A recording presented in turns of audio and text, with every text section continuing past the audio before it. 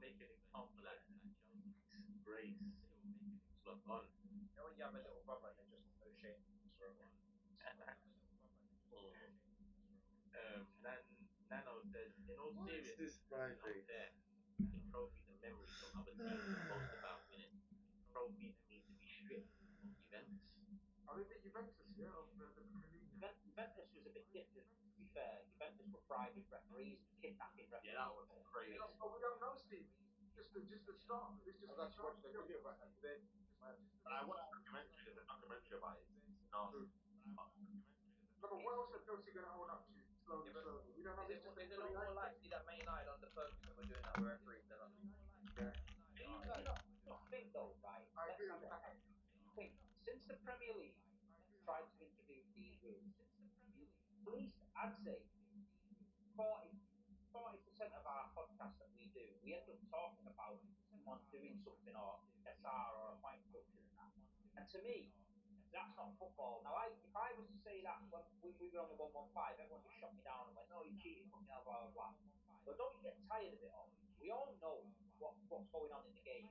Owners are owning, and they've got to find a way to get more turnover in the club to buy to compete players. We know that. So if I'm the chairman of Arsenal or Liverpool, I've got to look at my thing, right? How do I get the play in? So they're looking for everything: the bridge sponsors, training kit sponsors, coffee sponsors, all that. Whereas before, and it was transparent, we knew the food chain. We knew that they were there, we were there, they were there, they were there. Oh shit, they've had an investment from local business and now they're there. They've gone home because they've run it wrong. They've dropped back down there. All ran relatively smooth. Transfer windows were exciting, the leagues were exciting, you didn't know who was buying who and all that. Now it's fun. You've got players, you've got teams who have a great season who have now got to sell. You've got teams who you think, you know what? Aston Villa a year ago, they were talking about, some of the Villa fans are going, we're going to win the league, a great up and coming team. And now, and then you look at Liverpool where Jurgen said, oh, you can't compete. And now it's like, who spending the dough? Mad. And I just feel like the Premier League have ruined their own product by bringing these rules in. I'm not condoning the cheating and all that. Throw at City, throw at Chelsea, throw what you want. But we've said on here, not everyone's team on here has got a clear record. And I just feel like Premier League is damaged. Other leagues where there's no PSR and stuff like that, people are going to Saudi, players are going to go to Saudi and all that. The Premier League as a product, I think it's losing its shine because they're trying to implement rules they can't implement. They're going to, there's no other business in the world that you can tell someone what they can and can't spend. It's a business. You know what I mean? It's mental. And it doesn't stop. It doesn't bring other teams into it. Because Bournemouth are never going to be able to compete for the title because their turnover is too low. Brighton are never going to be able to compete for the title. Turnover is too low. A flip players. So no one, so there might be a sugar daddy in Brighton who thinks, you know what? There's no PSR. I've got loads of money. A local guy like Jack Walcott. I'm going to buy Brighton, and my dream is to take him to win the Premier League. Why is that? Why is that not allowed to be someone's dream? Because it was before, but now it's not. Because teams are spending recklessly. Because teams are spending recklessly. Like who? What do you mean, like? Wigan now. Look at Bury, who went out of business how many years ago? Look at Aston Villa. You took you mentioned one to mention it. Reckless. He didn't go out of business. He spent recklessly. The owner that bought the ground he was trying to get rid of that football club to kill it. He wanted to get rid of that ground. So it's my model, right? If you've got a chairman and financial fair play is debt, if you say no club is allowed to drop need 50 million of debt, right? Then you'll never have that club. But financial fair play says no, go in £800 million worth of debt as long as you turn over X amount. But you know yourself, what makes a business sink is debt, not turnover. Yeah, you say that, but isn't it like a certain amount you're allowed to lose for a 3-year period? It's not. Yeah, but it's flawed.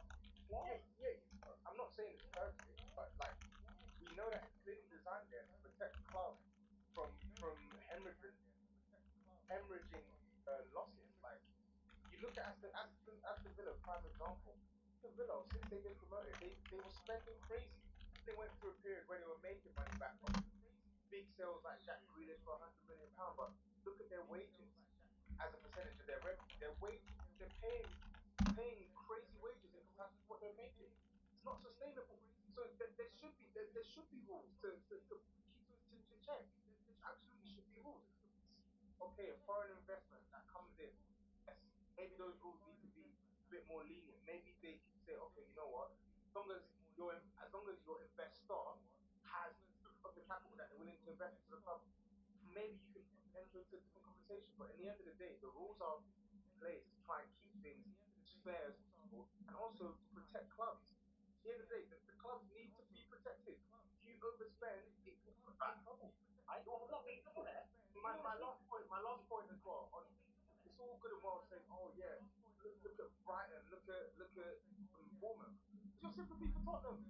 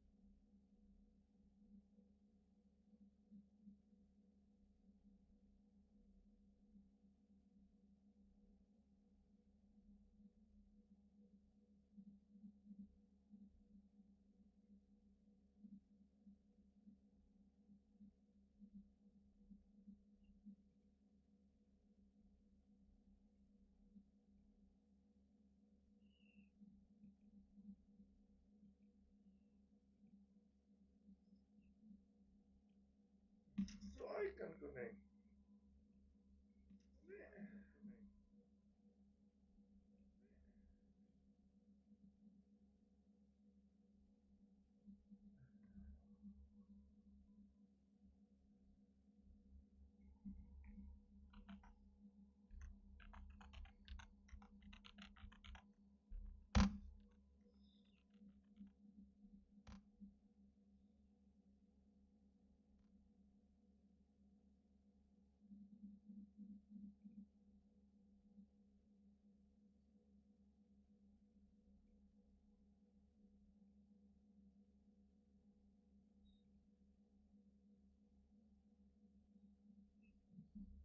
Ah, 314435.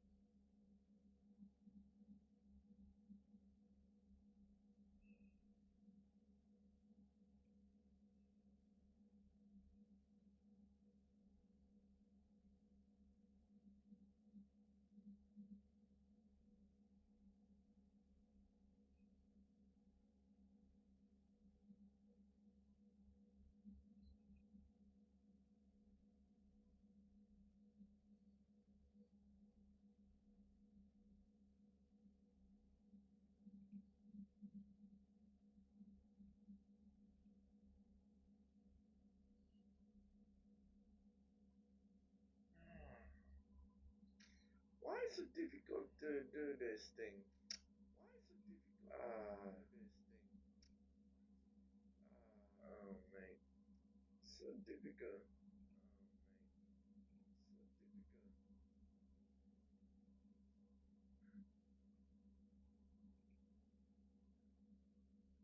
Hmm.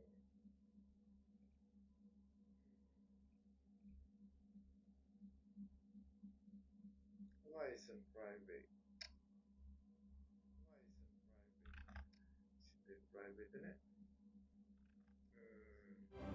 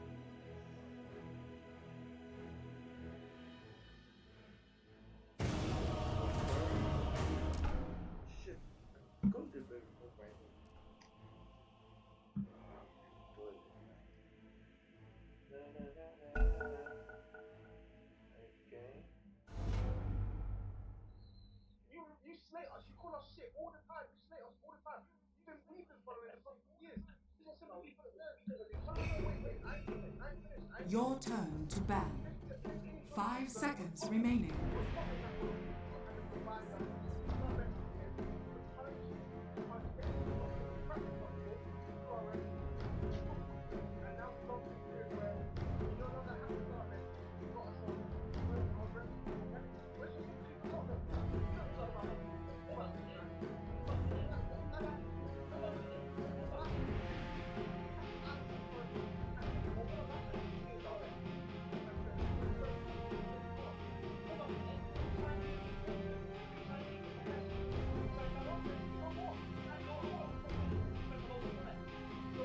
Ten seconds remaining. 5 seconds remaining.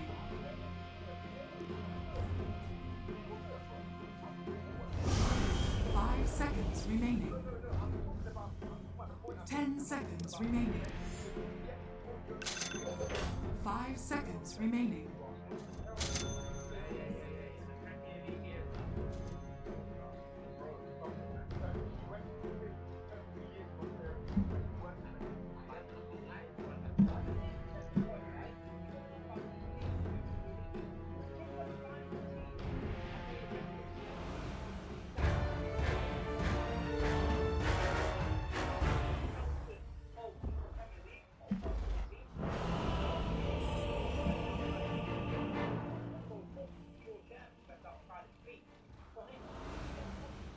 There is purity in silence.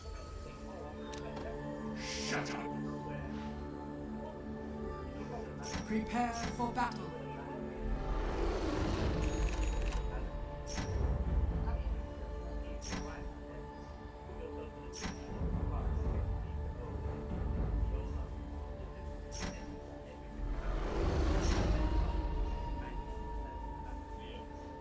Seconds to battle.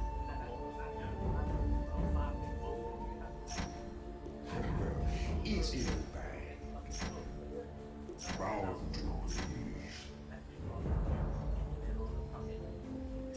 这大概就是年轻人的操作。Let's go.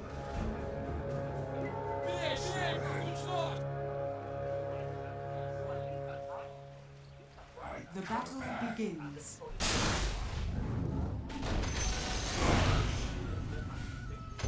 Not a whisper. I'm under attack. Silently.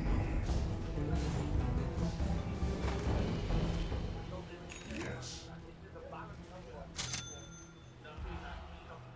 Onward. First blood. First blood so big. I make my move. I go. Yes. Yes.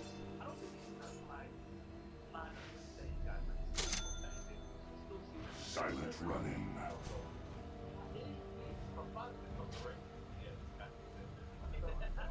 With quickness.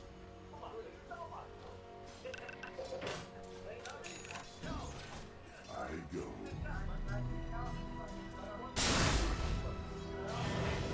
Any last words? Yes.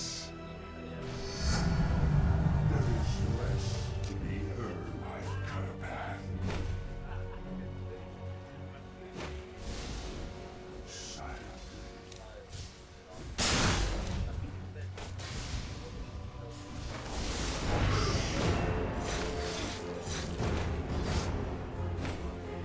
Yes. Silent run.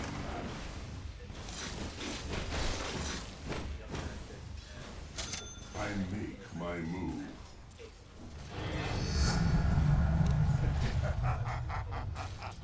A step ahead.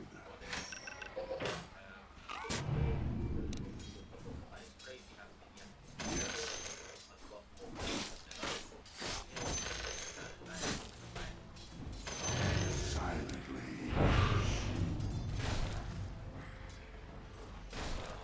I go.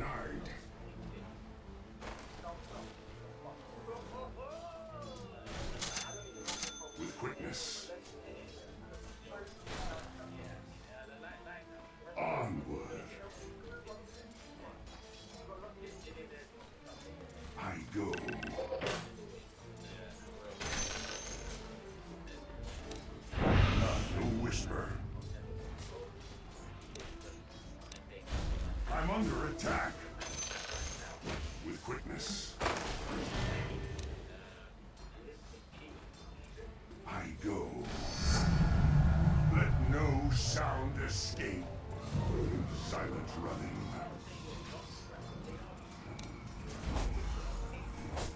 Silent.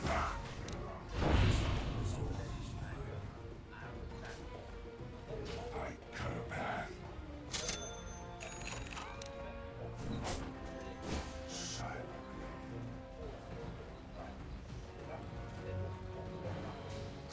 Yes.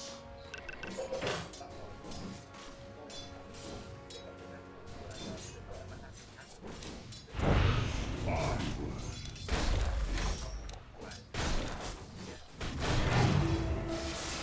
I make my move.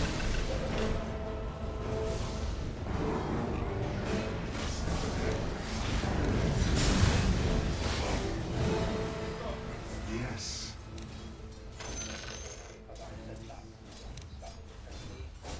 Not a whisper.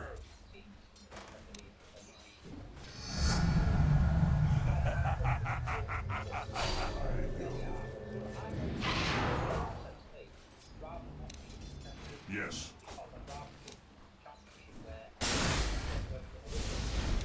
Not a whisper.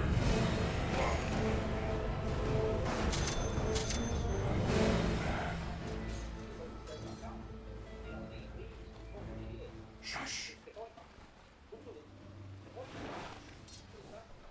Yes. Silent.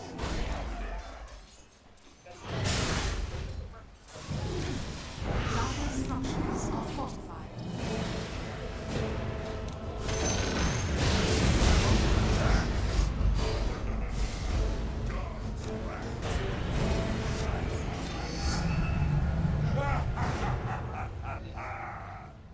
Yes.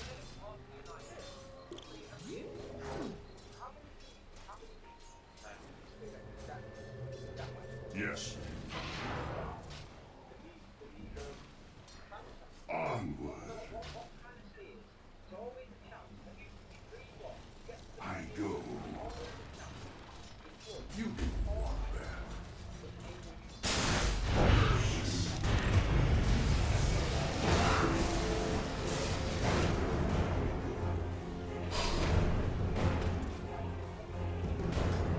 Step ahead.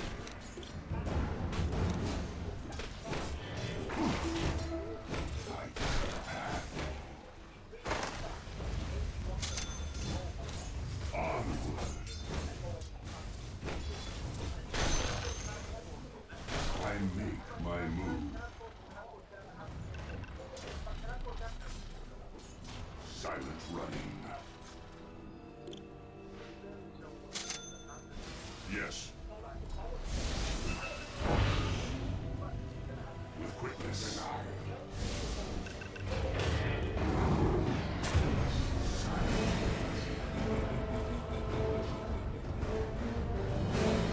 Step ahead. Yes. Silently.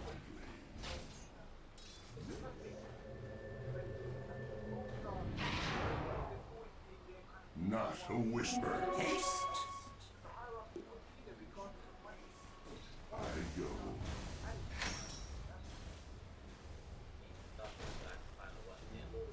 Yes. The enemy's middle tower has fallen. That should help. Absolutely. I go. Yes.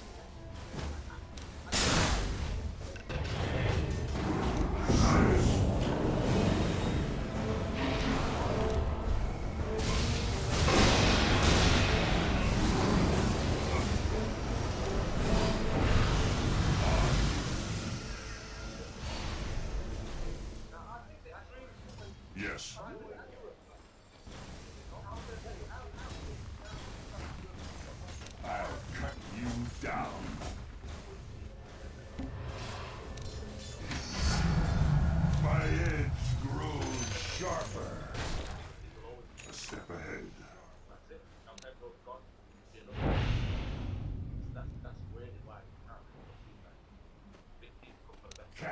this. always been the case. Well, Kevin has, but I make my move. fun.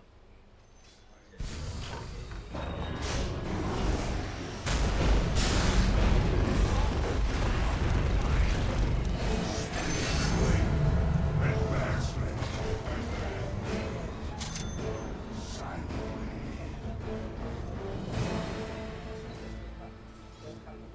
Not a whisper.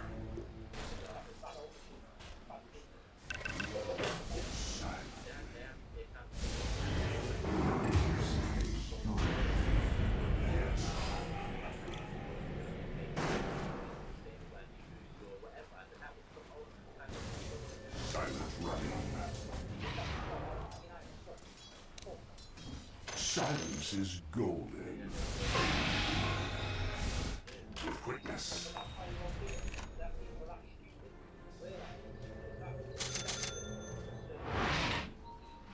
I make my move.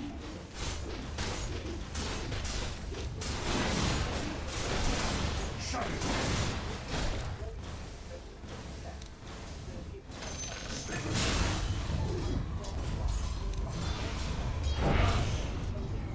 Yes.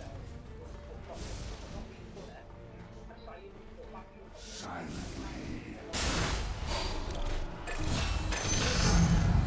Exaltation. Not a whisper. Dire structures are fortified. I go. Yes. Behold! Yes. Your top tower is under attack. I am mad.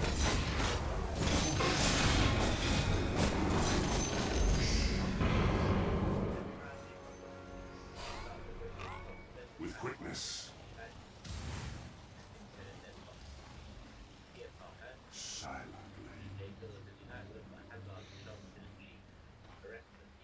Onward. Silent running. I go. Attack! The silence. I make my move.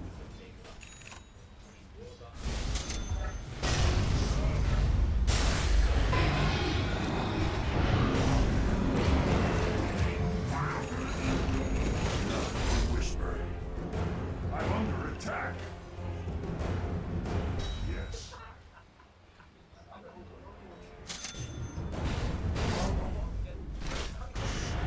Bury me with my clothes.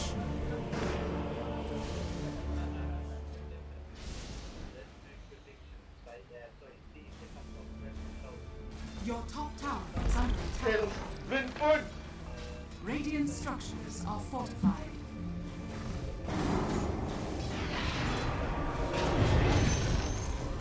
Enemy's bottom tower has fallen.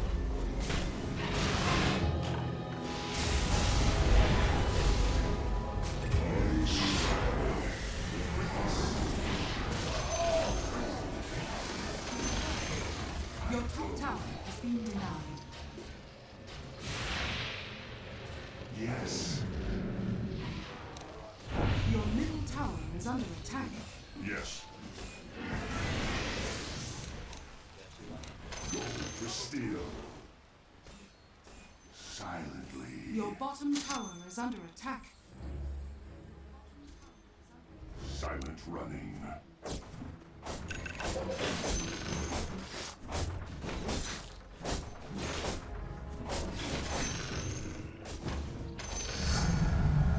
Step ahead.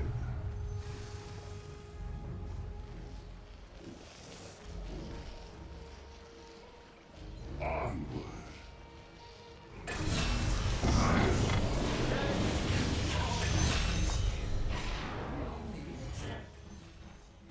Wicked.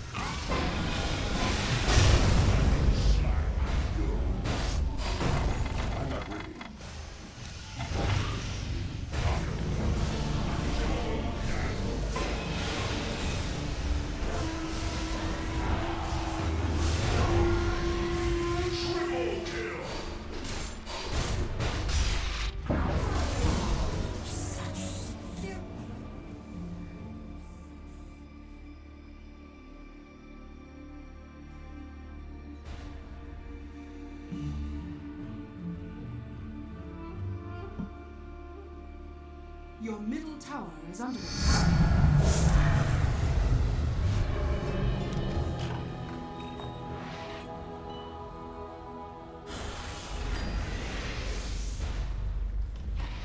Silent running. Curse you. I am paid for your silence. With quickness.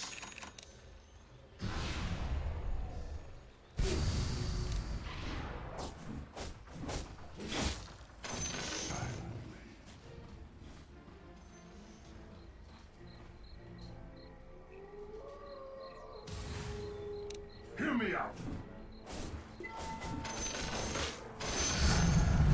I've cut a path. Your bottom tower is under attack. Thank you. Onward. Your bottom tower is under attack. Silent running.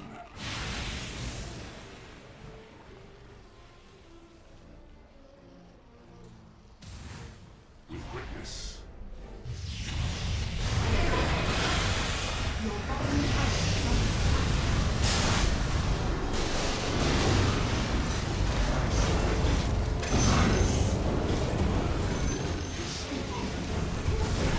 I wouldn't hear.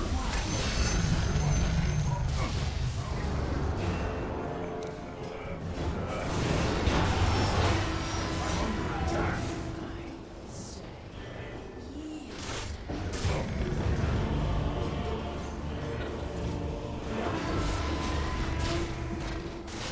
Radiant structures are fortified.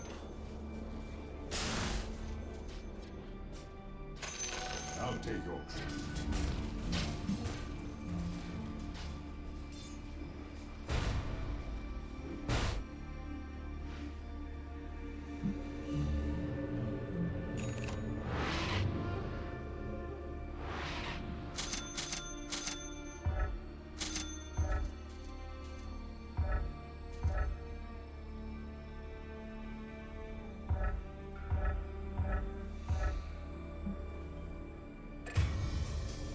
Your top tower is under attack. I hear the call once more.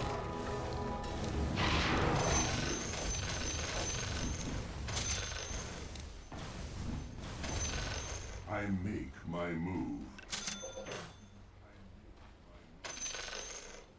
Silently.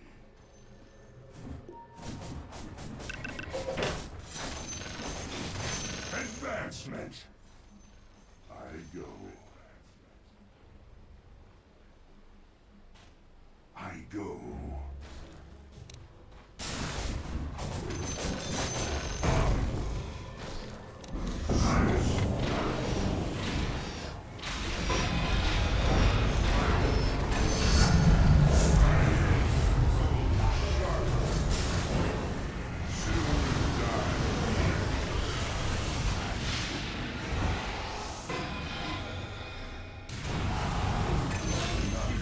Your middle tower is under attack.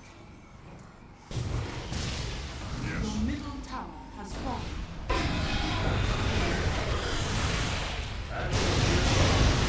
Silence is broken.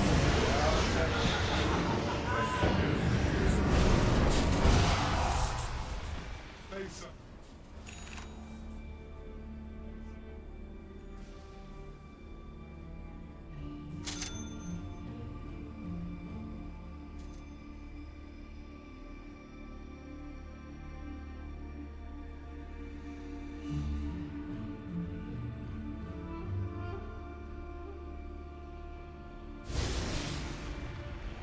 Your middle tower is under attack.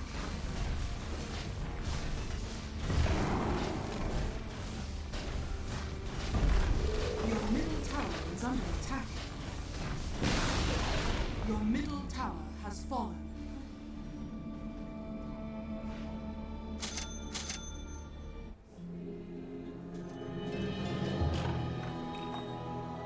Yes.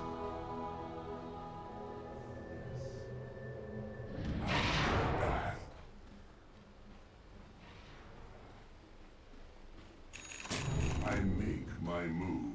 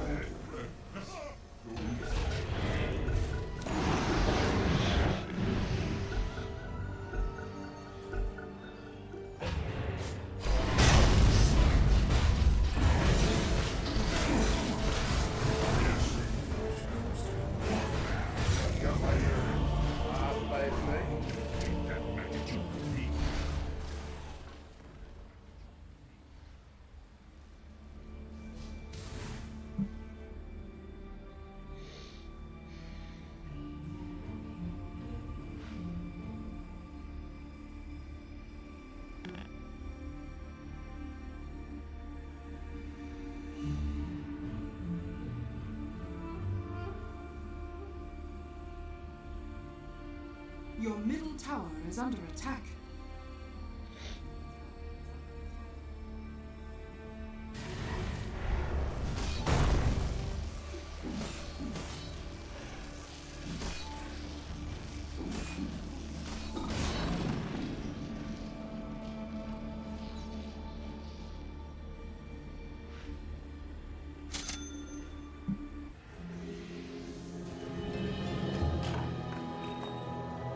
With quickness.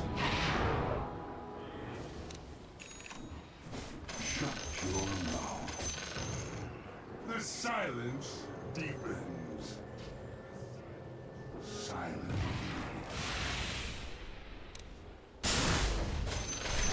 Onward. Silent running.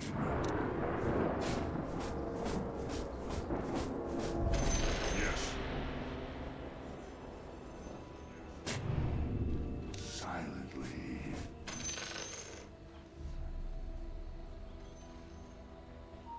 Yes. I go. Attack.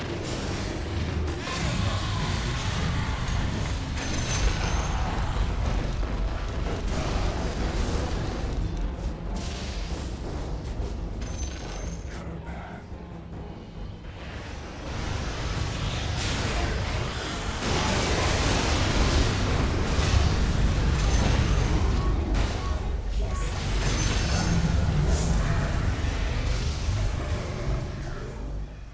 Yes. A step ahead.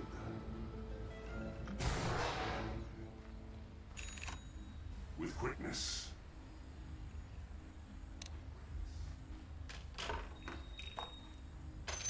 Onward. Your middle tower is under attack. Silent Radiant structures running. are fortified. I make my move.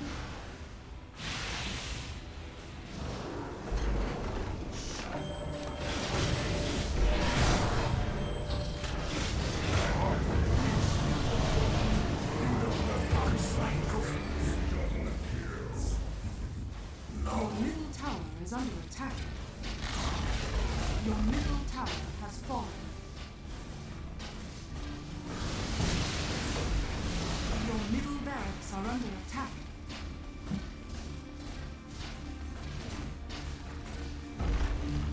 Your middle barracks has fallen.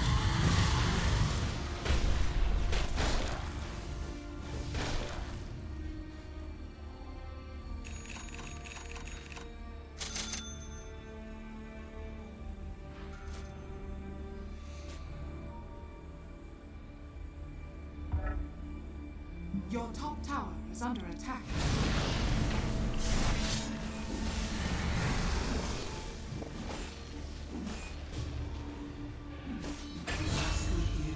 Will miss me.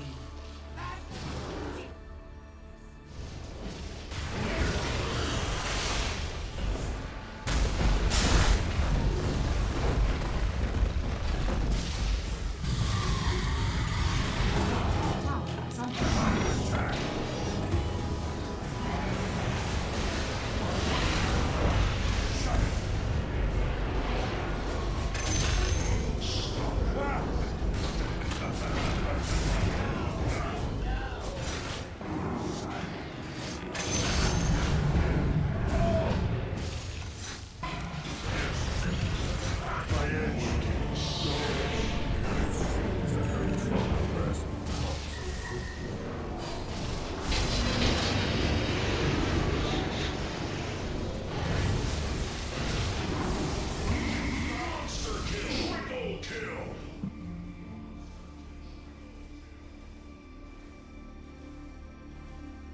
Your top tower is under attack. Your top tower has fallen.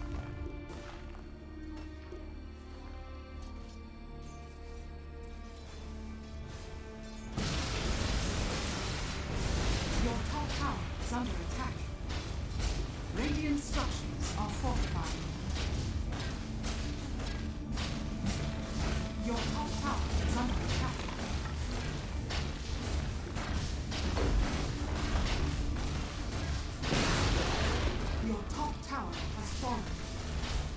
Your bottom tower is under attack.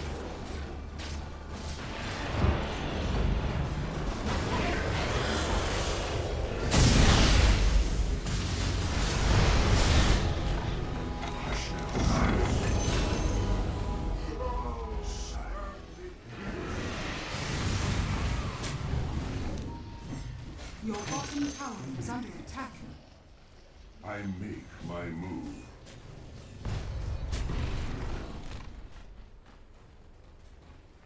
With quickness. Not a whisper. I cut a path. We'll take that. Silent running.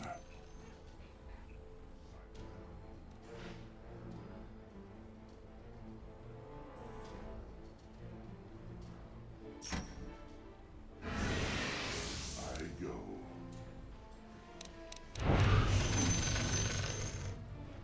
Yes. I go.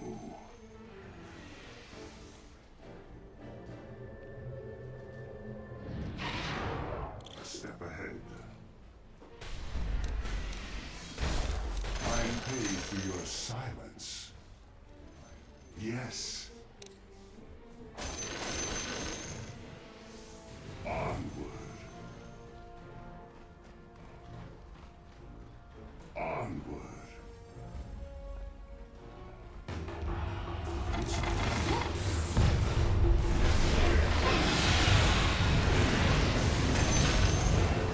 I make my move.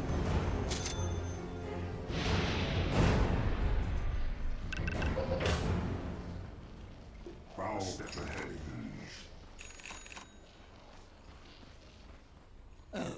Yes. No one saw that. Roshan has fallen order. Cut a path.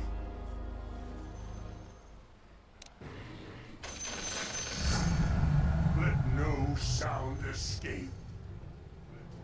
Yes. Silently. I go. Not a whisper. Silently.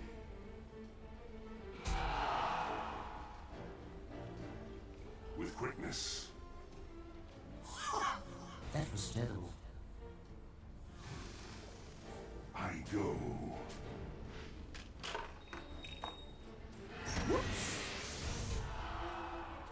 Silent running. Not a whisper. Shut it. Yes. Silent running. Yes.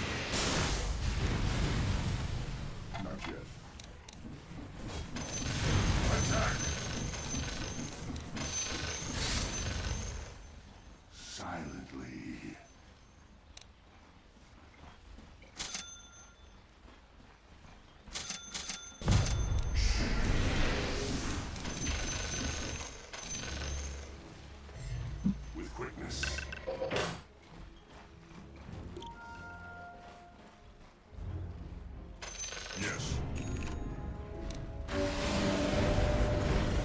Dire structures are fortified.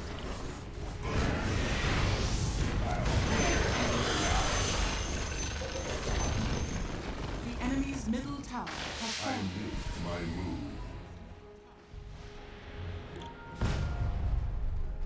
Double damage! The enemy's top tower has fallen. Yes.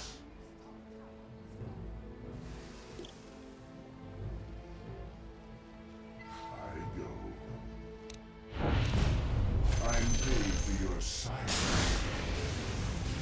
Step ahead.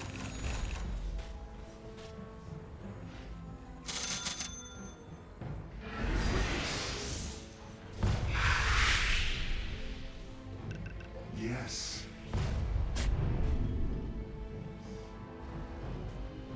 Spinning blade.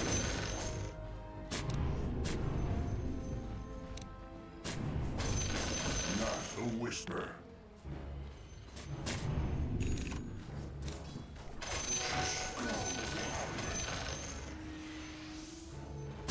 Onward. Silently.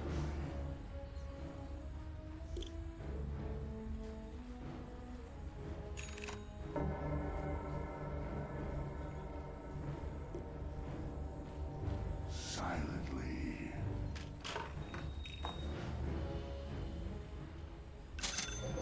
Silent running.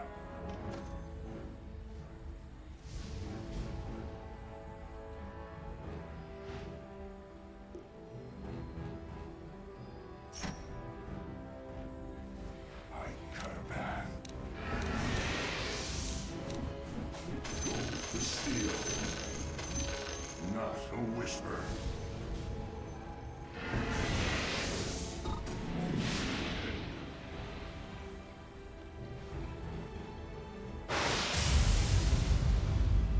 Silently. With quickness. Yes. Yes. Hear me out. I make my move. Silent running.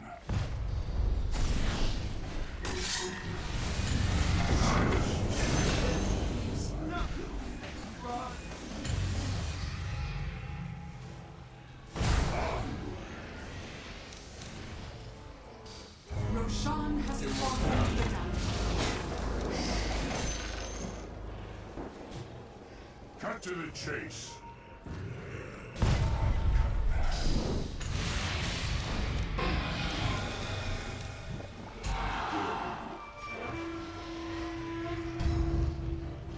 I'm under attack.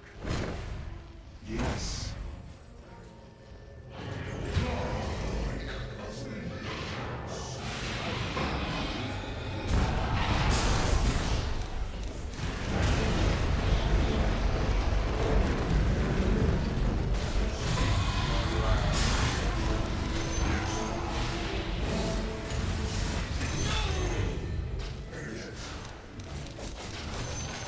Your middle tower is under attack. Yes.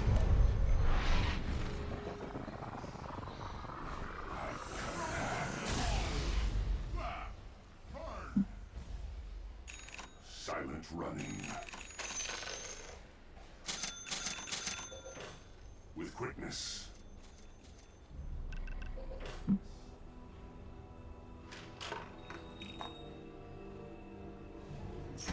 Onward. Silently.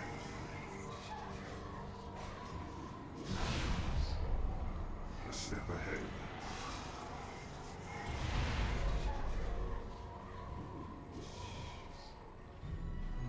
Silently.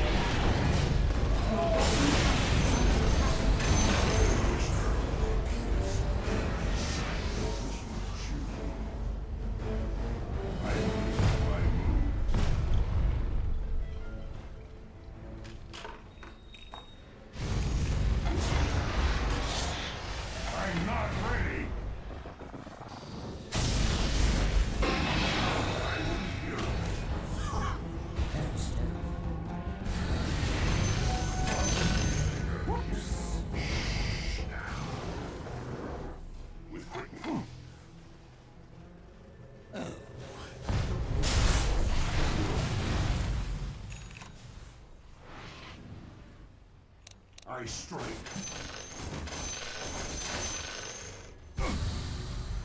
Yes.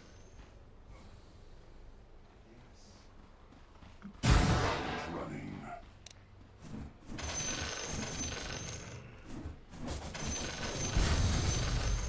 Onward. Any last words? That was very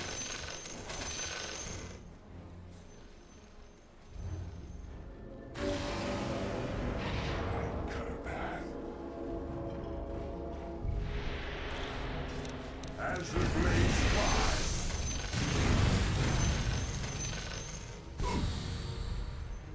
Not a whisper. Yes. I make my move. More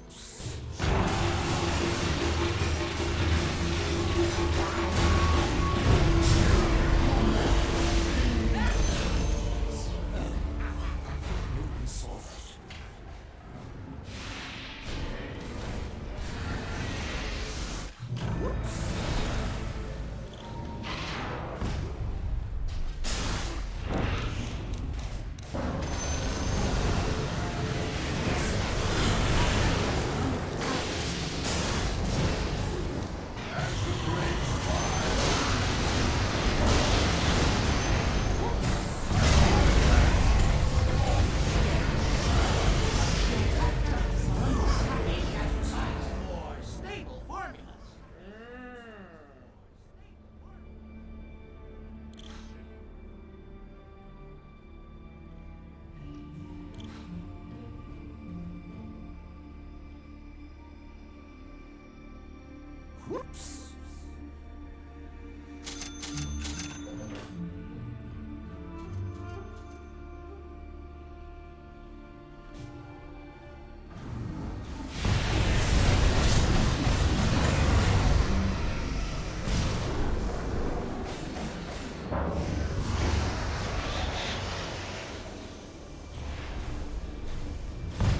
Your bottom tower is under attack. Radiant structures are fortified. Radiant structures are fortified.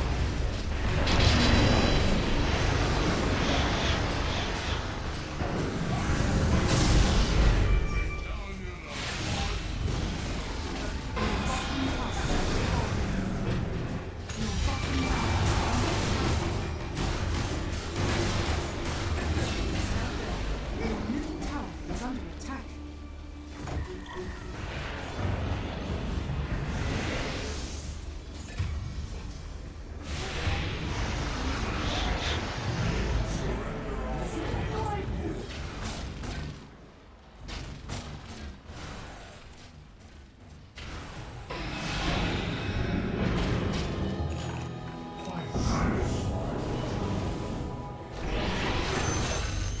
A step ahead. Next.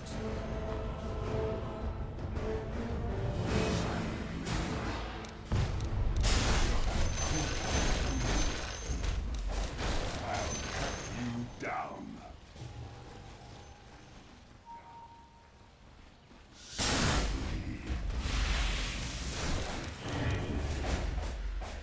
Silently.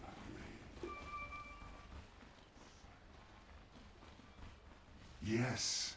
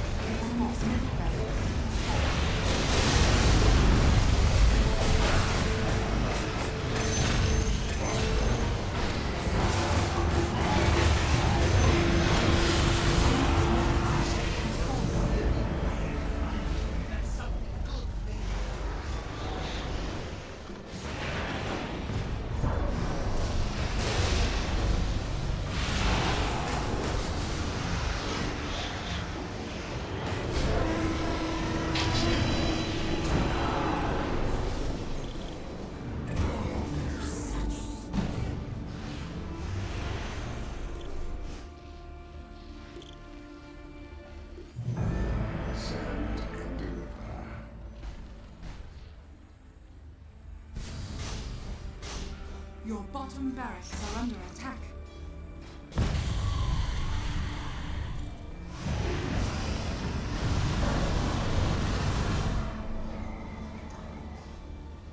Your bottom barracks are under attack. Your bottom barracks has fallen. Your bottom barracks is fallen.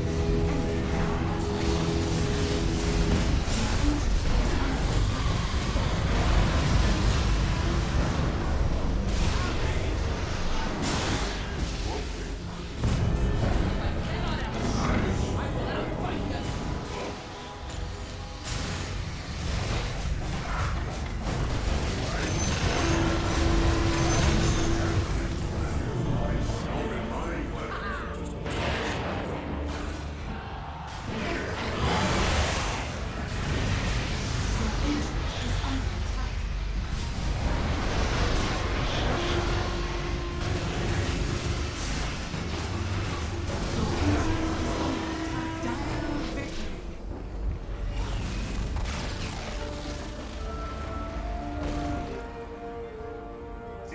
Defeated!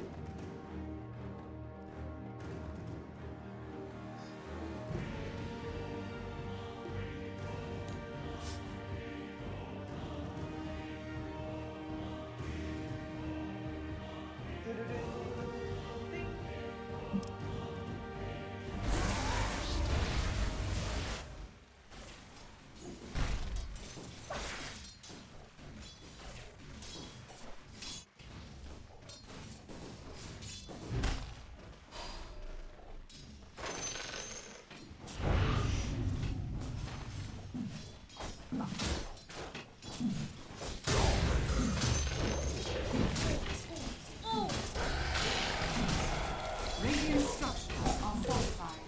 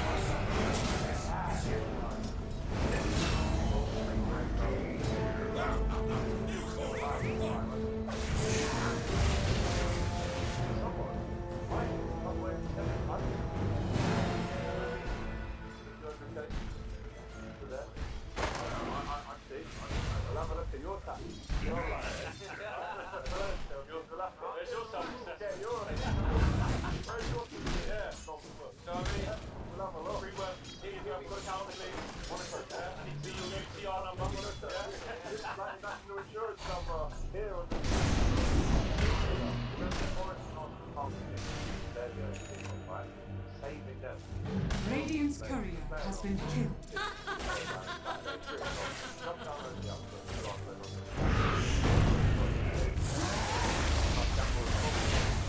Right now.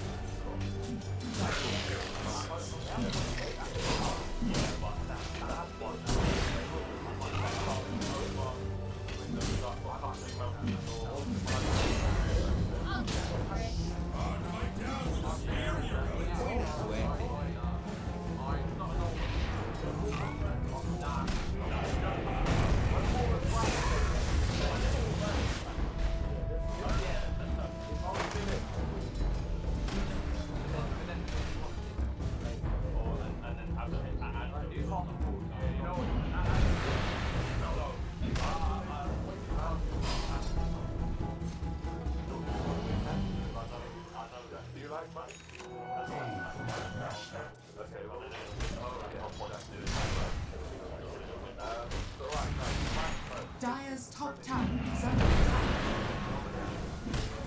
Radiant's middle tower is under attack.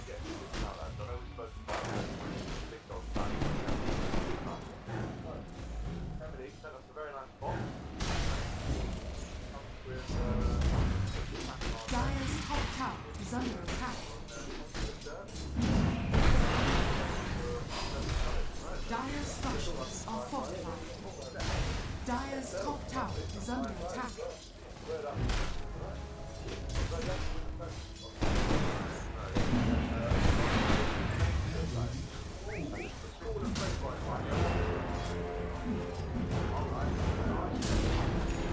Dire's top tower has fallen. Radiant's bottom tower is under attack.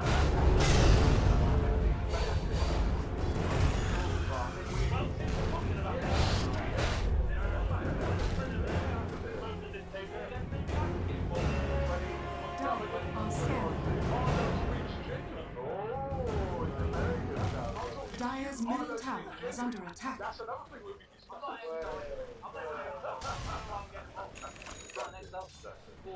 Right, so these are four titles. Some of them have, but some of them have and he tried to sign his right. So over 1,000 goals between these 15 lads, 5,000 appearances. Put them in front of me now. Only two can go to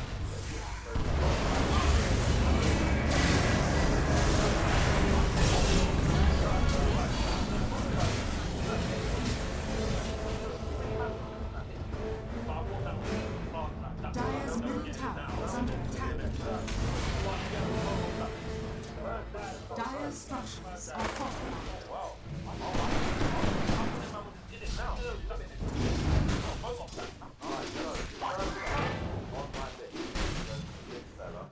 Who was a part of that invisible defense, right? Maybe not indeed. Sol Campbell, right?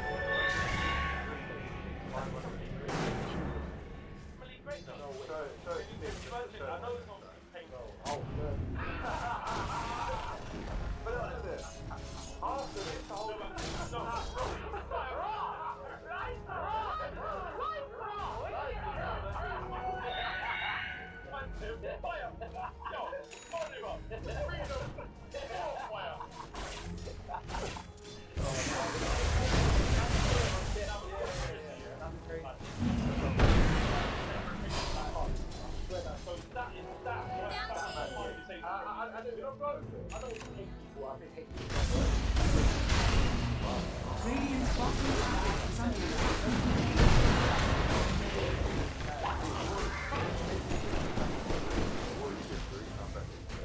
Sol Campbell boxing. Orders set free. Yeah?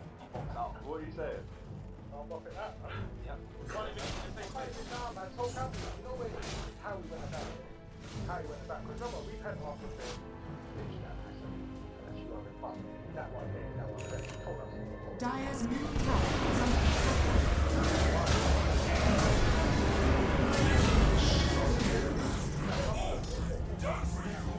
I'm very happy. I've met him many times. He's such a nice guy. Right? And like you said, get over it. King! Alright, Sol Campbell. He's definitely down here, bro. Get the road.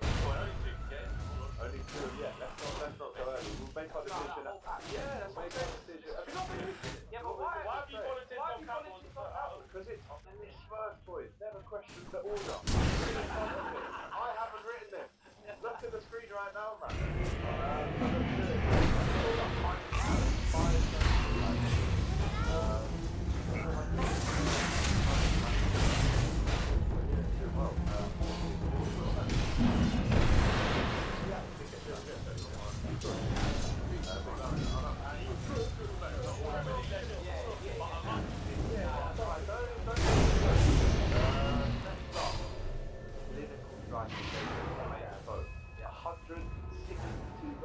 Underrated how he's just such an underrated player.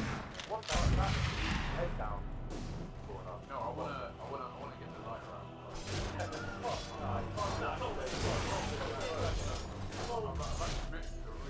Lovely guy. Lovely guy.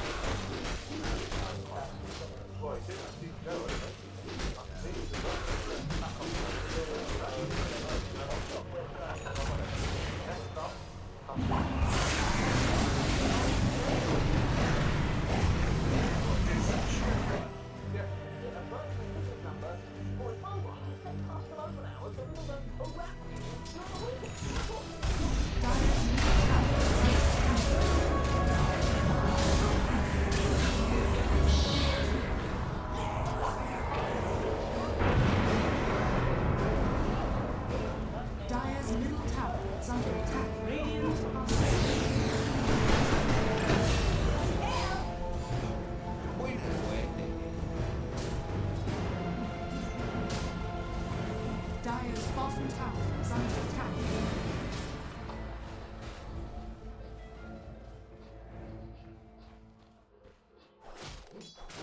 Dire's bottom tower is under attack.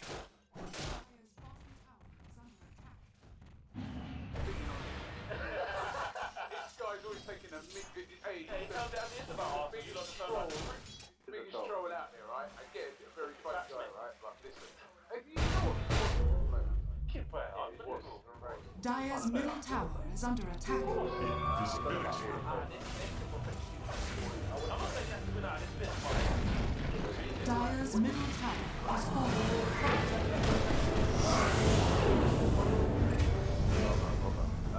next up, Premier League, Chelsea, Arsenal, Robbie, we said, yeah, we were talking and the discussion went about Radiant's bottom tower is under attack. Dire's middle tower is under attack. Radiant structures are fortified.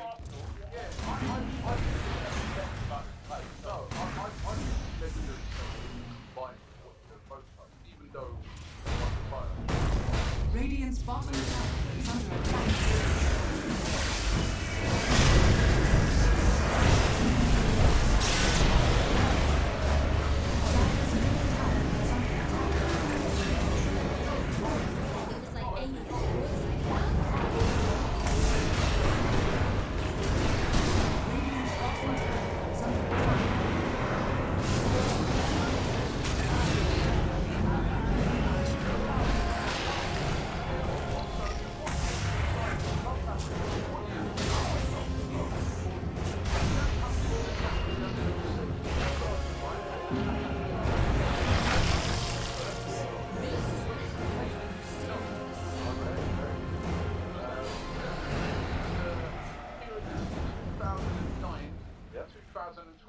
exactly, yeah.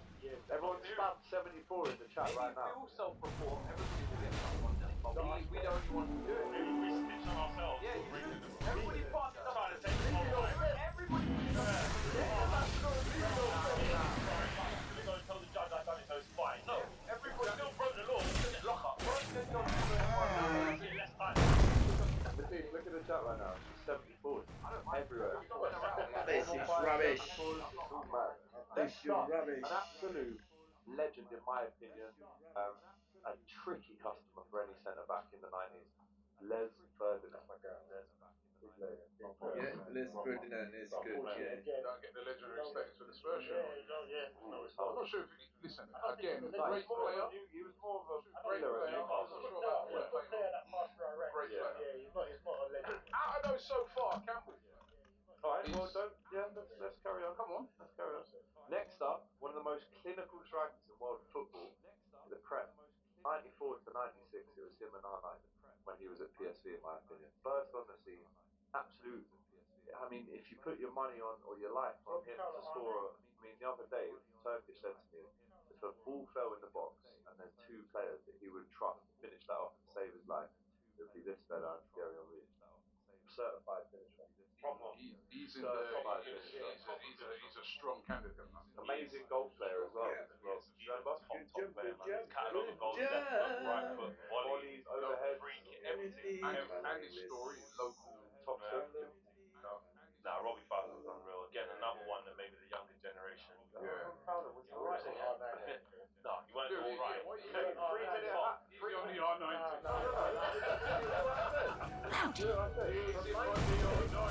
The 94, two highest goal scorers in Europe, R9 and Robbie Fowler. Easy on the R9.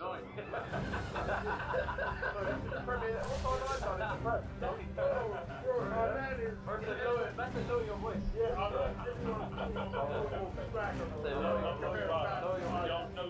Shouting. Stop shouting. But what the boy Robbie Fowler is, actually had a drink with him when I was working with him, top guy, legend. This fella, can he compare to Mohamed Salah? Don't start. Hold on. See how we love it, yeah. When you read out Do it properly, when you read out a man's name, like he has Hazard, don't start by talking about Rakitic. Yeah. Right? Start by talking about the baller that was Keith Hazard. I don't want no one's name mentioned. Unbelievable.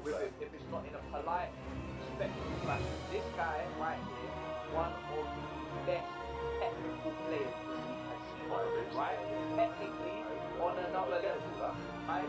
No GNA, no worrying about influencing games. Man can pick up the ball from the halfway line to the far 3-4 man, spin it properly and whatnot. You know what I'm saying? Send people to the shops. Guy right here, hot. There's not many men that demand the one-man march off. Like, I don't care where he goes, follow him. Two-man. Like, two-man. And there's not many players that, when a game's tough or your team's under the caution, your tactics ain't working, you go, just give the ball to Ethan. Just give the ball to him. He'll I was looking at a sort clip where Fabregas obviously that assist for Sherlock. Yeah. It was Hazard that dribbled past 3-4 man again. Just give it to Ivanovic. You know what I'm saying? Then the cross, then Proper. He's up there. He's up there to go. What year was he signed? So secret payment helped club secure Hazard.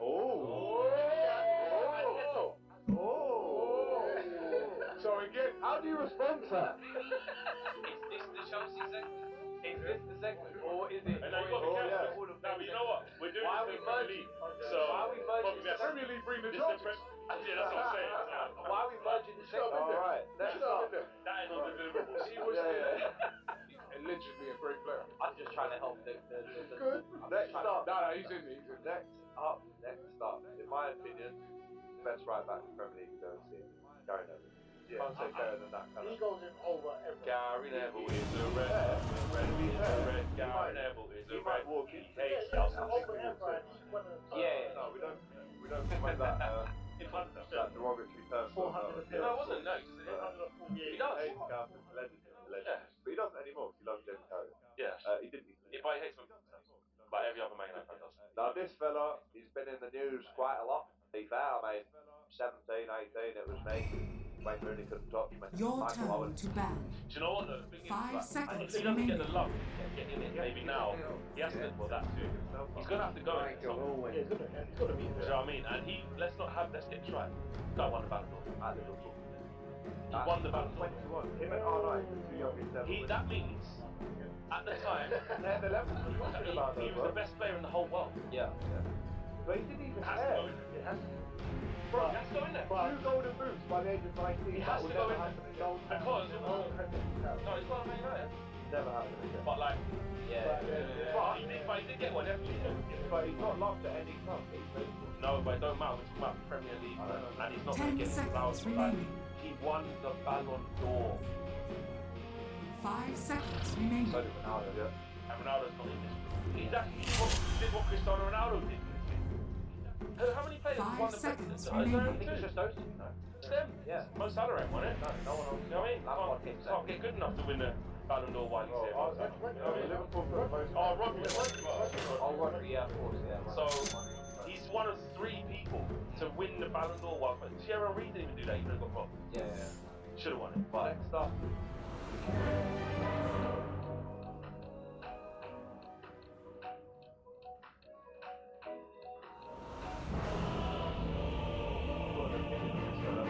Sheridan, man, said it. That was a late. That was late. Yes. I'm fine, but that was Prepare for battle. My friend no, but he's still studying now. Like, it's not quiet. Marvel at the spectacle.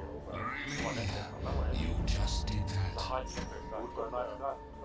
30 seconds to battle. This fella, talking about magicians, he has to go in that category with Ed Hazard, man.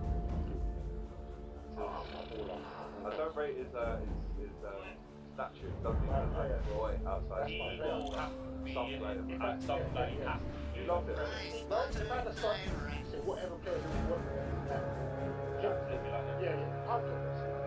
magician. And I've got another one that I like, similar. I would never The say battle begins. Show подвигаемся, Them бас. kind of players that yeah. Next up, this guy.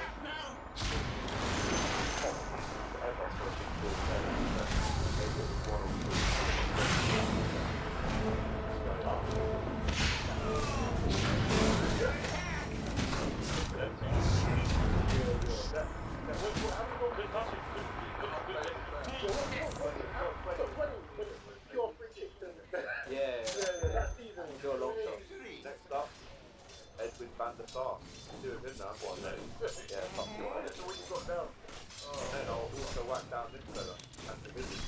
What happened in that dominated? Right, sorry. No, listen. Right, if you want to pick your two to go into the Hall of Fame, you can. You guys can advertise this vote, right? Premier League app or Premier League app. So the final two done, your vote. And this is Hall of Fame membership will be announced on the 4th of November. So the question is, which two players do you sure that you put in? So I'm not guaranteed. I think guaranteed.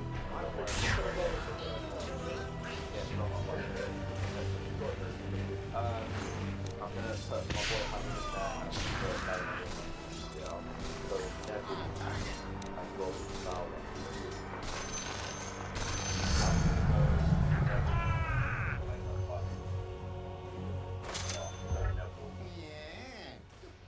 You won the Ballon d'Or, man. Yeah, I can't say that. Yes. Liverpool legend. See, Rob.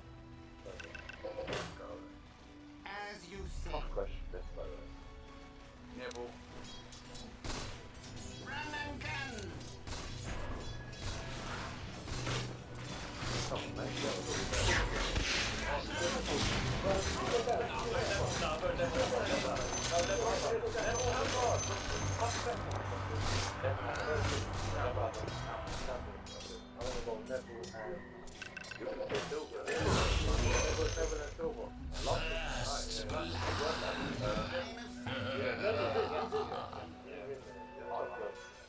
Big up. Let us know what you think in the chat. So, make your vote online. We've got Yaya and she's never in the chat. We've got Hazard. We've got right, a couple of super chats. We've got Carson Hall and Arjun on gold level members. Obviously, let's big up to them. Good morning, Machit says. Machit, no, you can't get that. Hold up, that's like you did it.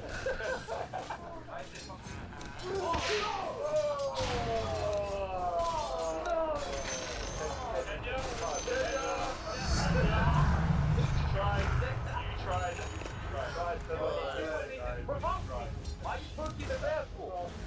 Just make the content for the fight now. No content now. Captain Cole says, if you're not cheating, you're not trying. Big up the cheat, yeah? Not dead right. As a Chelsea fan, corruption is only bad. I'm not involved. I defended it. Yeah. That's right. Big up to Chelsea FC, find something on it and disclosing all the irregularities, reversing and the FA for new ownership that's been honest, transparent. We got right to the UEFA, we will humbly pay up the price for our 50 in the town. Hang on. Chelsea needs to make that charge 74, 75, so I'm sure Sarah is the amount.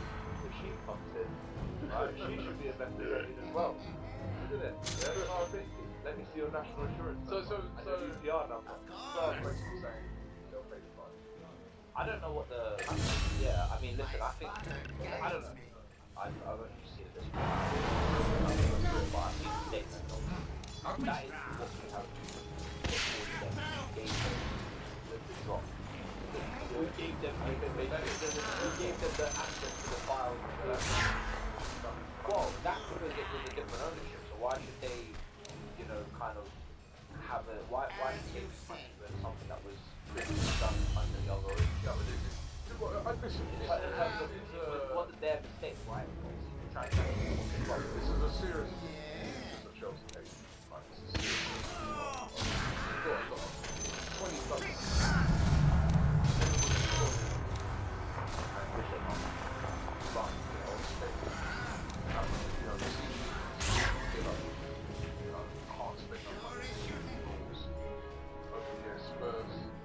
Happy to spend say with Arsenal and that, and you've got one team, right? This is not something that you can take for granted. And I'm not saying it's not something that you can take for granted. And I don't think it's so I don't think it should just be done. Yeah, I mean, these sort of things are, whether it be Man City being guilty or whether it be you being guilty, and I'm not saying you are, it's all a thing.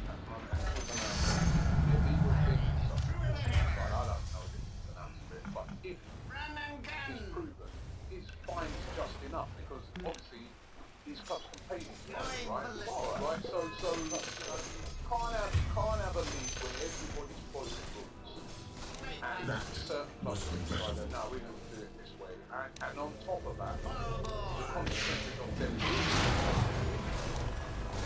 right? The teams that are stuck by this now have lost. And like stuff like that's what I'm saying. And I don't know what they're happening. I don't see them making an example out of Chelsea or hold them.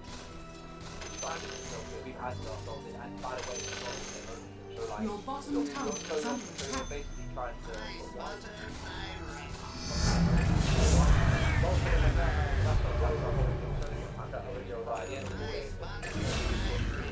at the end of the day,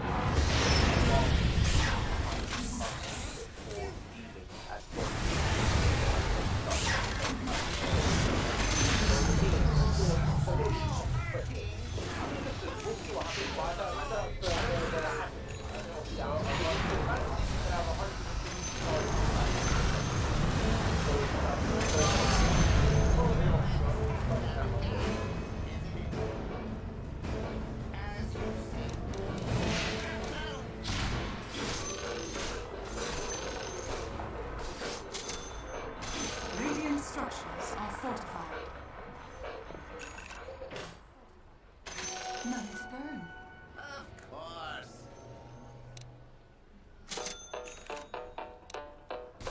Yes?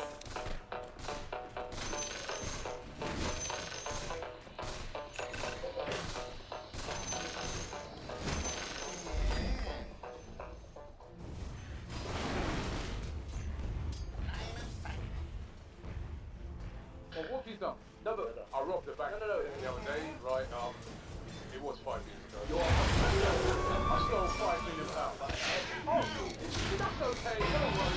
You know, you told us. Your middle tower is under attack.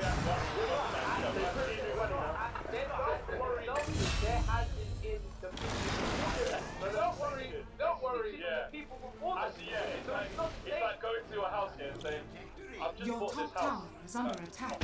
Yeah. And I found 5 million backyard. Yes. I can't believe it. What do you mean? Yeah. The person who used to own this house Yes. robbed that bank. Yeah. I'd like to hand the money back. Yeah.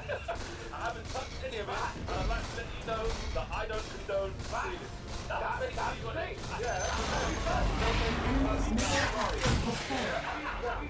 Spend money to get We have complied. Yeah. We have complied. We have apologized. Your top tower is under attack. You know, are we going? Because really, Radiant you know, what we structures should are do is fortified. say that every club right now is Your top tower is under attack. everybody's stuff right now. Everybody in the Premier League will go through everybody's stuff, and then everybody gets penalised. Why do you don't spend that? Why do it's not always us. We're not Balotelli. I don't know what you're talking about. At the end of the day, we have had. You know what we're talking about. We have Why had- is it always Chelsea? we have had- Now we've got a second on this coming up. We have had this. We have had this Arsenal season. So what?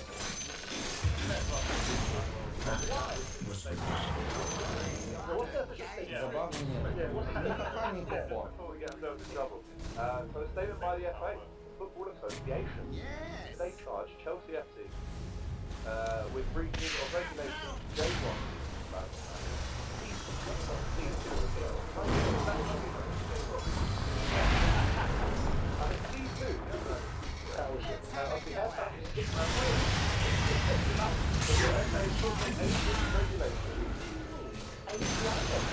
The enemy's top tower is fallen.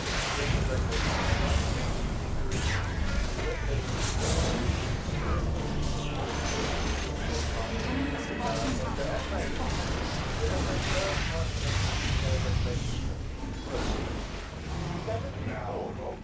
Charges have been brought forward against Chelsea FC and the police. Conduct is the subject of the charges ranges from the years 2009 to 2022. Primarily related to events in 2011, 2016.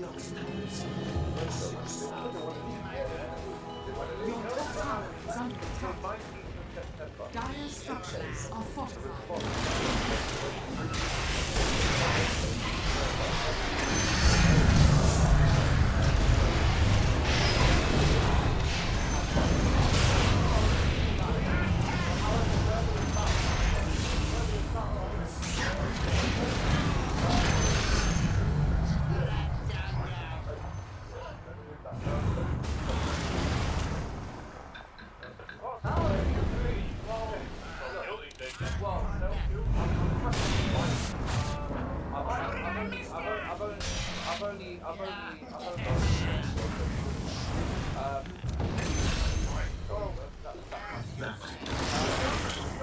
I haven't had time to look through all the documents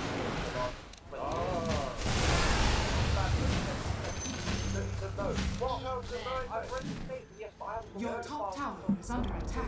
Your top tower has fallen.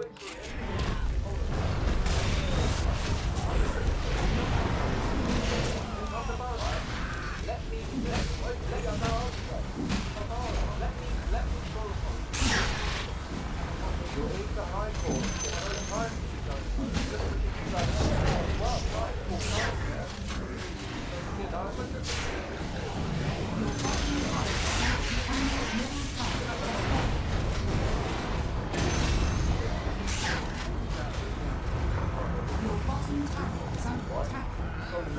Dire structures are fortified. Your bottom tower is under attack.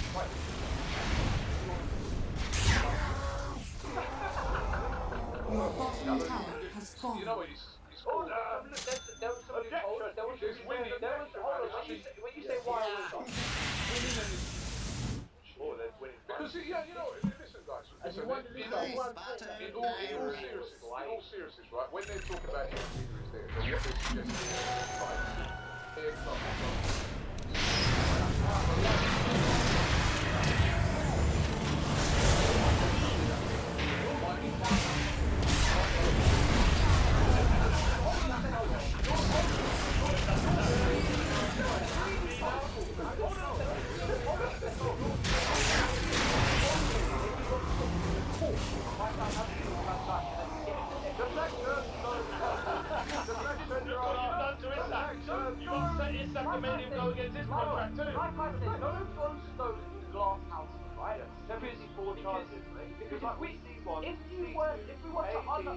if we were to unearth all of your business and find something true, you have a hand on yourself, we do it in the right way.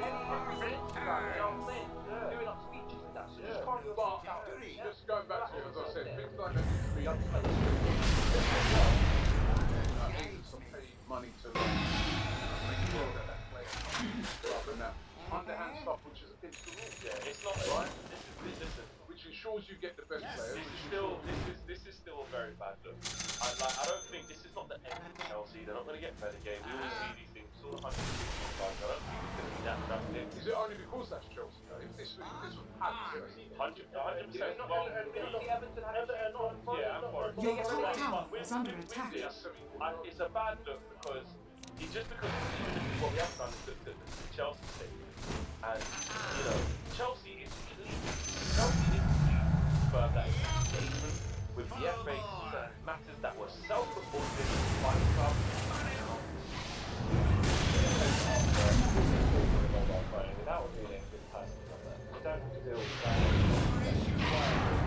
Your top tower is under attack. Get a new business number to your mobile phone. Free trial of service.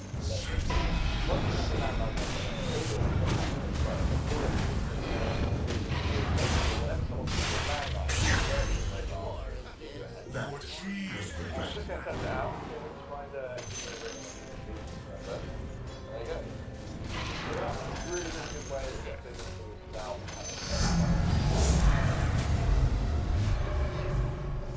Your middle tower is under attack.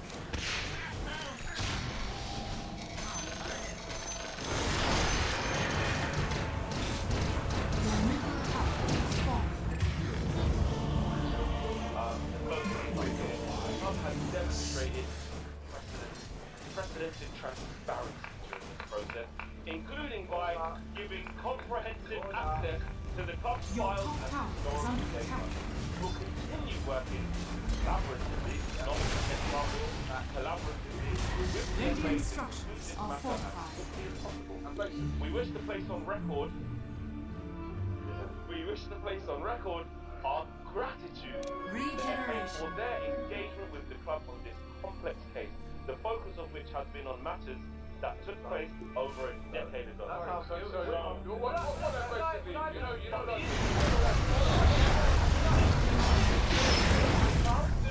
Well,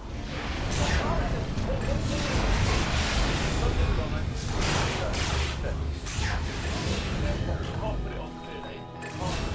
What this isn't like this is actually nothing to do with that. This is all before Todd Bowley. So you can't blame clearly Bowling that for coming in, for taking over a whole new enterprise and vetting it and going, this is a big problem. Wow, how did we do it before we got it?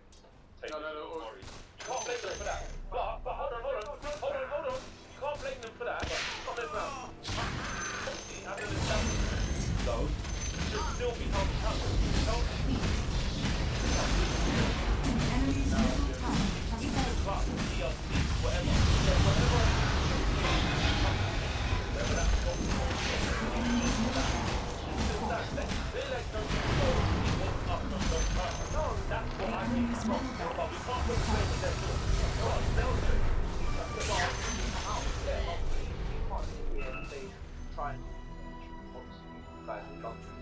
Try and determine what that sanction will be. That will be done.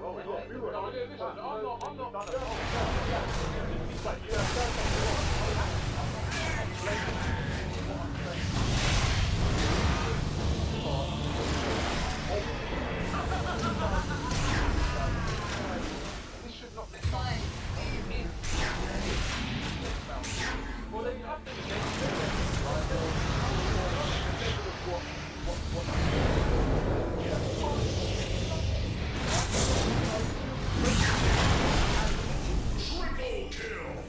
Right? And you Well played. Well, you look through those documents and come back and speak to us. But here, look, I'm handing myself in. in the book thrown at them for those offences and that. Yeah, 100%. Whatever the maximum. I mean, It was a secret payment. Where is that? Secret payment. Where is that? It's only because Roman Abramovich is not here to answer here in life, but I'm saying it's not his issue anymore. Like, And all this to answer that. No, but you know, I mean, when you got fans there saying, "Oh, we need all this stuff," we said we would right. This is Your middle tower is under attack. Dire structures are fortified.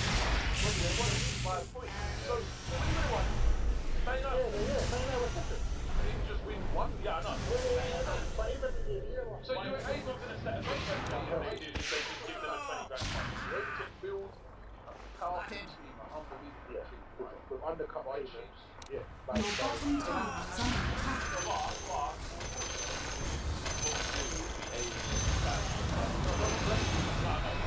attack. Your bottom tower has fallen.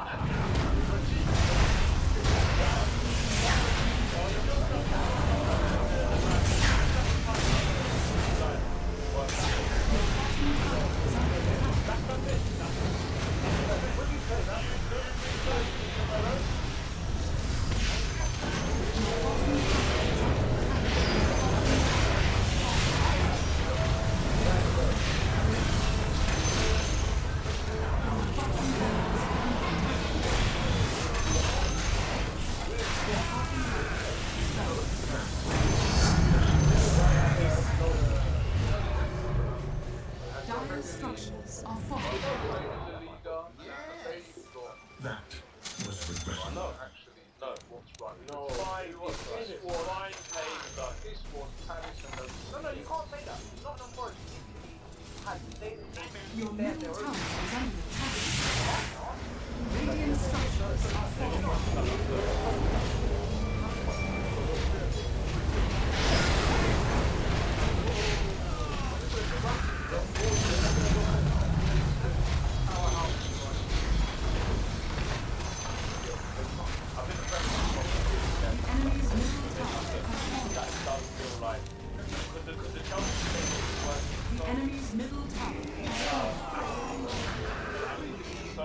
Exactly. It's like we're supposed like like nothing. It's like it gives the problem.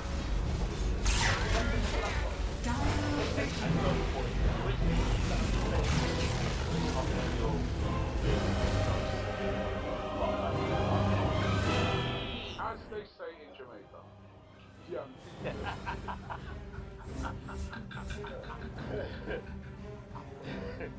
Maybe the adequate punishment is to remove hand. If he gets voted in. Maybe you remove some of those trophies.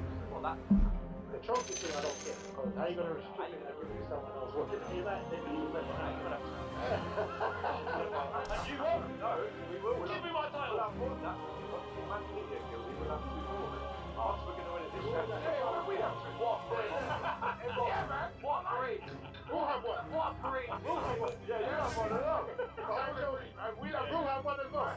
What? No, I don't want that. After 3. He's desperate. If guilty, what should the punishment be? We've asked the public. The reason why I'm not really going into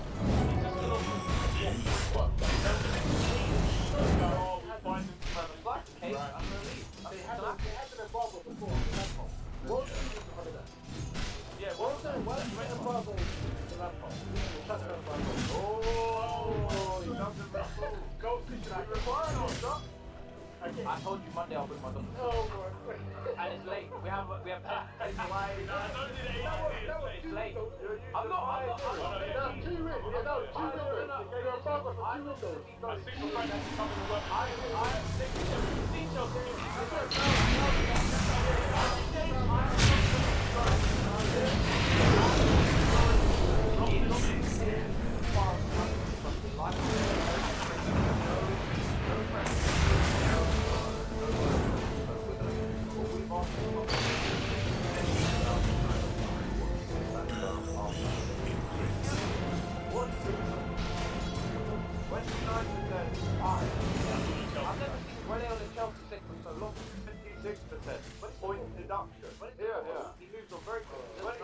Dire's middle tower is under attack. Relegated. Yeah. That's what I voted. Radiant's bottom tower is under attack. We're all in it together. When Chelsea played football, when there's a match, he goes twice. Radiant's bottom tower is under attack.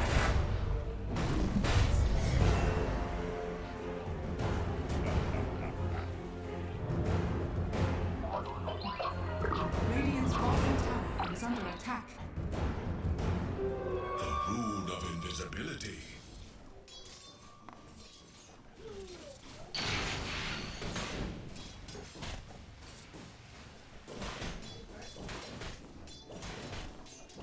Radiant's bottom tower is under attack. Radiant's bottom tower has fallen.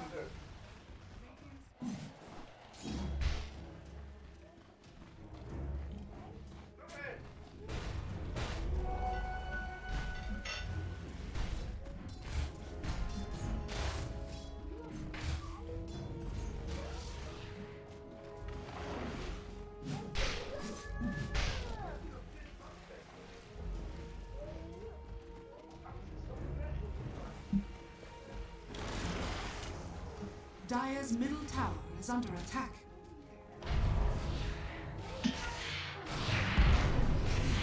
Radiant are scanning.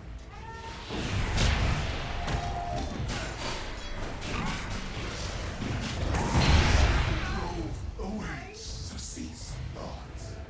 Radiant's bottom tower is under attack.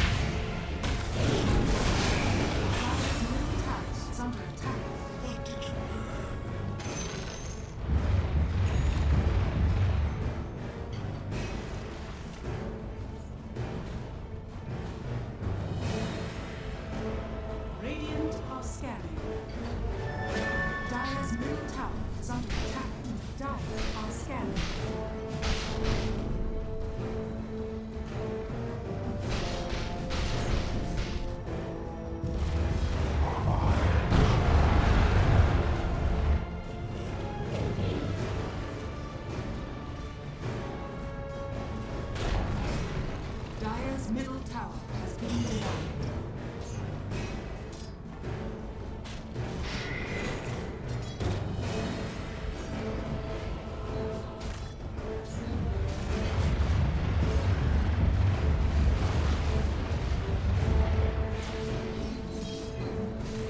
Radiant's courier has been killed.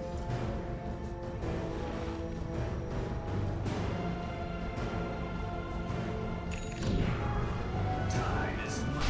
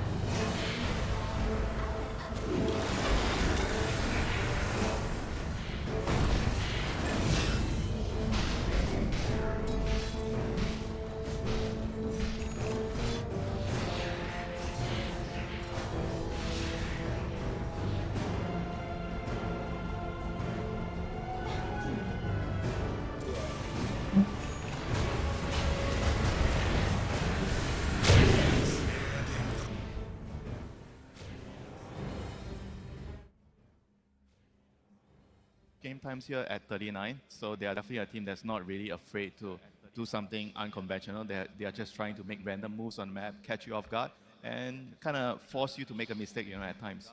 So they're 39, and the average for the main stage is 42 minutes. Yeah. So they're like almost 4 minutes under. Yeah, and their opponents, BB team, they are also on the slower side. They are at 45, so that's a very big contrast between the two teams. Okay, well, when we do eventually see that, we'll see exactly what sort of route the teams want to take. But you're talking about specific heroes, Lacoste, that could speed up games, maybe also drag them out a little bit. But here on the main stage, there have been some absolute standout heroes that teams are loving to get their hands on, or maybe getting their hands on for the wrong reasons. Yeah, I think the big one that stands out the most is going to be Beastmaster, which is mostly played from the mid role, I would say, because this is also the flex. You can go for the Helm of the Dominator, one of the Helm of the Overlords, a very scary hero to play against because he's putting up the tempo. Shaker stands out in terms of the lower win rate because we saw yesterday this Helm of the Dominator in the mid lane The where he Muerta gets, from against Sumail. Muerta, exactly, where he gets destroyed. We saw Queen of Pain, really bad matchups. People understood that the way to play against Earthshaker is try to dominate him in the lane, pick a favorable matchup, and then go into the Ancients, try to block them and be very annoying so that he can't get that Blink Dagger and be the tempo controller of the game. The Phoenix is an interesting one too because that really wasn't brought out in the road to the International. It was that last day that we saw a big gotcha pick of a Phoenix offlane from Tundra against Liquid, and now it's picked up a little bit more winter. But what is it about that hero that offers some strength in any draft? I mean, scaling is number one thing, team fight. And I think the other reason is a lot of the cores that are being picked up, like tanky cores, like Falcon type of heroes. Phoenix is really, really good against those heroes with a Sunray. You're doing percentage base damage. You're going to be killing them really quickly. I think that's partly one of the reasons why Phoenix has seen a resurgence. I think the same heroes that you're mentioning that Phoenix counters in the game also tend to lane against Phoenix. Like we're seeing offlane Phoenix, for example, do extremely well against Ursa's, Sven's, these heroes that just don't want to be harassed from range with magic damage in lane. And then in the game, you're scaling, getting the Spirit Vessel, magic damage. We even saw Whisper get the BKB eventually to deal with the counters. So yeah, I think it dumpsters the lane and then it scales into the game. Okay, two things that you definitely love a core to be able to possess there. We're gonna have a look at some combos for the safe lane because we're talking about this Phoenix, what it is good against, but are the most successful safe lane combos having that archetype that you guys are referring to? Troll, Warlord, and Pugner definitely being the most notable one here with the highest win rate and picks there too. Yeah, Pugna and Troll, both of them are kind of lane bullies. It's very difficult to lane into this, but Heroic is the only team that managed to beat this combo yesterday with the Batrider, with the Marcy as well, playing super aggressive, knowing that they don't have any kind of stuns. They do have slows, but there's also good combination between the other heroes as well, because you see this Marcy, you see Disruptor. Disruptor's going to be in a lot of combos because this is the most contested heroes. At the main stage, his win rate is pretty abysmal. I believe it was like 17%, but this hero so that still makes gives this you win a lot. rate. That makes this win rate even more significant. I mean, just the idea of like Marcy jumping on somebody, they get away, Disruptor glimpse back. Like all Marcy wants is to have a fight anchored somewhere. And Troll Pugna is a weird one because you would think like Decrepify. Anti-synergy. Yeah, how does this synergize with a Troll? But I think it's the lane bully synergy, and then also Troll often can dominate a lane, be left alone, and then what does Pugna do? He goes and takes every single tower. Like, he's so happy to have a core that wants to be left alone, because then he takes every tier 1 tower on the map. I mean, there's also another reason. In the team fights, Pugna likes to play with some frontline that's hard to die, and then you click your R button, you don't die, you know. So Troll is exceptional at that. You know, you're in front, they're trying to kill him. The Pugna kind of saves him with either the heal or the decrep, and then he gets it. It makes Troll so hard to kill. Yeah. Taking all the attention away from him as well, so the Pugna definitely loves it. On the other side, though, the off-lane combos I would love to take a look at, because it's how are the lane matchups going to go. If the most successful right now is a Troll and a Pugna that's dominating the lane, then what do you want to see on the other side? The Bristleback and Hoodwink is being picked up the most, highest win rate, but I want to put a caveat with this. It's BB team that has picked it up 4 times, right? So they are pretty much single-handedly raising the popularity of it and the win rate too. Yeah, they love to run this combo. It's also the combination. When you pick both of them, there aren't many break mechanics left in the game. Hoodwick is pretty much the only. It's not a reliable one, but with the these professional e-gamers from position 4, they know how to land their abilities. So taking away the break combo against Bristleback is really nice, and also the other combo you talked about, the Disruptor, what he wants to do, what Doom wants to do. You need to have a good chase potential to be able to kill a hero. Doom a target, go for it, to be able to just get on top of it and make sure that the hero dies. I mean, this really shows that teams are putting a lot of emphasis on getting the right heroes together in specific lanes, right? You're not just thinking about what heroes are strong, and then we're just trying to piece together all the strong heroes, right? Especially on the support role. I think you ideally want the support hero to be able to pair really well, so when you're opening the draft, and you have to really consider everything, you know, so everything needs to be flowing together.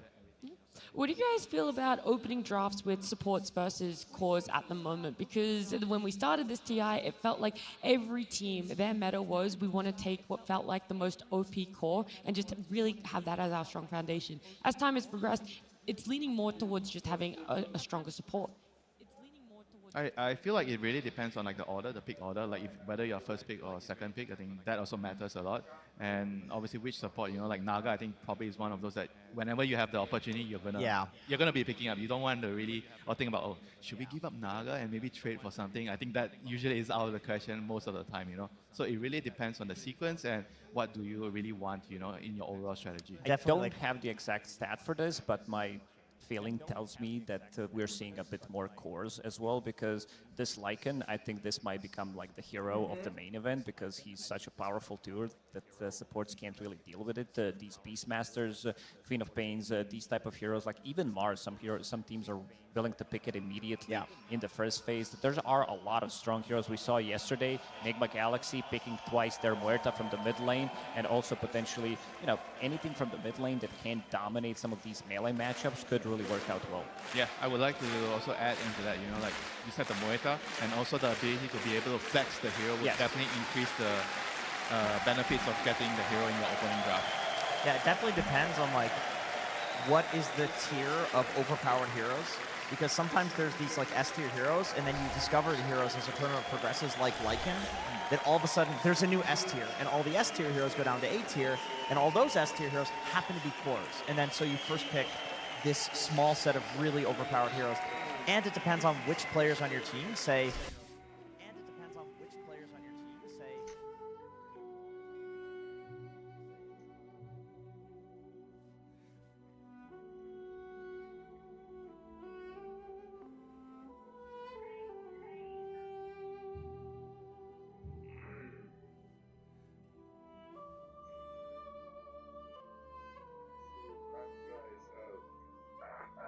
Why did I do that?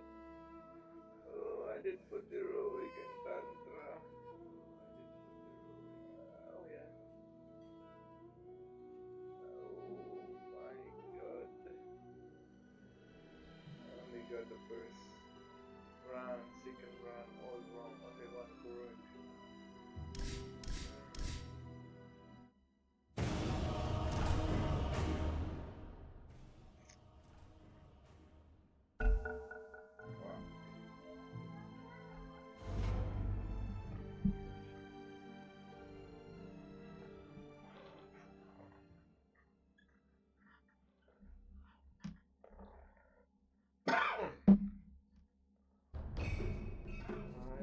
Your turn to ban. 5 seconds remaining. Muerta.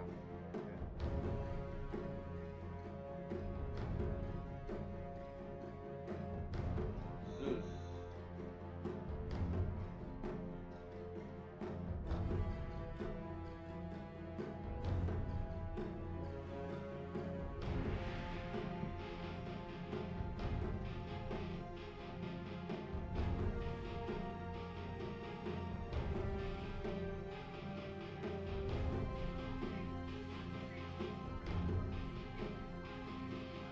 Seconds remaining.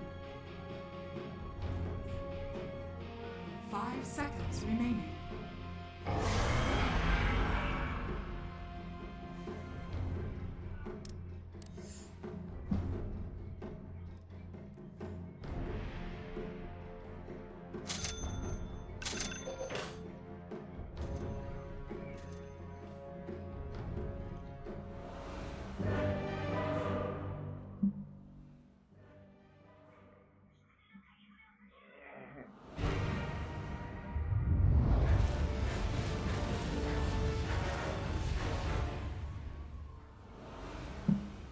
War Chief.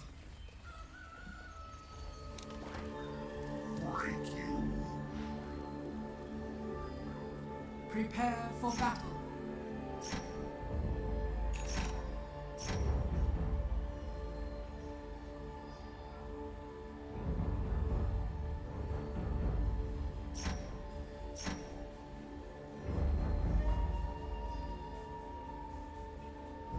Seconds to battle.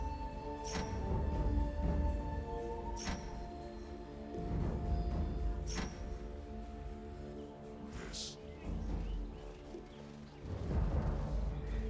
A killing piece. Downwards.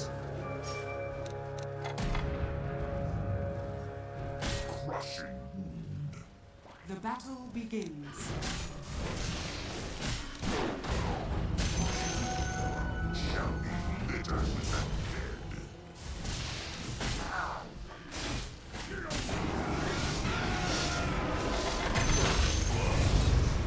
The first of many.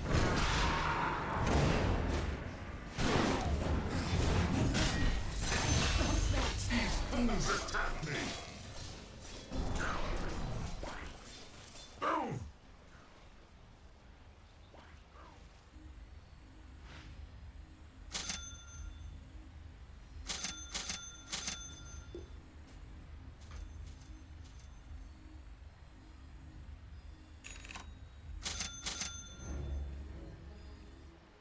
A travel road. Utterly denied. Yes.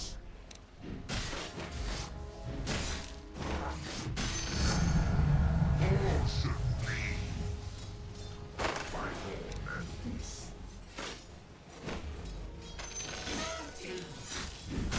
My buckles. So I go.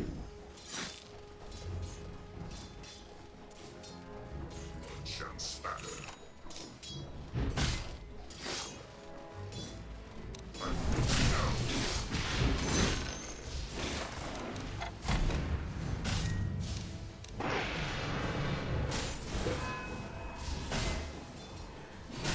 With steel and strength.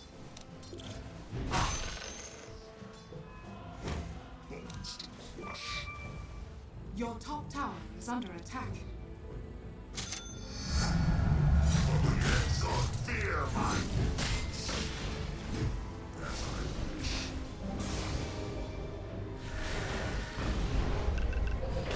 Who dares challenge? My steel thirsts. Attack!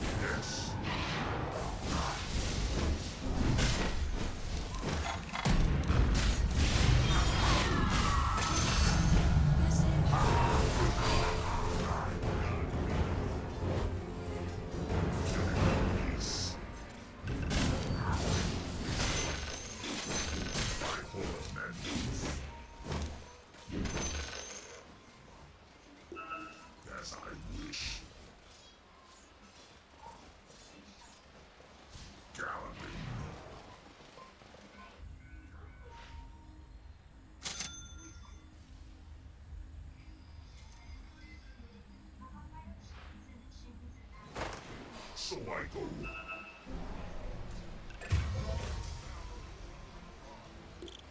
Who dares challenge?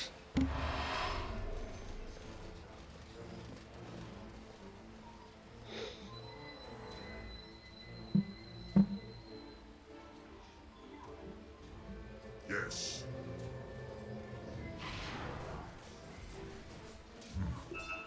Denied. Was that supposed to hurt?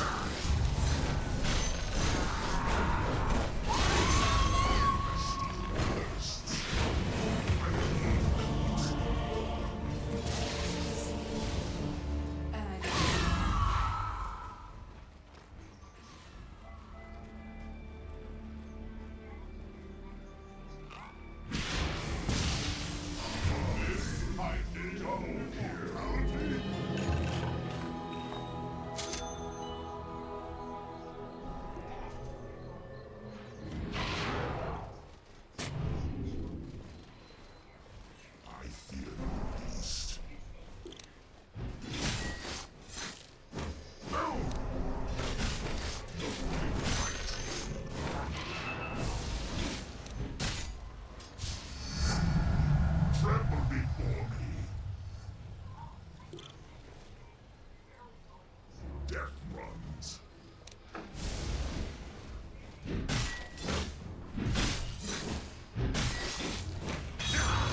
Your middle tower is under attack.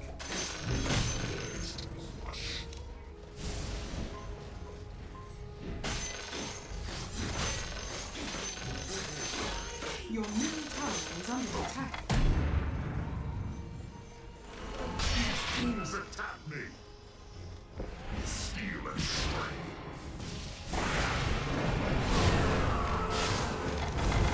How many other rounds of the mix?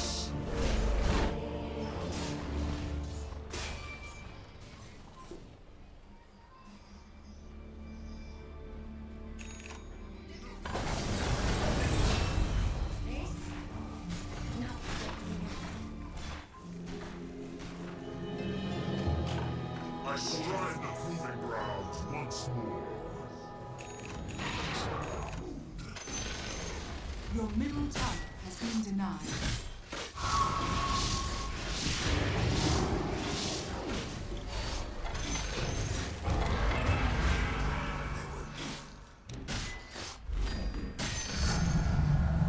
Shatterbones. Your bottom tower is under attack. Blood shall spatter.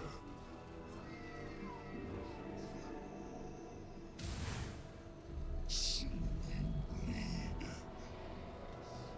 Yes.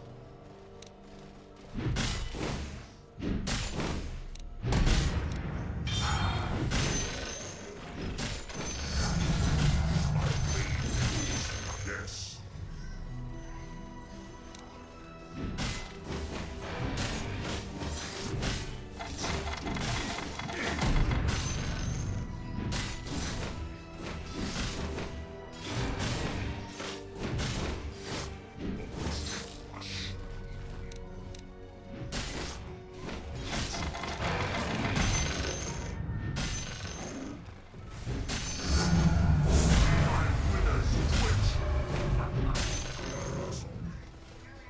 I fear no beast. Fresh mate!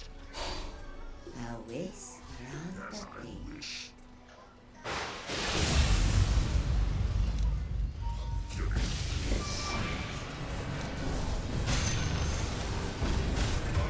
This.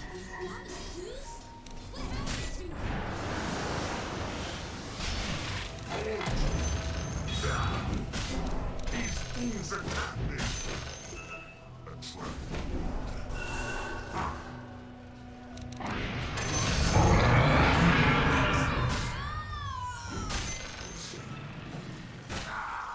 Fresh mate.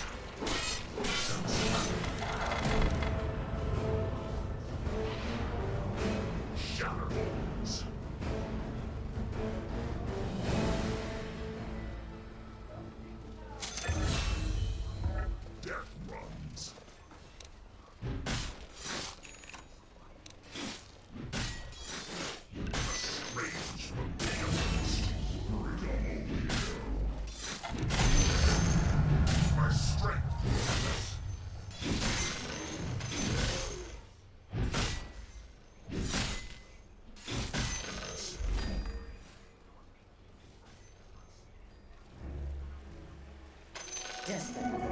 beast.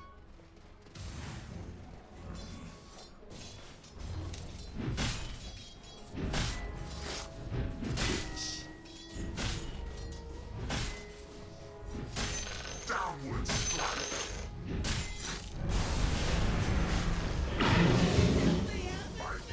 Your bottom tower is under attack. So I go. Your bottom tower is under attack. Your bottom tower has fallen. Who dares challenge?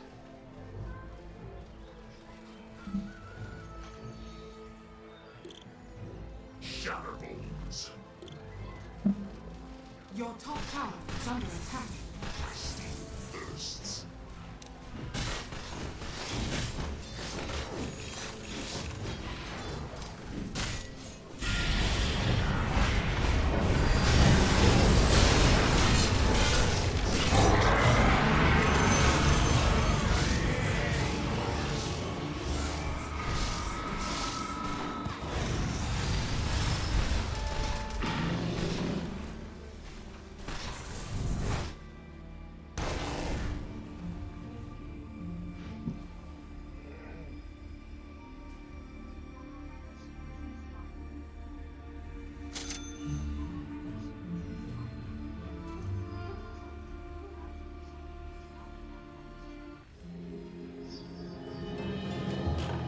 I return to battle.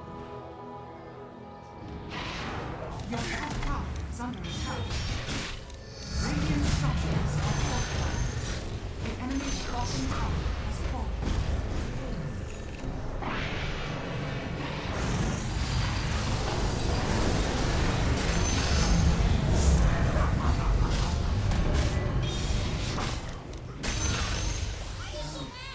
My path is paved with a caress. A caress.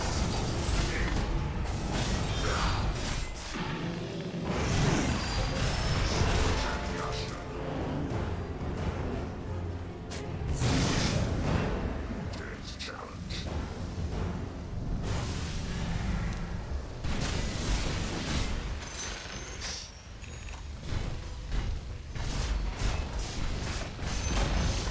The enemy's top tower has fallen. Death runs.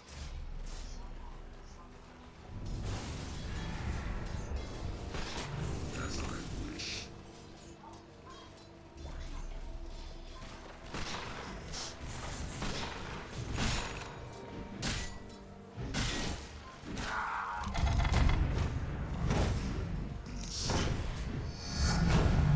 My winners twitch, so I go. Your bottom tower is under attack. A trampled road.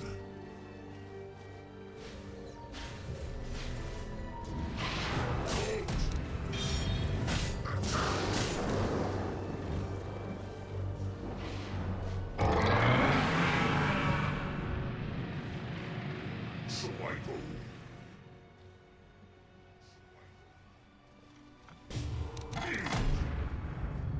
As I wish.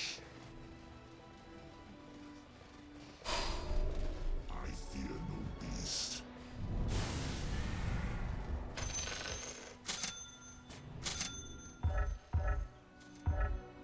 Yes. Galloping.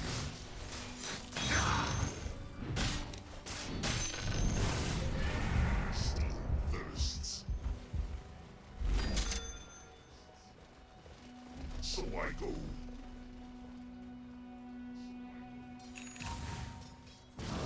Shall spatter.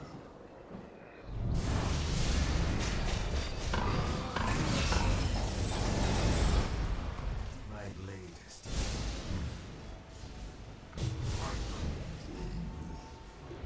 Your top tower is under attack. Illusion. Crushing. Your top tower has fallen. A trampled road. Break you.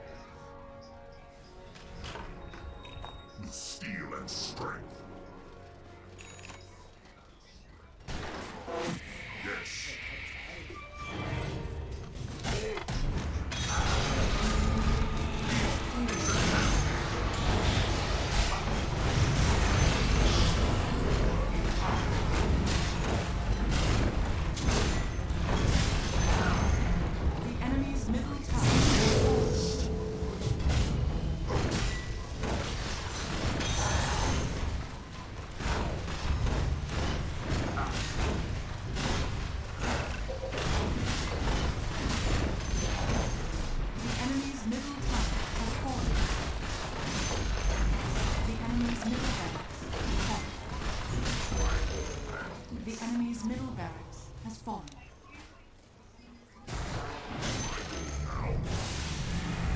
Dance challenge. Hold. Yes. Let's bury the hatchet. Yes.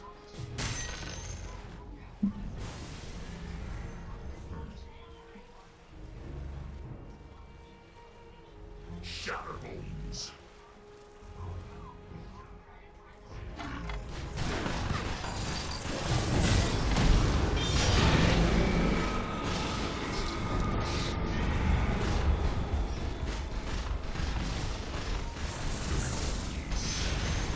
The enemy's top tower has fallen.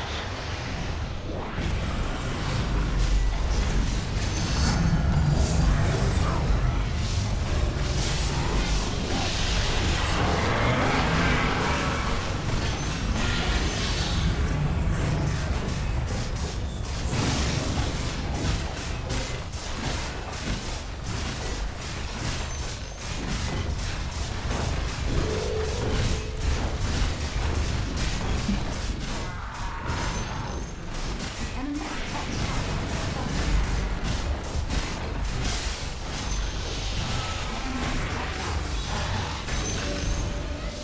fallen. The enemy's top barracks has fallen.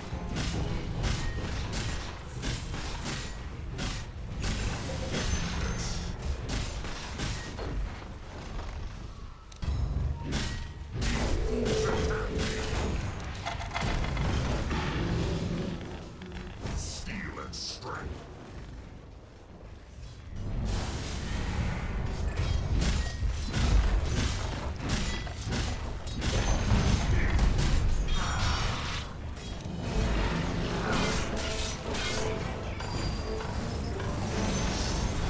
The enemy's middle tower has fallen.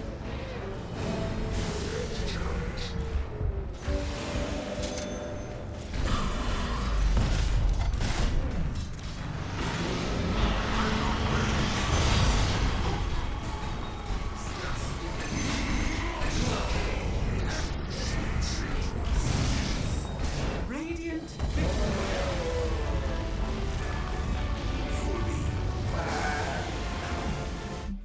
That's easy game. Easy game.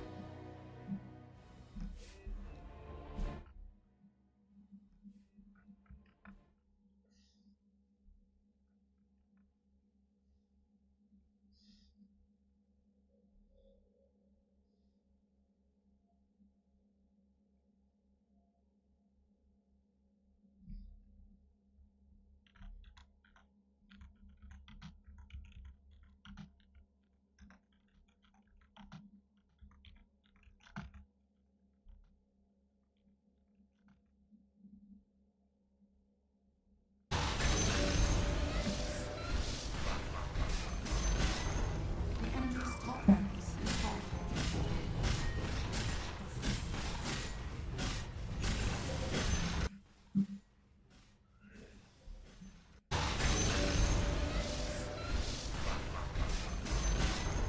The enemy's top barracks has fallen.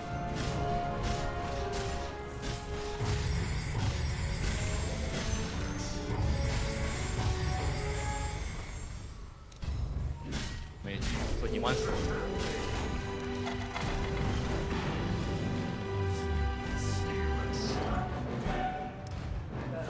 Extreme games turn to battle.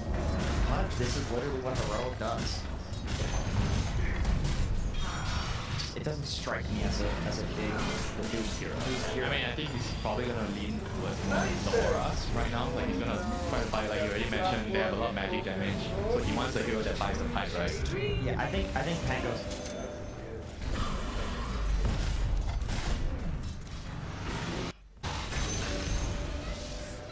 Easy game for sniper. Easy game for sniper.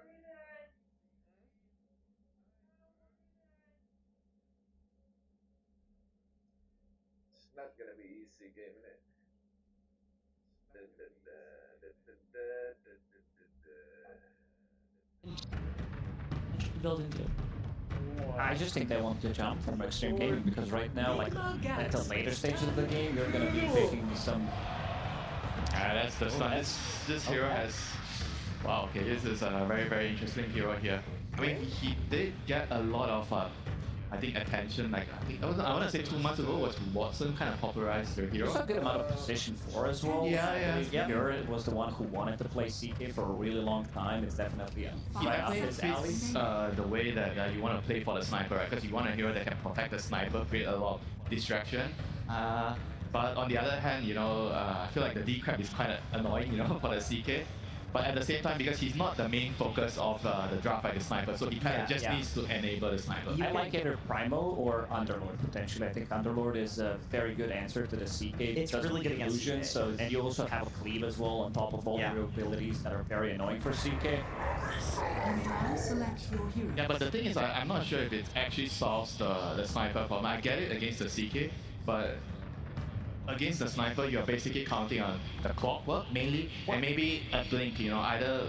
You're eventually going to be getting the blink control, but also when the clockwork initiates, having a bit of a glow. Oh my god, look at that vascularity. Good lord. You do have gates from Underlord to be able to potentially TP right in front of him and be able to kill him. So I think this is a very good answer. I believe they were debating between the two heroes that we were talking about, but this, after seeing what they picked, looked like a much better option. I agree. I think that's definitely an underrated component to Underlord. You know, the way people counter Sniper with the Centaur is you ult everyone on top of Sniper, right? It's not like you jump in with the Centaur, you jump in with literally the entire team. And in a way, Underlord can also do that. It requires some good portal positioning, but this is noob we're talking about. Yeah, but I do feel like the 3 cores on Nigma Galaxy, they tend to need a lot more farm compared to the XG side where, I mean, Mars doesn't need too much, CK doesn't need too much. True. The Sniper is the only one that needs a lot. So I feel like Nigma has a much slower early game, whereas XG is going to have a much faster early game, and that could decide the remaining of the game. I mean, we're also seeing 2 first picks in the tournament in this draft, right? The Sniper and the Chaos Knight. That's something that we haven't actually seen yet here at TI14. So that's also a big question mark. How are they going to be playing with that, despite the fact that we have not been able to see those heroes? We'll see exactly, though, if that caught off guard Nigma Galaxy at all as we head on down to the stage with Slacks. Absolutely! Hello out there! Of course! This place is packed for this series! Mr. Kuro, so good to see you, and I have to say, I think a lot of people are here for you and the boys. Gotta feel pretty good, but let's get into the questions. All right, very mixed draft here. We got some, you know, Mars Snapfire 2021 Anti-Major stuff, but 2 new heroes. We have Sniper and Chaos Knight. Now, I know you and me are getting kind of old. Do you remember what these 2 heroes do? Yeah, of course. We are ready for them. Are you ready for them? Do you think you're prepared? Because were you surprised when you saw these coming out? I mean, obviously some pretty standard picks coming out from them, but they haven't picked it yet. Prepare for battle.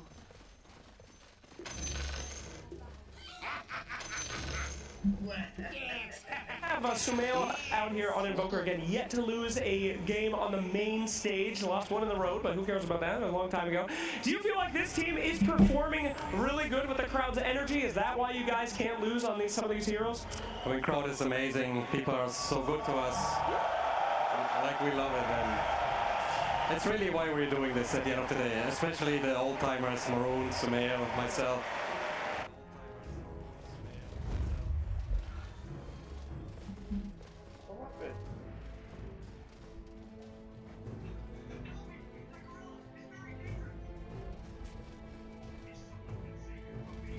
Thirty seconds to battle.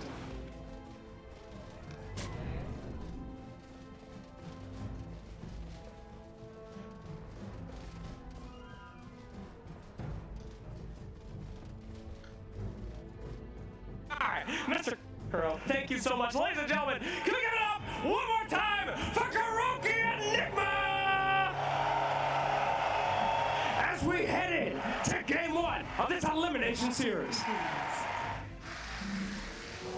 Thank you very much there, Slacks and Kuroki, as indeed we're ready to get into the action here of Game 1 between Extreme Gaming and Nigma Galaxy. Folks, exciting stuff going down in the draft. Of course, Nigma Galaxy very much getting all their strengths. Extreme getting some of their older strengths. You know, some stuff that we're not seeing here, but not, especially the sniper, right? This is not a surprise. XM, one of the best on this hero. Still wild to see that it took this long in the tournament to have it come out when we're seeing a lot of these.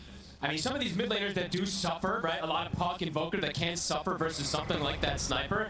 But let's see, because I've talked to a lot of the pros here, and a lot of them have, I mean, mostly the same opinion on the Sniper. They are unsure how to really build the hero nowadays. The damage just feels a bit lackluster, but let's see what the Master is going to be able to do on it. XM, sure. But we have to look at everything else, of course, too. We have a lot of very flashy things coming into this game. We have ET, I have to mention him, one of my favorites. Love to see this hero. But ending up with the CK last pick into a lot of traditional counters. He's playing into Invoker, which literally was one of the best counters for so long versus that CK. And they get a last pick Underlord versus that CK too, which is pretty difficult, I'd say. Very excited to see what Arme's going to be able to pull off on this hero, as it's definitely not something that other teams would be going for. Yeah, and he went for the fundamental forging. So to point this one out, you know, since we never get to see this hero, the facet lets you get neutral items from the next tier, which could be pretty interesting if you can get like the serrated ship, right? I think the one that most of these cores like to have early on. We'll have to see what he does prioritize with that. So far, I mean, with this sort of lane setup, what do you sort of expect from him down here on the CKs? Is it an easy lane, or could we see Nigma Galaxy pushing Arme out? They can definitely put some pressure onto him too, but he does have an ET, which can soak a lot of pressure at times. Does mean the ET can get caught and die down here, but perhaps it could secure the lane a little better for Ame. But double melee into this Underlord, absolutely. Noob can have a great time. Oh, I'm gonna need the cogs down here. Sunstrike coming in as well. Extreme, they're in trouble. Nigma Galaxy, they're gonna be able to clean up the road for them. Oh dear, that's not the hot way to start. At the same time up top, it's going to be another loss here for XG. They lose a third hero. Nigma Galaxy striking hot. Beautiful cogs coming in from Omar, catching the two of them. Noob is at plus 70 damage now. The dream to start your lane. Double melee into Underlord can definitely be problematic. Double strength melee as well, right? So that Firestorm, super effective if you can get in that type of connection. Yeah, not easy for these two to trade. No. When they try and step up. Once they hit 3 on the Elder Titan, that's when he's got his power peak. He can trade a lot easier, but versus Clockwork, Clock has traditionally and almost always been one of the better counters versus Elder Titan in the lane as well. These little battery assaults can be very disruptive, burning his mana with the cogs as well too. So let's see how XG can stabilize things after giving up a very early double kill. And just the fact that, as we saw, you know, there's always going to be that easy setup for Sumail to throw in a Sunstrike as well. So Extreme, they've got to be very cautious down here on this safe lane. Sumail will find himself a D-ward in that mid lane. See some of the hits from XM were on the high ground. Nice one from him. Now looking up at the top lane. And you know, once again, Troll coming through, still has a pretty incredible win rate so far here at the tournament. Looks like a good Troll game, or what is there to sort of counter him this time? It looks like a pretty damn good Troll game, yeah. Sure, he can get kited a bit with some of the, you know, chain stuns, and there are some funny interactions that can happen with Elder Titan, of course, too, just controlling him during his entire battle trance, but yeah, looks pretty solid overall, right? Being able to switch between that melee and range form versus Mars is always going to be really effective, and mid-game, I think we've seen what the power of what the Troll can do. Although he did lose, I think it was both games yesterday, right? So after having that 100% win rate, I think we did get a couple. We definitely got at least one. I know he won one of the ones later on, but it's anyway. Definitely not 100% anymore. It's going to fall pretty low here. Another blast comes in. Sunstrike is at the ready if Sumail feels that he can maybe line something up. It's not even going to be needed. Yeah, GH, he's got it alone. Runs Jinkyu out of the lane. And it's really cool to point out how they did the laning setup, right? We can go back a little bit at how Nigma decided to do these lanes. Having the Pugna up here with this Troll, it's going to ensure the lane a lot easier for him. Just, I think we mentioned it every time with Pugna, one of the best, if not the best harasser in terms of laning phase. Even if he's versus Snapfire, he'll nail his ward. Bit of a sneaky setup here. Look at the Tornado and the Cold Snap. Nice from him on a TP in and trap XM in the cogs. XM will get back up at Jinkyu. Tries to stand his ground and turn it. Sumail down. Can he do it? He can. He does. He'll bring Sumail down first, XM, but will still fall. Another TP. Should be able to get away from Jinkyu. GH coming in to make sure that Nigma Galaxy don't lose a second hero. So ends up being the 1-for-1. Not quite able to cancel the south there either. But yeah, for Extreme, they get that kill first. XM able to have enough damage to bring Sumail down in time. A clever play, though, from Sumail. Usually don't see this too often, right? Getting the Wex point early, trying to get the setup. Does, of course, you know, he dies first, but just on top of things, looking for these early movements. I think we've seen this from Omar so many times from Nigma.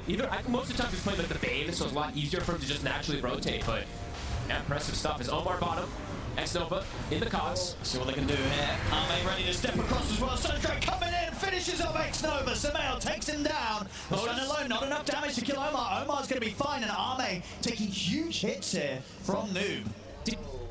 I think he actually saved him with that Lotus. I think it was exactly enough HP. As the damage came in from As it came in. I think it was literally a split second. I have to look exactly again, but it almost looks perfect. Top lane Ghost. He's feeling the pressure here, but more of the whirling axes off, and she able to survive against these two.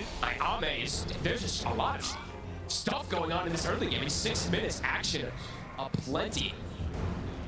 Lane's already being broken, as we see. Definitely in the mid though, whilst attention is drawn elsewhere. I think one of the reasons as well we saw Sumail try and go for that attempt with Omar TPing in is because if this gets left as a 1v1, the pressure from XM is adding up. Absolutely. It's much harder for sort of Sumail to step up. Level 3 shrapnels are online. Yeah. XM ready to keep that wave shoved in. Really strong matchup for the sniper versus that invoker, especially in this early. Of course, things have perhaps changed with this new Dominator build, because now you actually have extra armor on the Invoker, which could make a pretty big difference in terms of harassment, but XM is whittling the tower down. It's down to about half HP in the mid lane, just from him constantly poking, so could definitely see another, perhaps, tornado move come in when they want to try for a rotation on him. And talking about Dominator builds, what are we going to see from Arme on the CK? Is it going to be standard? You think it's still just picking up the armlet? Yeah, I mean, maybe not armlet versus all this percent damage, but something like Echo or armlet, one of these early items. Omar's in. Here's the setup. The tornadoes. Easily now allowing Omar to close in onto XM. XM will be able to break his way out of the cogs, and he's going to be fine. Now he's actually able to maybe turn with the shrapnels down onto Omar. Here comes the assassinate. It's coming in. Bam! XM takes him down. It's at the point, right? Because XM has been able to play the lane as well as he has. It's not easy to gank him, even when you get such a clear-cut setup with this tornado, cold snap into the control and damage of the clockwork. It's not quite enough. XM survives and proving to be a very difficult gank now at this point. If it's almost any other player on Sniper, likely to die, but XM, he is the master of this hero. He pushes it to the limits, immediately just starts poking the tower again. No hesitation, half HP, who cares? Trying to bring any attention onto that mid lane. He just keeps pinging it. Yeah, he's like, I'm hitting the mid tower, guys. He's getting a lot out of this. He's gonna bring it down eventually, so let's see how they want to react. He's actually calling for his 2 supports to play around the power rune as well. This tower's going down. You see this early movement as well. They also have Ghost coming down to this bottom lane as he's coming through the gates. GH and Omar starting to push Arme away. So at least with the presence of the 4 of them, they'll be able to push onto the tier 1 tower. But indeed, this tier 1 mid going down very, very early here to XM. It is absolutely dead. Sumail also, the deep wards being placed. I believe that's just to block the camp. But Sumail, he does have his Dominator finished, but loses his tower at 8 minutes. A pretty big deal. It's going to open up potential movements, or perhaps for XM, as he's going to find an amp damage. This is a big rune. And indeed, build-wise for Arme, no surprises. As you said, we'll stick to the armlet He is this going game. to do it. Okay. So, nothing too crazy. Probably just can't not go armlet, I guess, on CK. It's just that value. Yeah. Phantasm. There is quite a bit of percent damage, though, so we'll have to watch versus that Firestorm. Because how active do you think Arme is going to be? Is this again when you get the armlet on the CK and you're turning up to fights? Or is it going to be armlet into the BKB or something and then you go? It just doesn't look like the easiest CK game, so it feels like he might have to just sit back and farm. Because there's just a lot of spells that are excellent for him. All the Pugna spells, actually, majority of the heroes, to be completely honest with you. So we'll have to see what he wants. See the Tumbler's toy. Playing XM, ready to move around the map. Use his power to pressure some of these other side lane towers. Actually going to come back in with the TP towards the mid as they do want to make sure that Nigma Galaxy doesn't get the chance to put the pressure in. Omar's gone a bit deep here as XM and X-Nova will quickly deal with him. Another kill for XM as he'll now be in position to hold the defense and ensure that Nigma Galaxy just aren't really getting any damage at all really onto this tier 1 tower. XM being able to pressure and hold the mid very well in this opening 10 minutes. It's really interesting how they're doing this at the last 2 days of the tournament, right? Switching things up. They have, of course, the CK as their quote-unquote carry, but it does feel like XM is going to be that true carry in the mid lane, being given all the space, pretty much everything in the world. I mean, absolutely right. In these sort of fights, if it sort of ends up with Arme just being on the front lines, dying, it's not going to be the end of the world for Extreme, because indeed XM can be that sort of carry from the mid as the sniper. I think that perhaps is what he's maybe looking at, right? He's going to absorb a lot of attention and just let XM just peek from the sidelines. Even if it's just sort of being on the front lines, right? So the troll, when he ghost ults, he's going on the CK, right? He's not touching the sniper. Yeah, could be really, really cool. So Enigma Galaxy definitely going to have to find ways to get on top and deal with XM in the skirmishes. And they do have some tools. You know, they do have the Underlord pit at some point, so we'll have to see when they are just able to teleport on top of him. Sumail, we'll get the deny down here. Easy. Extreme showing it's going to be quite difficult for Enigma Galaxy to enter into the jungle. They did get that observer ward down, so a decent bit of vision on to Extreme side of the map. We're going to see XXS try for the setup. Kiss is coming in as well. We'll have the chance to get the trance off. But we'll surely come to an end, and Ghost, he's got the side track. Oh, he's ready for it, XXS, he knows. That was really close. Nice sidestep. Very, very nice sidestep. All three laners, all three cores at the moment having a pretty solid time on this side Extreme. This is going to be a very fast blink dagger on XXS. One of the scarier Mars as well. We've been seeing this hero just rise and rise throughout this tournament, looking super good in most games, and yeah, it's going to be very early timings for him. And it's literally probably the best hero in the game to protect a sniper, right? They've got 3 fantastic tools to protect him. So this type of start can be huge, especially with the way that they're making sure they don't lose their towers here. I mean, GH, he's trying to poke and prod it, but now, continuous protection. Coming in with a good angle from the side, gets the setup on X Nova. It's gone. Will allow them to continue to hover around here, Enigma Galaxy. X Nova was way too far forward there. XM stepping up. There's a hook shot available for Omar. I mean, if Omar sees the chance, he will die for this. He's thinking about it. There is backup though. XXS is in the area. No arena, but he has a spear. I think they know. He's pinging. Let's see who's going to be first to make the move. Need the team content with looking to start a fight. How's Noob doing on his pipe? He's getting pretty close to it. Oh man, they're making the move on him. They're going to get the catch here. Omar in with a hook shot. Substrate coming in as well. Phantasm will be there to dodge it, but Arme still goes down. Surprised he's showing the lane. I thought he was going to keep jungling for quite some time here, because it's just, if he gets caught from any of these spells, it does feel like he's a free kill. I believe that is the pipe finished up now for Noob, so very early timing. Versus, the sniper's going to be able to deal a decent amount of damage in this versus this, but the Snapfire and the Mars combo could get answered pretty heavily if Noob just TPs in and pops that pipe for the team. And we're going to see Arme just going to go full in on the illusions, wants to get the armlet into the Manta this game. Okay. Farming gold.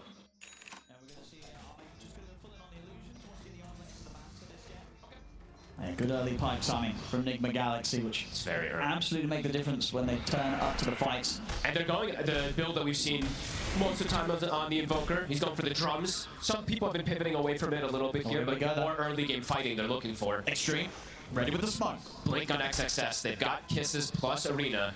And Splitter available too. The combo's going to be good if they find any sort of these cores, but Omar already ready to sort of disrupt, to push forward. He's playing the hook shot, Sumail still going to get caught in the arena. Omar surviving for now. XM just dying into the life train. They killed the sniper. Sumail, can he escape this? He can't. XXS takes him out the front of right click. Noob, he should be fine. 2 PV here on the underlord for them to go for. XXS trying to get the connection. Just managed to latch down onto him with the spear. Arme moves him with a stun. Noob forward with the blast. Comes in. Noob goes down. Extreme. They find a third. Ghost. He's going to try and fight on them. Committing it with the battle shot. Another stun. Comes in from XXS. The cookie fires. That's going to be Ghost in the stun from XM. Captain the 2 of them. They're all dead. Enigma Galaxy is Extreme. Wipe them. Woo. I mean, they got XM, but it cost them everything there. The chain stun. I mean, and it was just such a rough start for Enigma Galaxy. I guess they felt because they had sort of Omar go in and tank the initial brunt of the attack from Extreme, that maybe they could try and get something out of it. But the reality of it was, you know, even though Omar throws his body in, XXS, he's still able to trap Sumail in the arena. And from that point onwards, it was just chaos going downhill for Enigma Galaxy, and Extreme just destroying them in this 5v5. They just didn't really have that much damage on the side of Enigma after they did lose Sumail, like you're mentioning here. They lost so much of it. Ghost, he's trying to join the fray, but look at the map where he is. I mean, by the time he gets there, it's risky. It's very dangerous. Here we go, turning up at this point. He's already lost 2 of his heroes. Yeah, and all the heroes that are alive still, every single one of them have a stun, right? Mars has a stun, CK has a stun, ET has a stun, Snapfire has a stun. They're just completely controlled. And just a beautiful fight for Arme to be able to turn up to. He's like, you want to try and come and bring this sort of team fight into my jungle? I'll come and be involved. Get involved in the cleanup. A rough move there from Nigma Galaxy that hurts them so badly. Yeah, they cannot lose. They can't lose Sumail that early in the team fight at this point in the game. And it really is these sort of moves, you have to be so careful making them specifically into an extreme when they have something like the XM Sniper, right? If you don't deal with this sort of backline damage output, these fights are only going to get harder and harder. The moves, the initiation, it has to be there for Nigma Galaxy or Extreme Gaming. They might just start to snowball. It feels like they might for sure. I mean, XXS and Jinq are having a hell of a game so far. The Snap has purchased up the Shard. XXS, he's already got Blink Arenas back up, as we mentioned from before. Oh yeah, they know how strong they are right now. Yeah, they're ready to fight at any time. Even into the pipe that we were mentioning from Noob, they have damage to go through. They really did. It did not make a difference in that last fight at all. Omar's going to try and get in onto X-Nova. Suntrade coming in onto X-Nova. Will get taken over the arena. Traffic to the next. He's in perfect position to do the damage. Noob, he has to get back out of the assassinate. Comes in. Stops him getting back for the Phoenix game. It's another disaster of a fight here for Nigma Galaxy. And Extreme, they clean it up easily here, Sumail. Next entries. They did. Is Jinq ready to lay it down? Arme drags them out back in. They just cannot fight into XG right now. XG are just so ready for this. It's too much overwhelming damage, too. Yes, you catch the ET, who was very disruptive in the last fight, but everybody else gets complete free spellcasting. And just free shooting it from this sniper. They have to find XM. XM's just going to be peeping away the entire time. They can't afford to make the jump without having the info on where this sniper is. I mean, it's getting out of control pretty fast. These first two fights, when Nigma's the one kind of trying to pick the fights after they catch the smokes, they don't even come close to staying in the fight. And they caught the ET at the start of things, too. Didn't matter.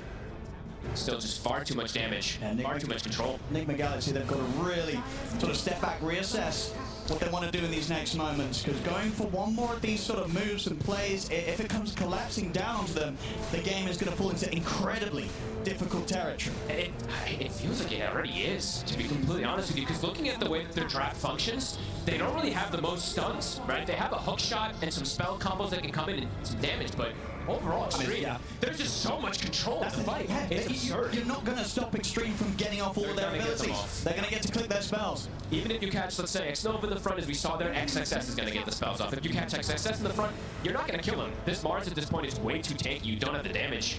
I mean, because if you sort of look at the state of the heroes on Nigma Galaxy right now, it's like for Ghost, it feels like he can't turn up until he's got the Astra and the BKB done now, right? You just can't want to see this troll try and get involved because it feels like it's just impossible at this point for Ghost to turn up and have a chance of surviving against a 5-man of Extreme Gaming. And is he going to even do damage when he has that build, right? It's not really much when you're playing versus something like Mars, CK, these heroes that can just stand and absorb. Especially the Mars we saw there, he just faces him. They'll find a chance to get a pick off there. XXS caught out alone, Nigma Galaxy. Good catch. Able to make something happen. And the question is, are they going to be tempted now to try and turn this into something else? They've taken one of the big kind of frontline presences of XG off the map. Can you go for more of your Nigma Galaxy? I think maybe that's how their lineup just has to work, right? They do have that global threat to catch heroes split up on the side with the Clock, with the Sunstrike plus the Pits, or with the Underlord, sorry. But the team fights just seem way too difficult at this point. So, yeah, like you said, maybe reassess things, split the map up, try to look for these pickoffs to get an opportunity back into this game. We'll see things start to calm down a little bit. Of course, no, XG, it's not like they mind things slowing down even themselves, right? Yeah, they're running this sort of, it's a carry sniper from the mid. Arme also ready, of course, to still be that carry presence. He's going to be looking towards that Bloodthorn now after the Armlet and the Manta. Yeah, they're happy to hit creeps as well, XG. Yeah, we should point out, looking at a neutral item, something we just have to point out for the CK in particular, right? He's got the mystical pollen bag that usually you can't get for some time.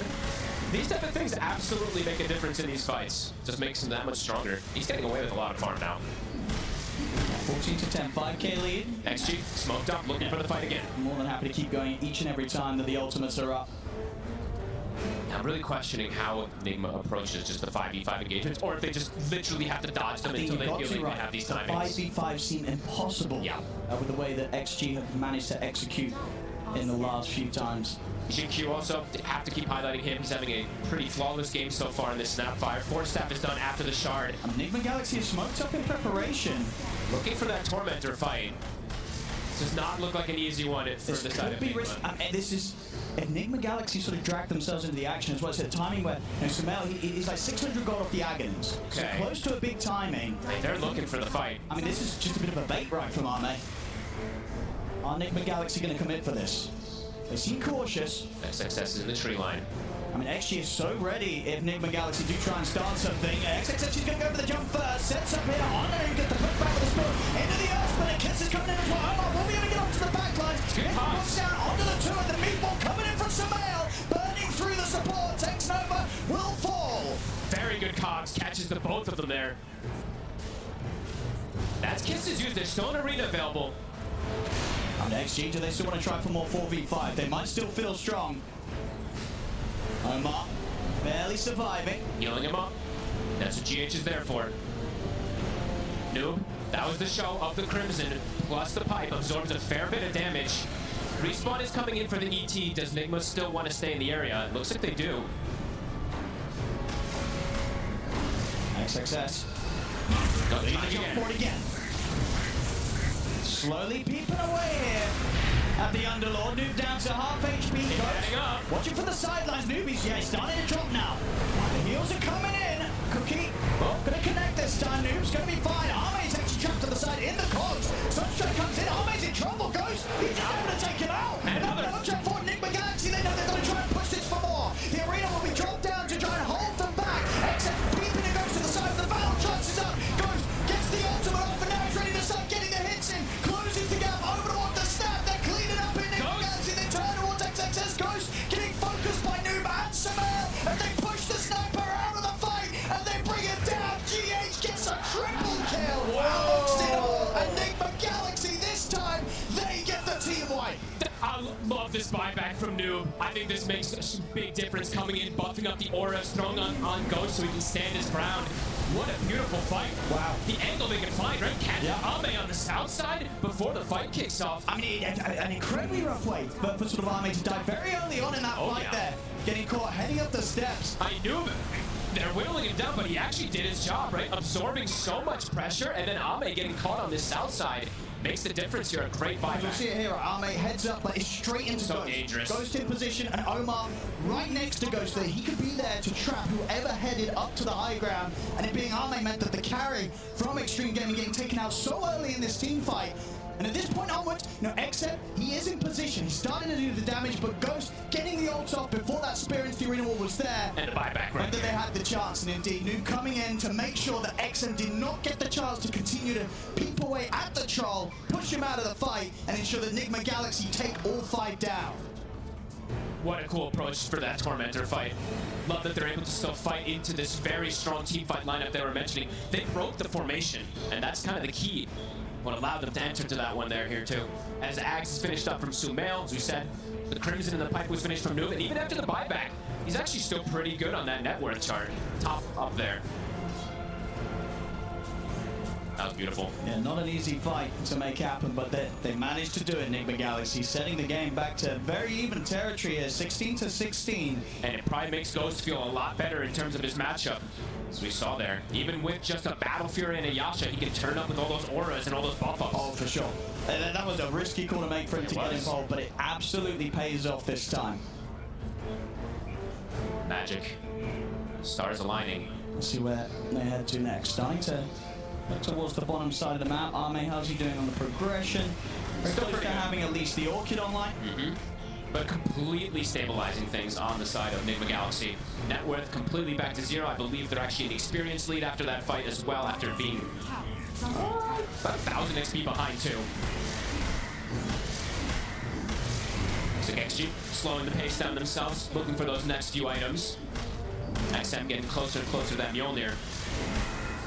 They do have to watch out in terms of these, at least in these fights, if they can get these, GH in particular, we did get to highlight him, but ending up with a triple kill in that last fight, he got a lot of healing off too, so this Pugna, this pesky Pugna does have to be addressed as well. I mean, the support duo of Enigma Galaxy, we've seen it from these two before, right, and on these heroes, GH on his Pugna, Omar on the clock. They get a lot of work done. And Omar and his clock has been insane on this main stage, finding both supports even earlier before the fight started too. Some things are huge. 2K lead now for them. Yeah, as we see that as well, even though the Ghost had the tougher start out the carry, he's already so far, he's managed to do twice the amount of damage that Arme on the CK has been able to do in these fights. Cool. Very cool. So a lot coming out here from the Troll, and this is pre-BKB, as I said, that was not easy for Ghost to do. Next fight round, he will have that BKB complete. That probably was all that last fight. He literally was attacking for so long, right? So, yeah, he's gonna have the BKB, so we'll be able to play a little bit easier versus that arena and versus those kisses, as we say. XM, of course, continues to scale very, very nicely. For Mjolnir on top of the completed Hurricane Pipe. Next time XM hit, they have BKB on the Mars, and as you said, the Mjolnir is done for that sniper. He has to be dealt with. Now, Omar's got to find him, or as we saw last time around, Noob's got to be able to try and set up the Phoenix Gate to get in the face of the sniper. Yeah, they cannot let XG just set up for the team fight. They have to be ready to break that formation.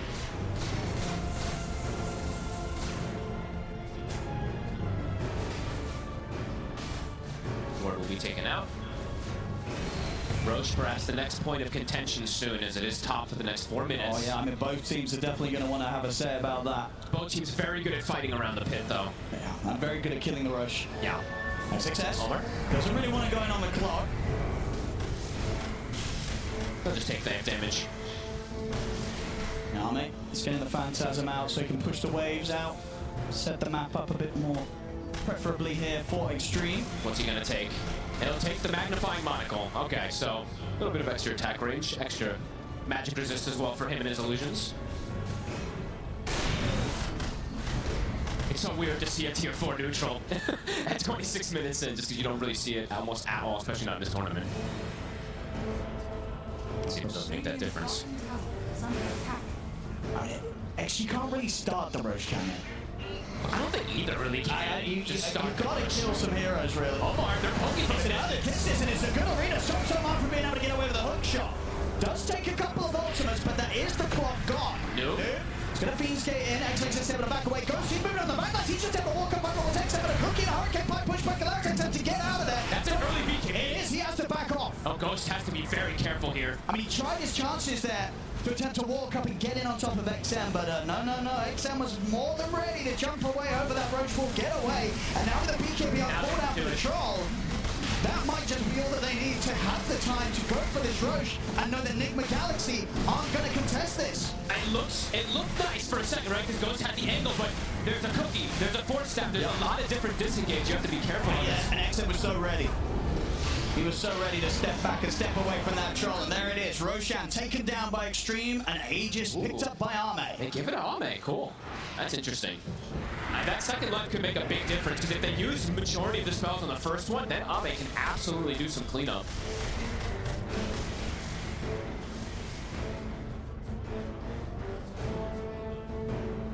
And with this Aegis online, what do you think the call's going to be from Extreme? Do they look to try and push this? Are they happy to still farm? And then Enigma Galaxy, are you avoiding the action, or are you still going to try and make plays into the Chaos Knight's Aegis? I feel like for Enigma, again, they might have to just sit back and wait a little bit longer, just for that timing in particular. Sure.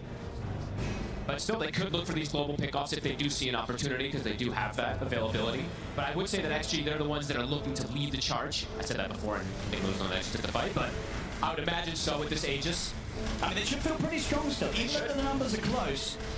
The team fight still has to be very specific for the side of Enigma. Well, they're going to find him out on his lonesome here. He's down. No way out for him. A little bit of a freebie for Extreme. Next round of those arms getting finished off though for Enigma Galaxy. SMY now done on Ghost, and Samel has got the BKB ready for the next team fight. Damage could be, if Ame is not addressed, if he doesn't get killed early in this one, it could be devastating. The Bloodthorn has done it. Manta, Phantasm, Bloodthorn, if anyone gets ripped in, they are just pretty much dead. I mean, this is the thing, right? From Extreme side of things, if they get the stun into Bloodthorn and they have sort of the sniper and the CK focusing down a hero, the ET around, like anyone will die. Even Noob, right? You've got to be careful on the Underlord if you get grabbed at the start of the action. It has to be very specific conditions that Nigma has to find to be able to look for a fight here. Yeah. It looks like they are perhaps thinking about something here. I'm seeing some lines being drawn. Okay.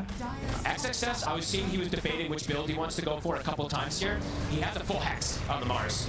Oh, wow. Very early. That is early in the build. Yeah, so pretty devastating in terms of either controlling a Pugna who's trying to save allies and Invoker who doesn't get a BKB off. They're looking for the fight, though. Do they want to fight around this tier 2? XXS. I mean, they give you a good wrap around it. XXS is not there. He's mid lane. He showed it. Omar's going in. They're going to try and find X-Nova first, as Omar's going to get on top of him. He's going to get out of the cog. Sunstrike coming in onto X-Nova. X-Nova will fall. They take out the ET.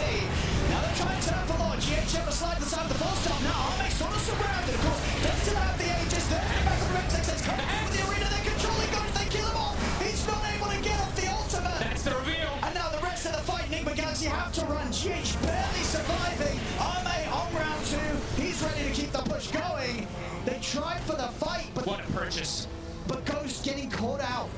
Not a chance to get the BKB off, to get the battle trance off. They kill off the troll, and with Ghost gone, no chance for the team fight to continue in Nigma Galaxy's favor. I do not think they expected this to come out from XXS this early. Just gets the Hex off. You're not going to preemptively click your BKB in a lot of these team fights. Gets the control pre-BKB, and then he's just dead. Bottom, we saw a fair bit of split push, though. Like 2,100 damage done on this tower from Sumail in the meantime. Arme's ready to push it back out, though. Goes top. XM finishes off the tier 2 tower. That was a very decisive fight there from XG this time around. Arme and XM continuing to maintain themselves at the top of the net worth on this CK and Sniper, and just both scaling up fantastically. Nice. Again, it really is these two carries that are going to be very, very strong as the game goes on. So a lot for Nigma Galaxy to try and deal with. And so much kiting. You know, this is something that we always have to talk about when there's a Troll Warlord, right? The problem that this hero can run into a lot of times is just sticking on targets and hitting them. I'm seeing Disperser now built up for Sniper. He's got Hurricane Pike. He's got the Grenade. They've got Force Staffs. They've got Cookie. So definitely could be difficult if Ghost doesn't find the right angle. GH, he's going to be caught. But Hex again from XXS, making these moves easy. Starting to get easier for them. The I call this usually the XXS build because I think he very rarely deviates. He's going to go Refresher next, and the teamfight control becomes pretty ridiculous from this Mars. I'll call it the Hex yes build. There we go. Push coming in on the bottom lane. Nigma Galaxy, do they want to do this? They're going to try. Sumail jumps in and commits straight away to the BKB. They want to get the lockdown to Arme. Ghost, he's in. Straight in on top of XXS for now. XXS is going to try and tank this, but the damage from Ghost is building up. But the pulls back the spear. Over the wall. He'll be held back in the arena. Sunstrike coming down onto X-Nova. Will it be enough to bring him down? So XM, he's in position to get the damage in onto Noob. Take out the double. Nigma Galaxy, they have to scramble back. A risky fight for them to try and attempt there around their tier 1, and it does not go well for them, folks. And they used the buyback on GH even at the start of things. XG, they're showing the power of their team fight. Oh, they are. XM is just able to do anything he wants. Ame, he is the distraction. So many spells absorbed there. The Sniper's just peeping on the sideline the entire time. The CK Sniper thing, you know, the first time we're seeing it coming out at this international, and it just feels so at home in the hands of XG. And they're healed up. The Greaves, as we see from Jin Q. He's even got a Vlad's for the sustain in these team fights too. As that shard he's been sitting there for some time. He'll get it eventually, but the push, XM, getting a fair bit onto this tower here. And yeah, he's speedy. Disperser's done, so I don't know. How do you stick on him? Very difficult. Even without that BKB purchase. Now Ame, he will buy his own BKBs. Yep, he's going to have the two of them coming out, the BKB and the shard now being delivered. And now how do you kill the CK, right? The idea of killing the CK is around that Underlord and the Evoker. They couldn't even do a pre-BKB there, as we saw.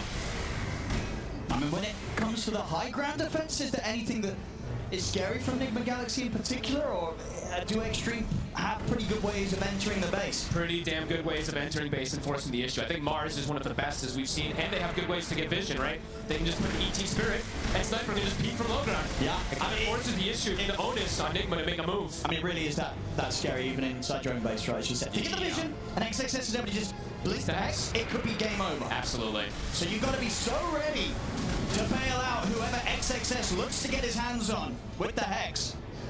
And they do not have, I think they do have a defensive 4-step as we see from GH, but he can't do everything. He's been trying to save his allies as much as possible, but just could not. On that last situation. Okay, Ame. What's he gonna get? It's a big timing for the CK. 30 seconds. I mean, the timing he's going to get this upgraded tier of neutral. It's just sliding in so well with the progress that they've made so far this game. And this is really clever the way that they've been able to play this one. DD top, Ame. Well, we'll see now, Enigma Galaxy, earlier on, they were able to sort of turn the tides a little bit. Despite the lead that XG were getting throughout these team fights, now it's a much tougher point. It feels like they worked magic in that fight top, to be honest with you, because it felt like they had almost no qualms of winning that one, but having that fight go decent for them has put them into at least a position where they could fight earlier, but now we're seeing the problems as Ame. One more token. Got the Blink Dagger now on Ghost, so have a little bit better of a chance of finding his targets. His damage still feels limited, I gotta be honest. There we go. Oh my god, he got the Stygian. Yeah. 35 minutes in, the power here of this facet. He's gonna kill anybody. He's caught the two of them. Dude. He's gone. GH is gonna try and run, but the glimmer's gonna soon come to an end. As XXS ready to shut down the escape. The damage is just ridiculous at this point with this Stygian. It's 70 seconds, no Pugna. I mean, how do you deal with this? I don't know, Owen. This, truly don't. Again, this Chaos Knight and Sniper are going to be doing so much damage in these team fights. How on earth did Enigma Galaxy deal with the both of them? And they're not squishy, right? The Mars is very tanky. His Refresher is about to be done, so you have to deal with 2 full combos. And yes, CK is going to be sitting at what? 4,500 HP pretty soon with that Octarine finished up. Outworld staff also for XM. Getting a very nice pickup with the alert as well. So that attack speed, bonus night vision, extra attack range. Pretty perfect here from on the Sniper. Yeah, and now BKB finished up too. It feels like he has every single tool that he needs. This fight's just getting harder and harder, it feels. Roche. I mean, it's really going to have to be nothing less than perfect from Enigma Galaxy to try and turn this one round. As XG in a fantastic spot here. Just don't know how Ghost does damage. I feel like he needs that next item before the fight, but he is going for Satanic next, which is just survivability. I guess he does have Alacrity plus Solo Crest to buff him up a bit there, but feels like they are getting too tanky on the side of XG now to deal with. Waiting for that Roche. GQ. I mean, are you trying to take this fight if you're Enigma Galaxy, or you're I think waiting? you wait high ground. I think going out there is crazy, but they've done some crazy stuff this game already, so. Especially with this refresher now on XXS. And all these brand new neutral items that they've been able to pick up some really. Especially with this refresher now on XXS. And all these brand new neutral items that they've been able to pick up. Yeah.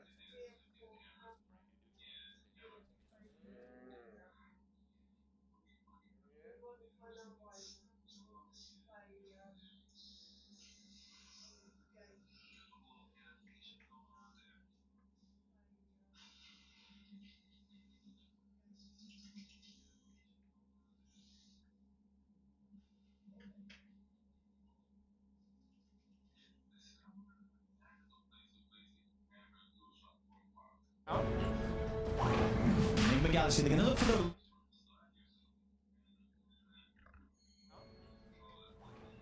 Enigma Galaxy, they're going to look for the...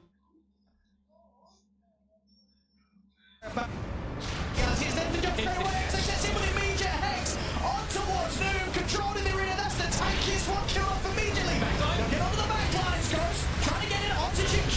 We pull back for now by Arme, but still bouncing on the Snapfire. Ghost trying to desperately kill Shinkyu, but Shinkyu surviving. Can he actually finish up the jump? He can't. Shinkyu will Noom. He pulled back for this. He's dead again. And now at this point, Enigma Galaxy, they've got to run. The second arena will be off the mark from XXS, but it won't matter. They still get the catch on to Omar. The fight is still theirs, Extreme. Ghost? I mean, Ghost, he has to run. I mean, doesn't have room for that one. So I won't be able to pick that up and get out. But again, it's just such an awkward situation there where you sort of have Ghost trying to get this kill on Xingqiu. It just took him so much time where he's chasing this Snapfire out of the fight. Sure, Xingqiu dies at the end of it all, but at that point, the rest of the fight for the rest of the team has crumbled.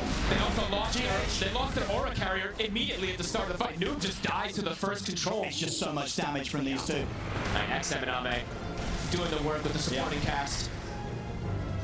The XM sniper, we said it's a thing to fear. 11, 3, and 14. Yeah, didn't need to bring it out in the tournament up until this point, but he's ready to bring it out now here, down in the lower bracket, and absolutely making a case for teams to consider it going forward in the drafts. Onto the high ground, 30 seconds. Noob, as you said, he used the buyback again in that last fight. See the damage here, coming up to 45,000 nearly, coming out from this sniper. Insane. Actually doing almost more than his entire team, just on his own. XM has been able to just sit and stand his ground. Trying their best to hold back here. Enigma Galaxy nearly having the full lineup back up. Ame will cut the bottom wave as well. XM sticking around. Level 25 has been hit. More shrapnels. They can't push him off these barracks. It's gone. That's the mid-melee rack's gone. Everybody is back up, but again, trying to make a move. Trying to make a move into the sniper still with so much time on the Aegis. Can they even stop their racks from going down, Enigma Galaxy? XG is just going to stay around here. They feel strong enough. They have double arena in 40 seconds. Eyes on XXS. It's the smoke. They're going to try something again here. That desperate smoke. But the racks already gone. And XG is ready. Look at their positioning here. XXS, he's reading the move. I mean, we've seen his reactions this game have been immaculate on the Mars. If he sees them, he's going to be able to make that jump before they even get the chance to think. X-Nova. Catch it first to the side. He's able to force that in. This Rizzo, he misses. It's a whip, so Ghost is able to get off the BKB. Take out X-Nova, and he's now in on top of Ame. Ame trying to bounce away. The cutting in. Had the BKB, but Ghost is ready to turn back over towards him. Ghost BKB now coming to an end.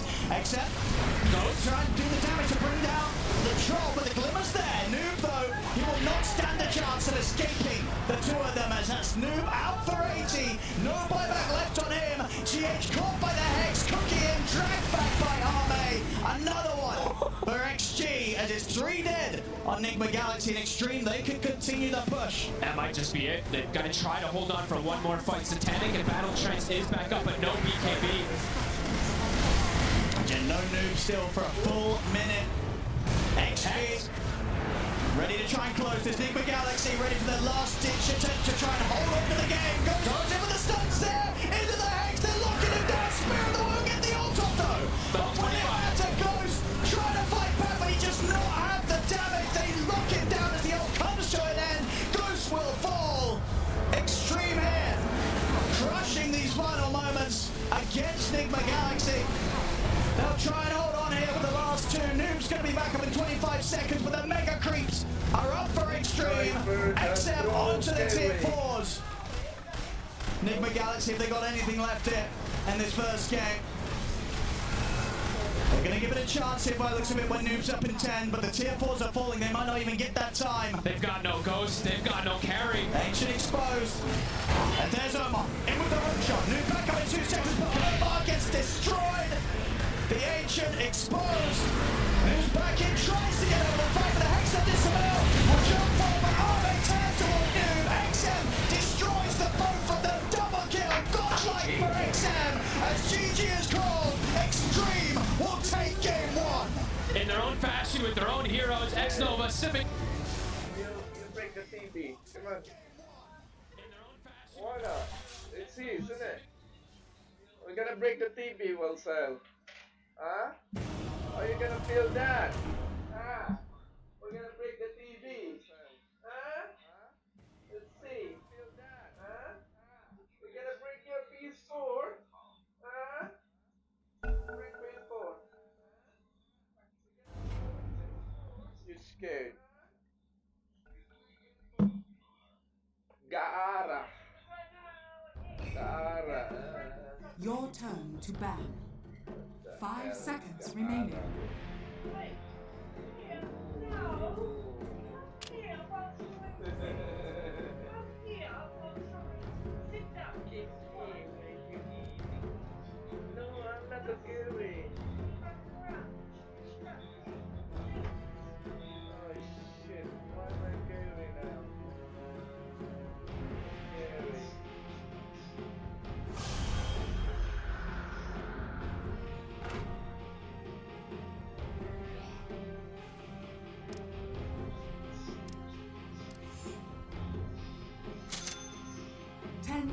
seconds remaining. 5 seconds remaining.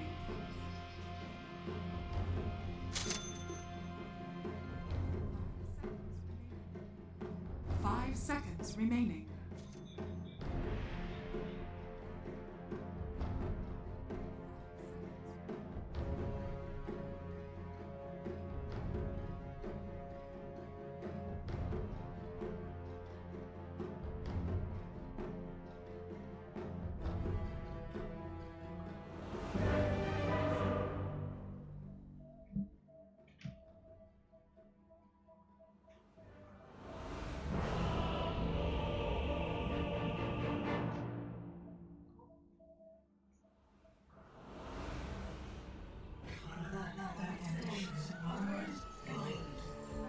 Let's go, pussies. Prepare for battle. It's in the bag.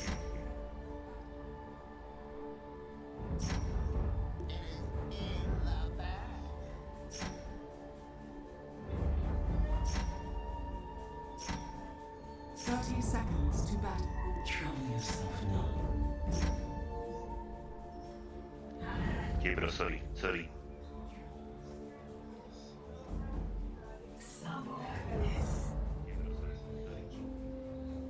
As the chosen assassin of the greatest and greatest techniques, I can promise you that this one's in the bag.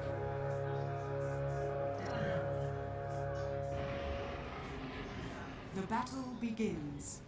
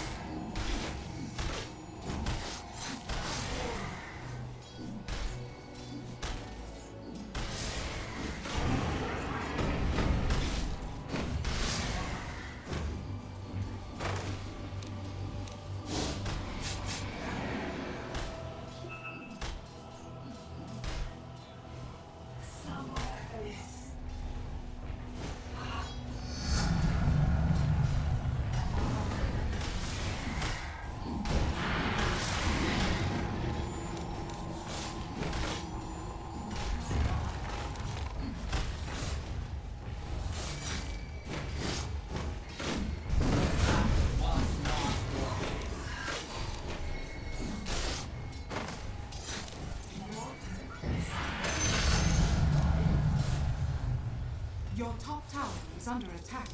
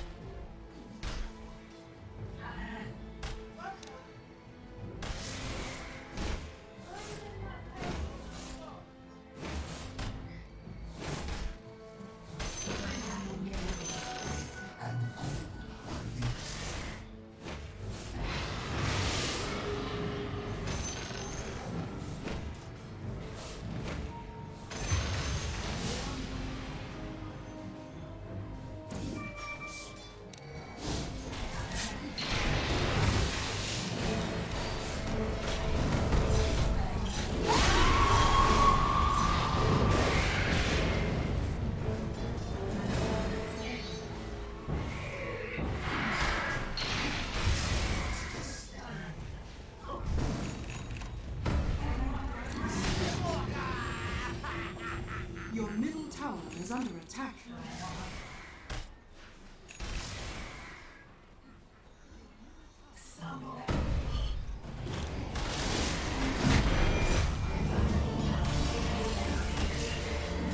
Your top tower is under attack.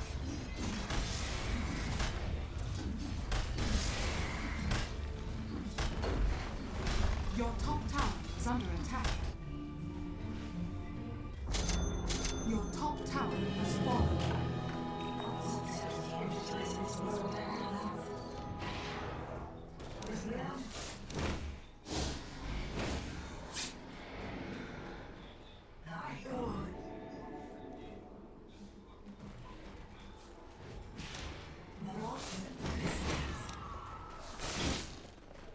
Radiant structures are fortified.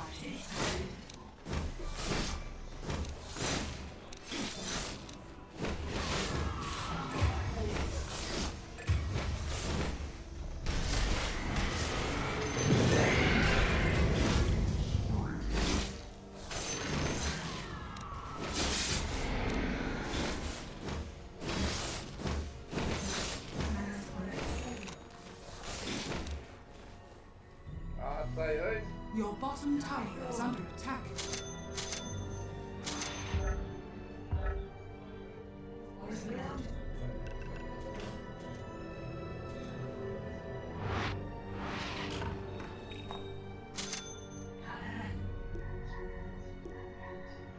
Your middle tower is under attack. Your middle tower has fallen.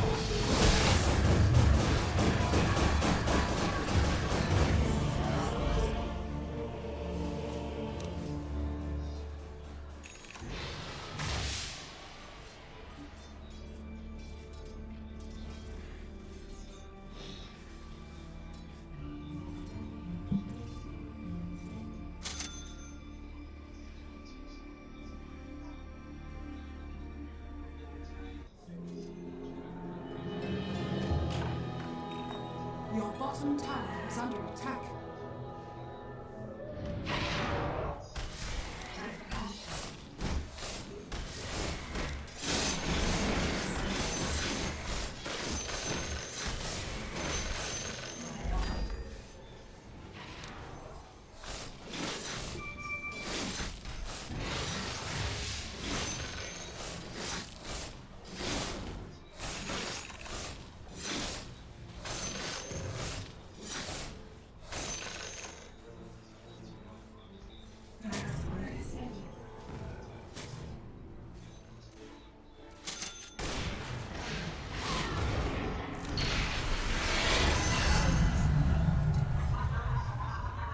Your top tower is under attack.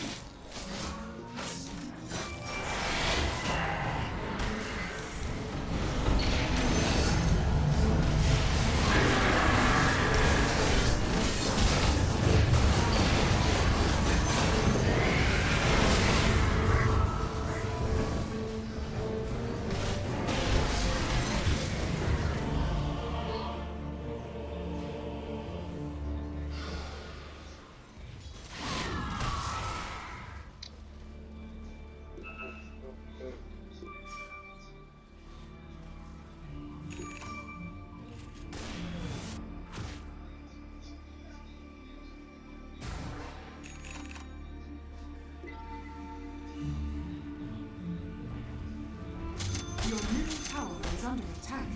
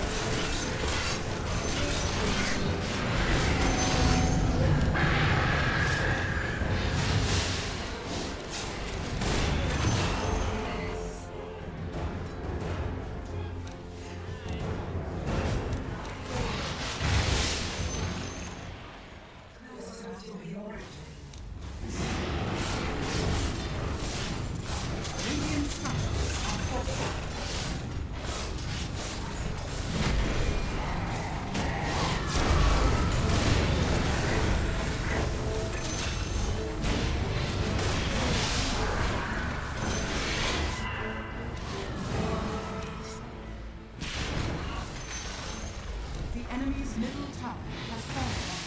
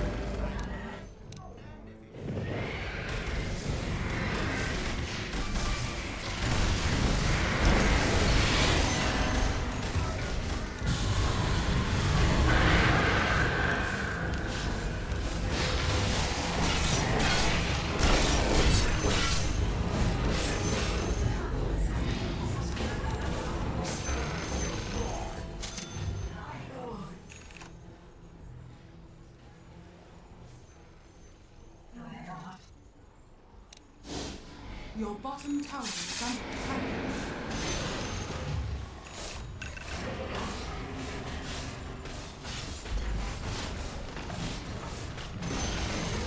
The enemy's middle tower has fallen.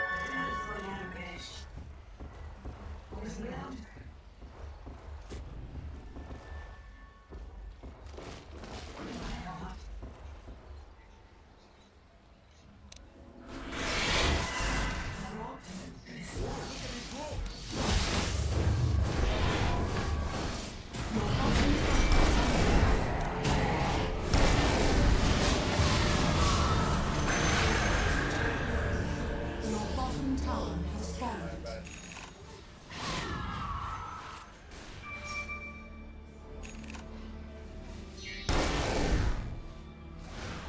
Your bottom tower is under attack.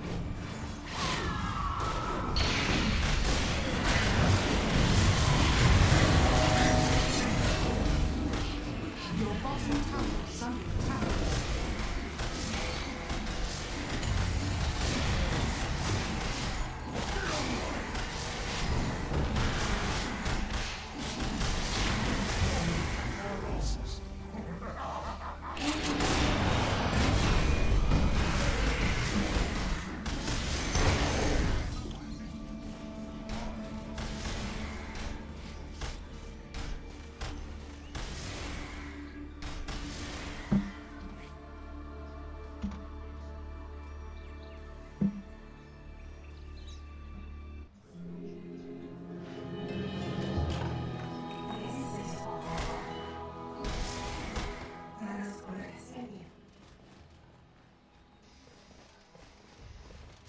Your middle tower is under attack.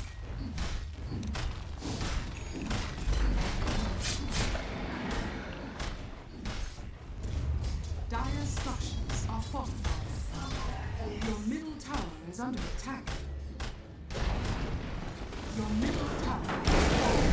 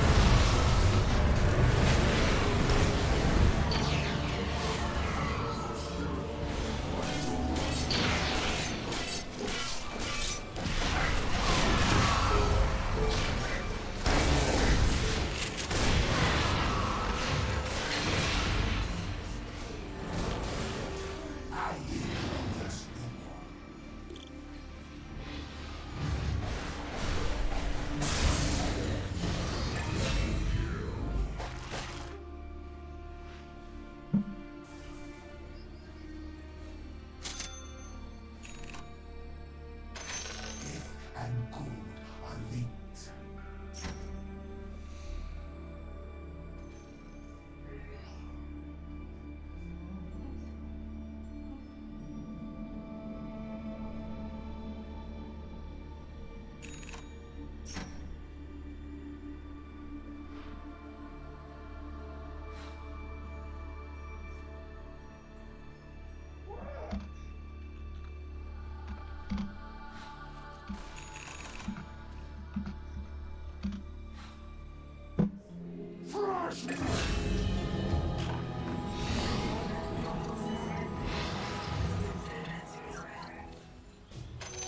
Yeah, bloody pricks.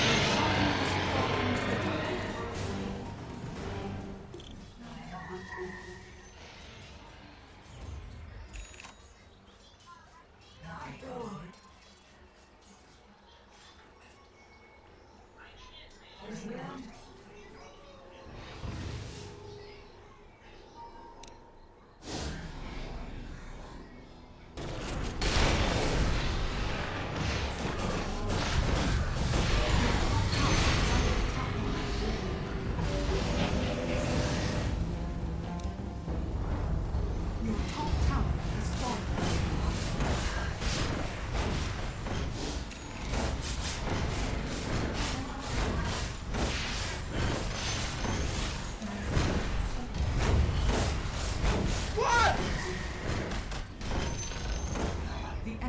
bottom tower has fallen.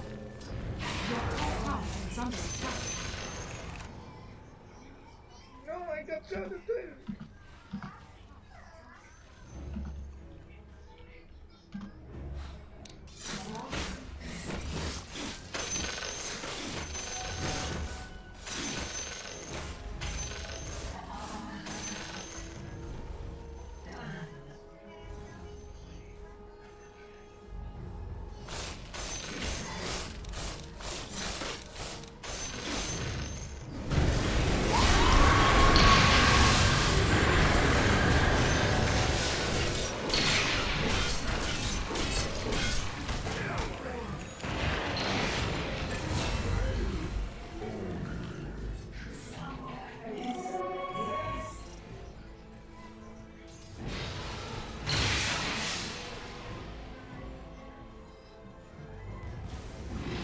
Radiant structures are fortified.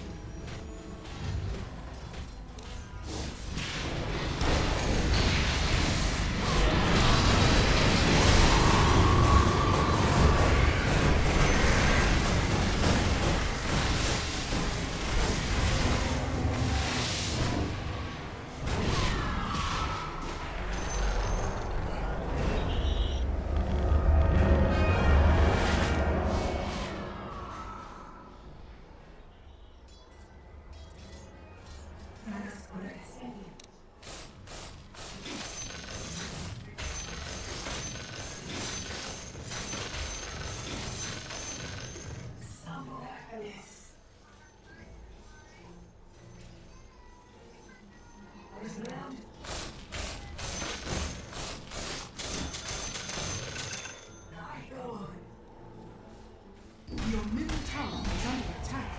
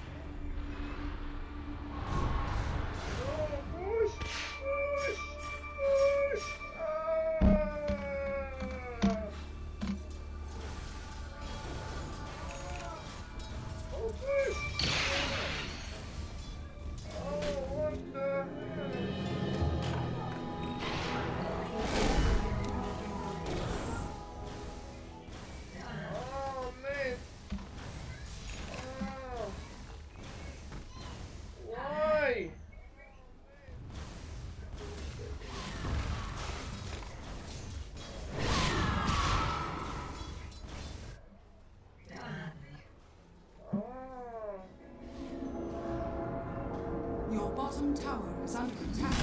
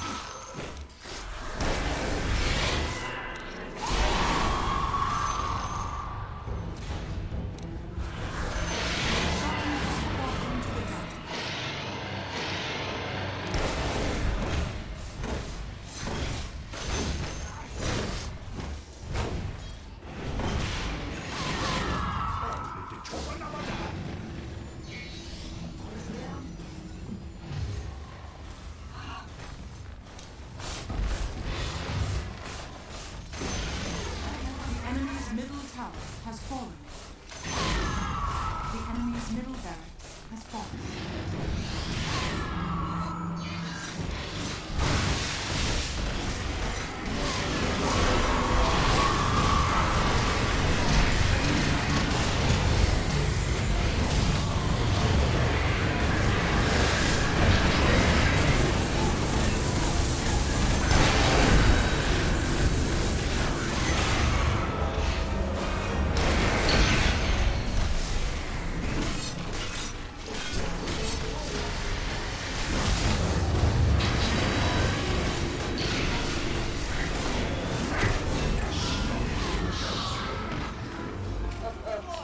What a game!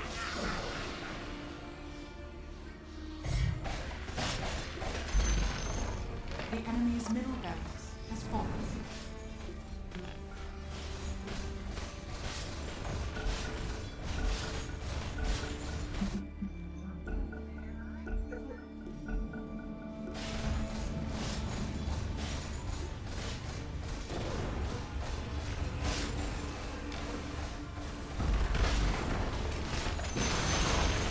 The enemy's middle tower has fallen. Dire victory.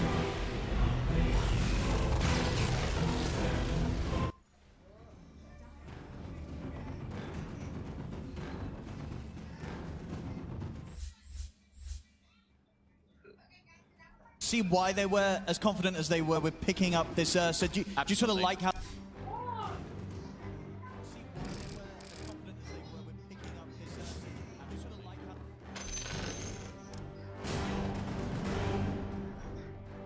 He's gonna just rely on stacks completely. I see he's already setting the board. He's got a triple stack hard camp already prepared for himself, but he's got 6 last hits. He's getting next to nothing down here in terms of CS. Yeah, very good control there from XG so far. And overall, do you sort of see why they were as confident as they were with picking up this Ursa? Do you sort of like how this hero matches up against a Medusa lineup in time, in terms of sort of timings and strong points? Yeah, no, for sure. It gives you Roche, it gives you Tormentor, it gives you itemization that you can do later on if you want to get a disperse or anything, but also just straight hard damage, right? The longer that fight goes versus Medusa, you will be able to bring him down. And yeah, so much control. That's just the big thing I'm looking at. An unbelievable amount of stuns for them to stick on targets. See on the mid lane so far is going in between Samael and XM. 27 and 5 on the SF against the 20 and 1 on XM. I mean, how does this sort of play out as they level up? Is Samael going to be able to maintain a good lead with denies, or as a puck, are you not able to set up the wave so you can nuke it every time? He can still get a fair bit, but Samael having this, level 1 bottle, getting that first blood, definitely will have him a bit of an advantage. The problem is, I've seen so many games for Enigma, when they have Samael with an advantage, Omar can swing over and get kills pretty easily with him. Omar can't do that this game. A lot of damage coming in there. CQ wants him, can't quite get him. The level 2 Shredder is very devastating in the laning phase. As we see there for GH, very low armor. Gets brought down incredibly low. Especially if there's ever a situation where XXS is able to get him with a right click from the enchant totem. Oh yeah. That should, I bet almost shouldn't happen. Sure, yeah, you gotta keep that distance. In the lane, later on, of course, that's gonna happen, but... And GH still very, very low. And he's just going to be able to shoot him down. That's twice that he's been able to pretty much do this, almost on his own. Yeah, rough couple of deaths. GH getting caught out. Jinchu last game played it pretty flawlessly. This one too. He gets the kill, blocks the camp as well while he's retreating. So a pretty perfect play coming out from him there in this top lane. Yeah, it's just going to continue to...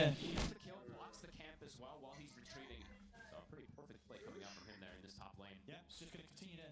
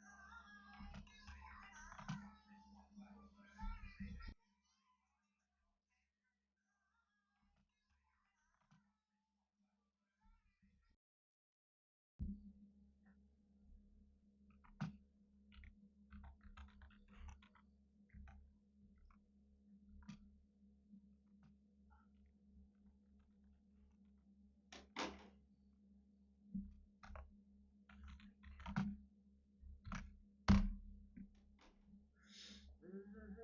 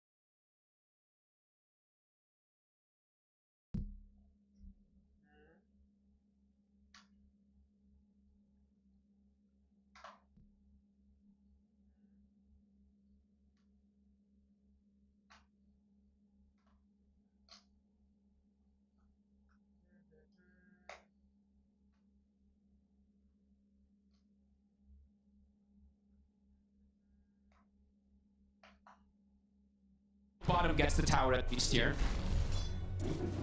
Dire are scanning. We'll see where XM wants to go next. Starting to shift his attention up towards the top. Kisses in 20. Ghost. Let's show himself. He has a big wand, so it does feel safe to show himself up there. Should be ready with numerous TPs though, Enigma Galaxy, if they do want to try and turn up and defend if the dive comes in. Omar needs that 6 very badly for the team. He needs that hook shot available for them to have an initiating force at the moment, because for them to actually walk into fights at the moment, very difficult. They need that hook shot available for them to have an initiating force at the moment, because for them to actually walk into fights at the moment, very difficult.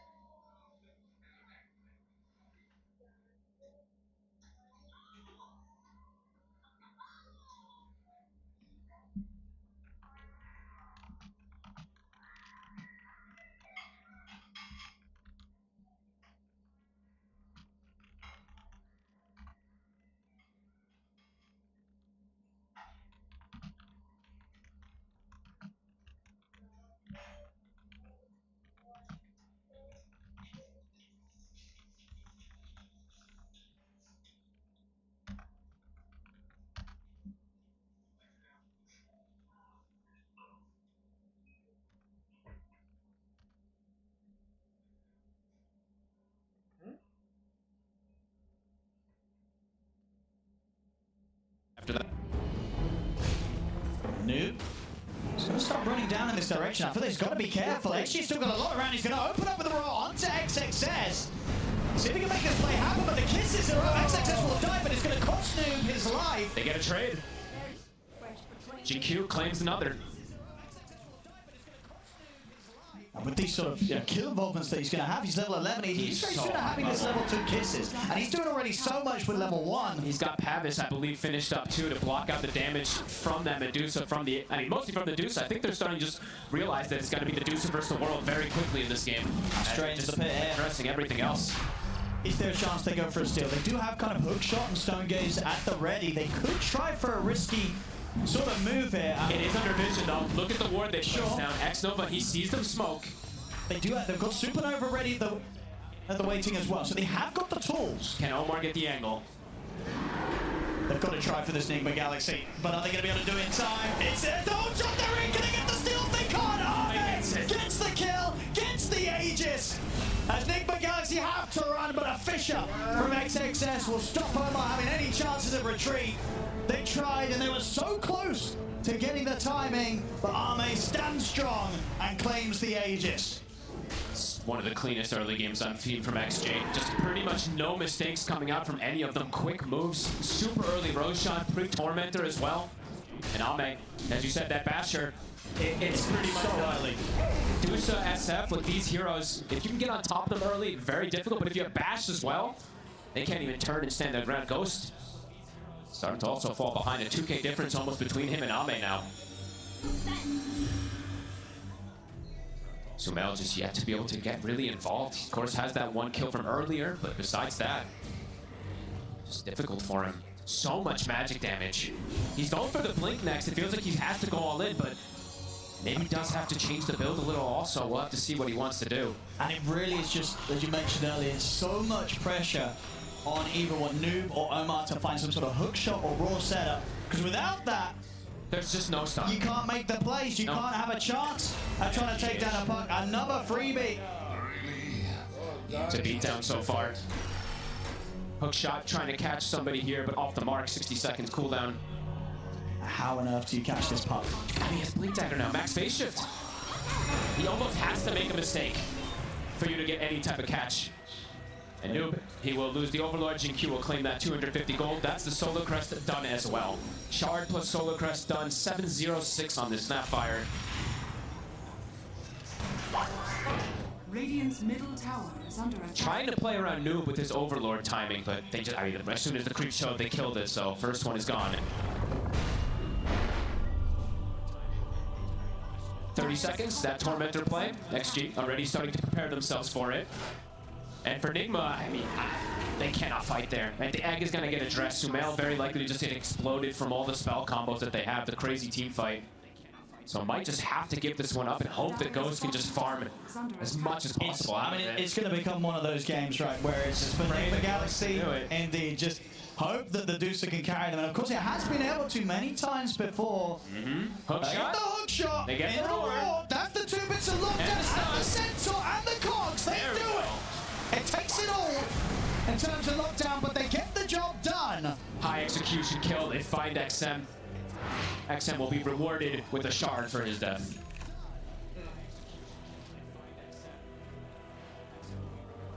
Arme ready to continue to push on.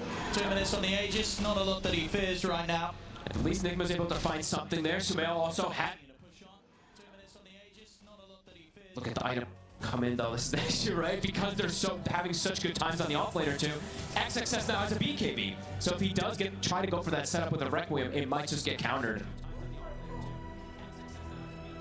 Noob might be in trouble here. Oh yeah. There we go, straight away. Very dead. As soon as they see him. Another one for Jinq. He even gets the Overlord creep. He's just getting so much money. Nah, he is having a ridiculously good timing on the Snapfire. This is crazy numbers already. I mean, best Snapfire first 0-6. I think ever that I've seen. And yeah, going for the blink. I mean, once that's there, it's pretty much going to be impossible that you ever get the air off. Yeah. He's always going to be able to blink in, little shredder in from a safe spot. And potentially just the saves too, like Blink Cookie and Ally. But yeah, absolutely, just positioning being crucial there. Omar, Sumail, they're looking for the wraparound. Trying to catch him off guard here. They get the Omni on the X over, but Wall's kind of awkward. And in fact, he's going to get a chance to live. He's away now. The jump in onto Samael. The bash goes through. They have the Invis to protect him for now, but the Dream Coil Snap holds him in position. Samael will be able to get away, but GH is dead. Nigma Galaxy have to retreat. They can't even kill the Warlock with their combo. Name diving in under the tower, on towards Ghost. That's the carry dead.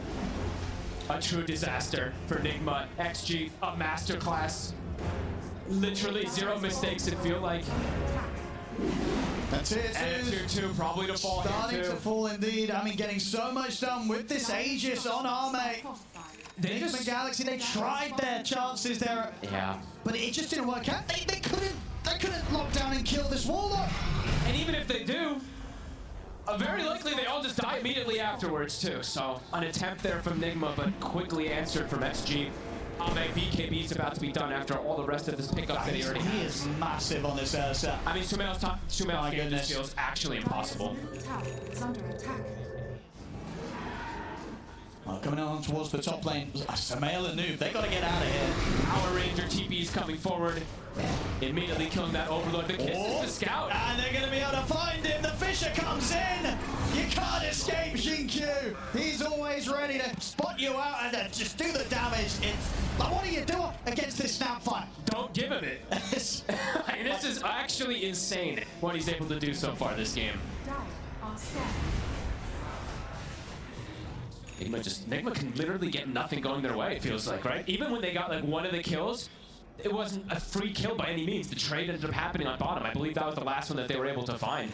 The move to XG just too fast, and the BKB done for the Ursa. Sumail hasn't been able to find this Requiem combo, and he may not be able to at all in this game with the items that they've been able to pick up already. XG. I mean, they've got to be careful down in Enigma Galaxy. XG are coming in from multiple angles. XXS, he's got the BKB. They're going to try and burst him. They get with a hot shot with BKB there, straight into the Echo Fisher as he locks down the two of them. XM ready to come over as well as the Dream Coil's there, catching out Samael on the retreat. Samael nowhere to run once again. XG take him down. Arme deals with GH off to the side. It's level 1 hook shot, super low duration, right? I mean, sure, it only goes up 0.2, but even 0.2 makes a difference in these type of situations. Doesn't get the Requiem before that BKB.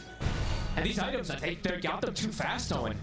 The fact that the Shaker was able to get it this early. I mean, it is just his item timings in general, right? Parameter online, 24 minutes in on XM. And they're making it look pretty easy right now, 21-4. As we said, it's Ghost versus the world, but they have the answers for this Dusa.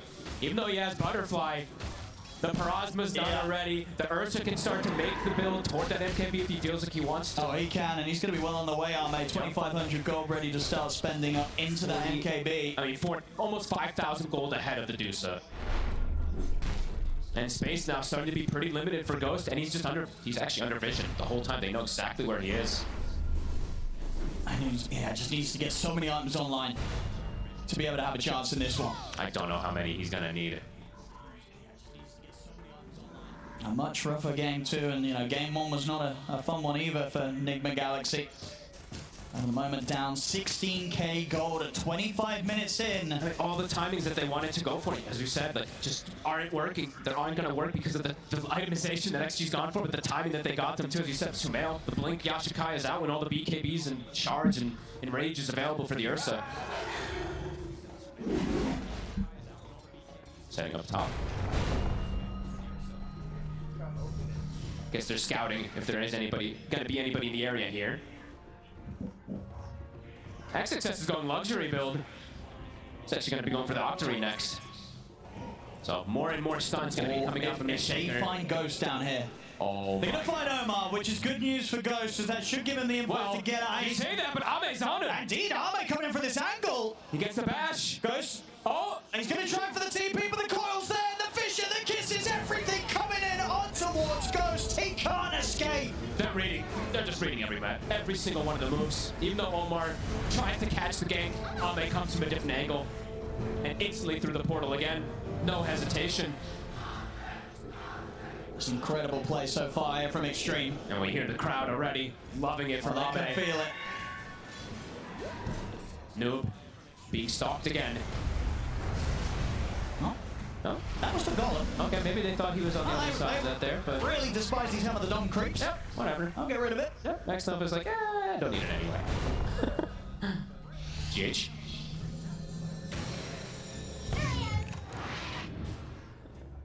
There we go, as you say, Octarine, 26 minutes in. One of the fastest ones I think we've seen. Has to be, I think, around these offlane shakers. Because usually they build Wakaya in between, usually it's a mid shaker as well too, so... Now there we go, no surprises there. 2 minutes faster than you've seen it before. Crazy timings. Again now Roche, back up so quickly. They're getting everything. MKB's done too, so... Approaching this fight, impossible. XG, they've got many options on how they want to continue this. Yep. They can keep farming it up, they can try and run it down the lanes. They're that strong right now that whatever they do, for Nigma Galaxy to find something to do in response, it's just going to be so difficult. It feels like this is one of those games where Ame is unlikely to die. 7-0 so far, set up for absolute success. 6K over the next core. And we saw a fair few of those games earlier on the road to TI from Ame, and he's bringing them out now on the main stage. Yeah, road to TI, he had 3 deaths total. Of course, the next day, they ended up having 3 deaths in one game, but showing what he can do when he's been given a free game. Yeah, just showing as well why they so quickly picked that Ursa. They knew that Ame was ready to pop off on this one. Is under attack. Shawade said it. They came very prepared, and we're absolutely seeing that. A Lincoln's now picked up for XM, so the only spell that he had to worry about, as we said, was the Roar. Now has the protection versus that. He's out. We'll get a sneaky grab there. A little bit of something that... They need every little bit of something they can get. Now let's see. Can Nigma Galaxy turn this one around? I mean, Noob is just not getting much growth, Owen. It's the issue. He got the butterfly, I believe it feels like 6 minutes ago or more. He's only gotten 2,500 extra gold afterwards. Just no real space for him to farm XG. They're sweeping the map, not giving that opportunity for him to get any type of items. Sumail does have BKB, but... Okay. He'll be able to get the Requiem off, but there is... He's just gonna die. Still right. Yeah, he is just very likely if to die. Ame gets in and kind of probably needs to get the bash on the first or second hit, he'll be able to put a stop to that. Sure, and there's a golem actually, so they probably still can interrupt that as well too, but... We'll give him at least a little more protection versus the crazy amount of magic damage that's also in the draft of XG. But one of the more uphill battles, it feels like, for Nigma, as Ghost just now getting surpassed by the offlaner of XG as well. They still just have to do their best to avoid extreme gaming completely. Try and build things together so that they can scramble together some sort of semblance of a team fight and defense on the high ground. Despite this huge lead that Extreme have against them. That feels like it has to be at the high ground. Anywhere else, I mean, even at the high ground, it feels almost impossible at this point, but that just has to be where they look to pick that fight. Dire's middle tower. Ame, he's in, the banner's down. Ready to get damage done. Still 2.5 minutes on this Aegis, so a lot of time for Extreme to amp up the pressure. Stopping that Sunray. Nigma Galaxy, what have they got? It's 2 minutes still on this Aegis. The Ursa's fully buffed up. Trying to hold on here in the competition. At the moment, just having to watch Ame tear apart their barracks.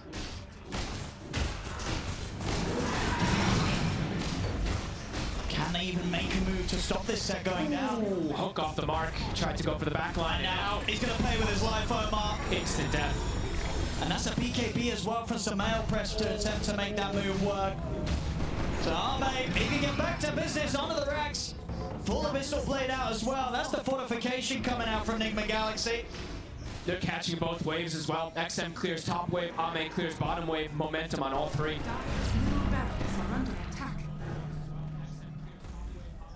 Backdoor will kick in, but the top wave coming in shortly. He's ready to dive! Instant kill. They're truly making it look easy, Owen. They really are.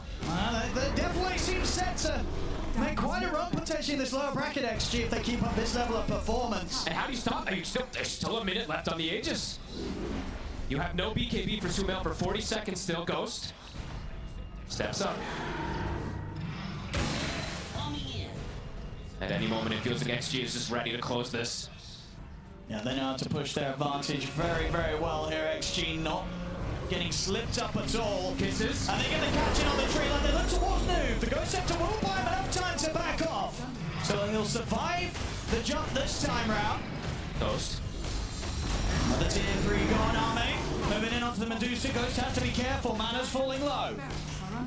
Buildings are dropping. Ame ages 20 seconds. Trying to slow him down here with the Fire Spirits. Rangerex is gone.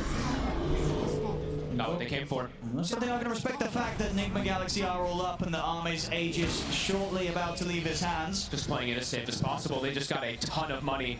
Pretty much on everybody. Almost a full Aghanims on the puck. Ame. Soon the Swift Blink. How close is Ghost to sort of the next item? He's still not close, Owen. He's not farming. He can't. 800 gold or so until he has the Skadi complete. Just even then, he really needs that Daedalus on top of it to have the chance of doing enough damage to scare or threaten any of Extreme's lineup. And speaking of Extreme, the fake back. Oh, they're ready to go again. They're looking to close this game out. Samael might just be caught here. Stepping up straight away. Abyssal Blade into the damage. Samael's out for a hot minute. No buyback. Godlike for Ame. That's Extreme. Playing the final, well, sorry, the second set back. They've still got the bottom lane to deal with, but they're ready to sweep around and go for that straight away. Just clinical. And no need to head back right now as Extreme coming up to 30k gold lead, coming up to 1,000 gold a minute in this game. One of the bigger and earlier advantages that we've seen grow on this main stage. At 30 minutes in particular, right? Having that So almost early. 1k per lead is crazy. Ame. GH won't find him this time. The tower's gone, the final set of barracks exposed. They jump into the tree line again, except catch the silence in on towards Omar. Not enough damage to kill him off. Ghost starting to push forward. Attempting to hold them back. We'll get them off the racks momentarily. 10 seconds until Samael's back in. Ghost was able to at least finish his item. His damage still not quite there, but at least something to give him a bit more protection. And Extreme continuing to play it careful. They know how close they are to moving on here. They don't want to let this slip away from them, regardless of how far ahead they are. I mean, they can still look to just play the constrict game, right? Look at the ward coverage that they've got. They see absolutely everything. So if Nigmo does want to step outside, they will know instantly. And Ame, yeah, look at this, 9,000 ahead of Ghost in that net worth. The Swift Blink is finished up. Immediately goes to the Tormentor. Maximum efficiency coming out from XG.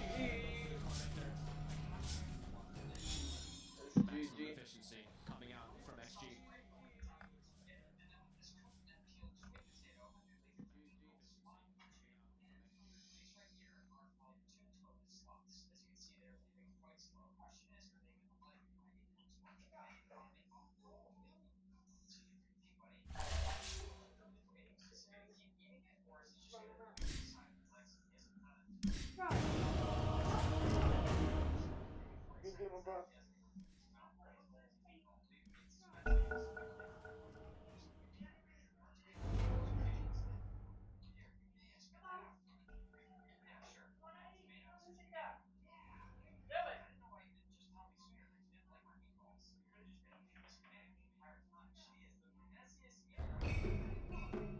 Your turn to ban.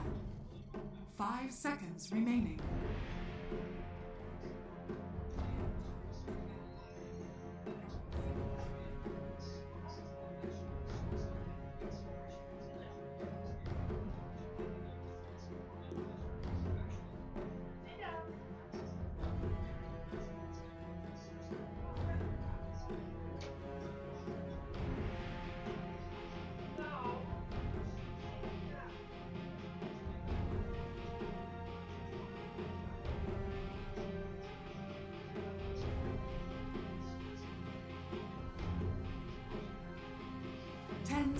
Remaining. 5 seconds remaining.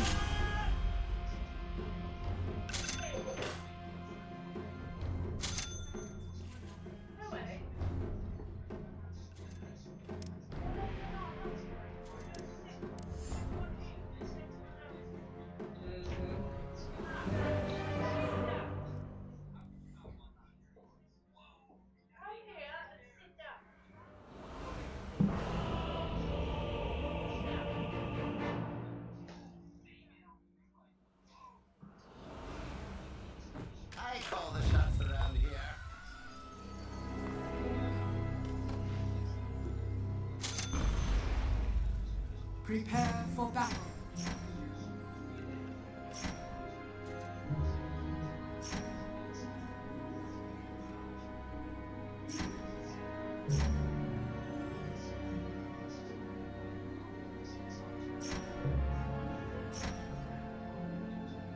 Seconds to battle.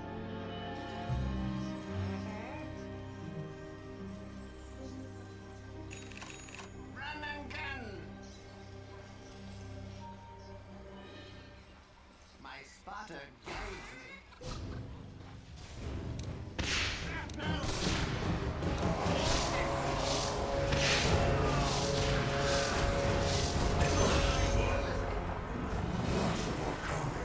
The first to live. Time for target practice.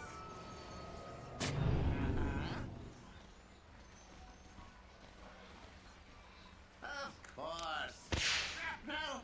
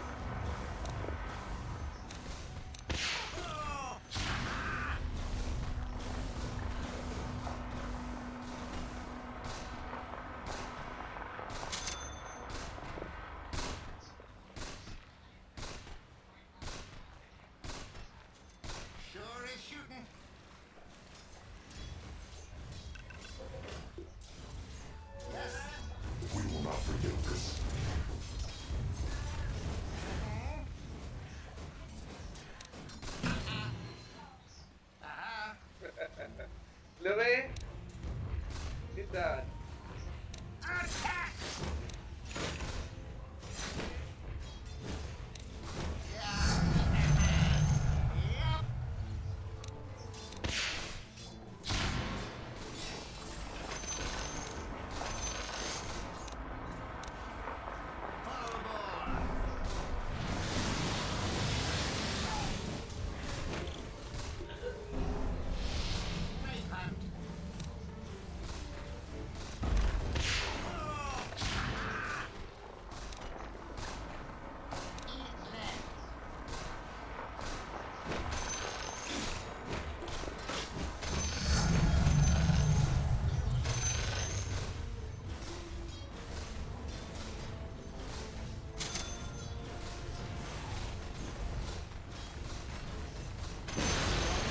The enemy's middle tower has fallen.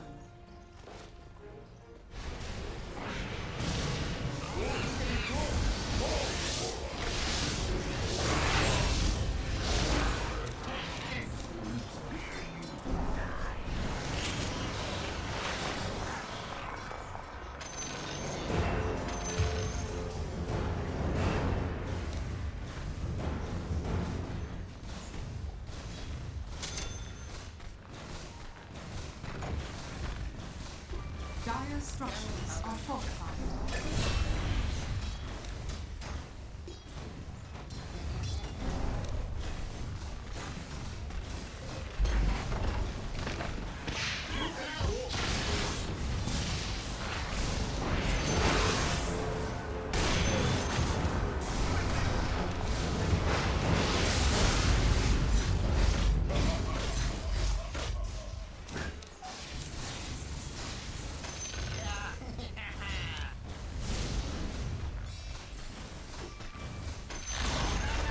The enemy's top tower has fallen.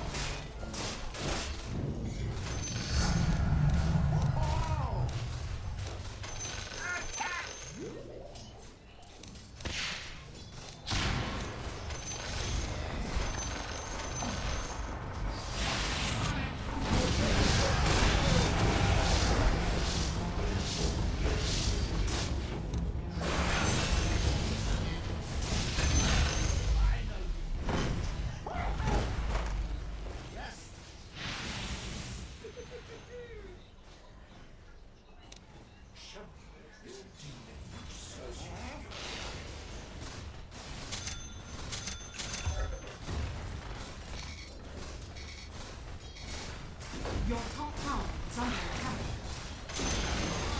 The enemy's bottom tower has fallen. Your top tower is under attack.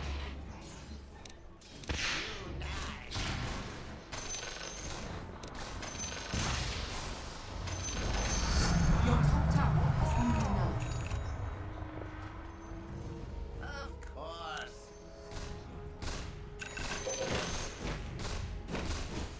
Your middle tower is under attack.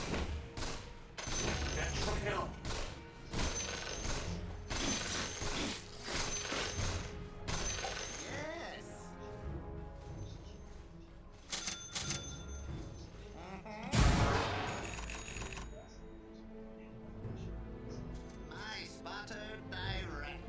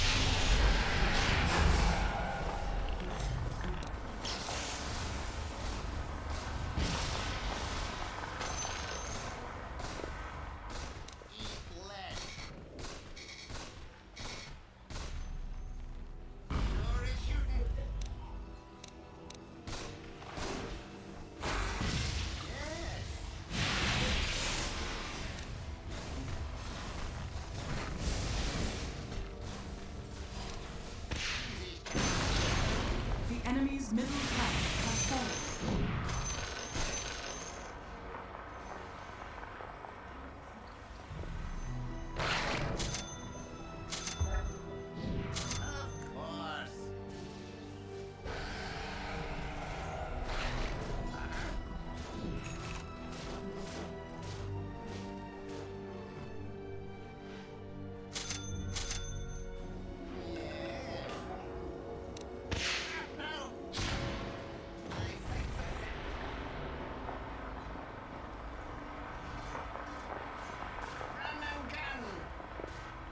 Double damage. My spotter directs.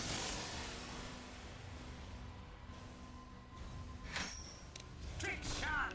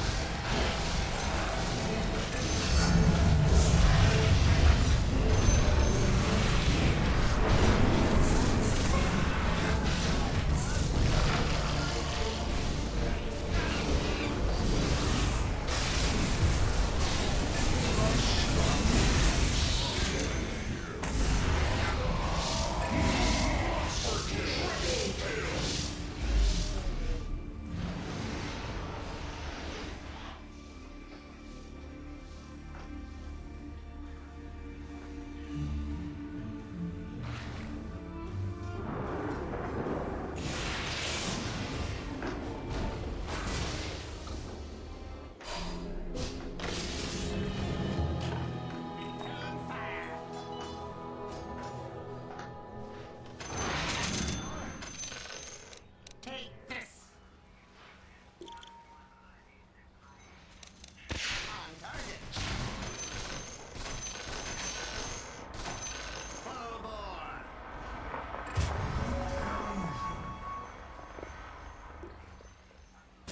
Spotted. A new trajectory.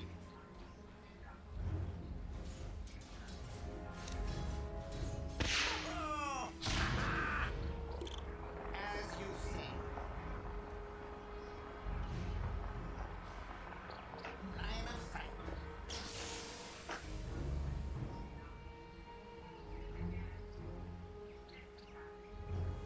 Uh-huh. Yes.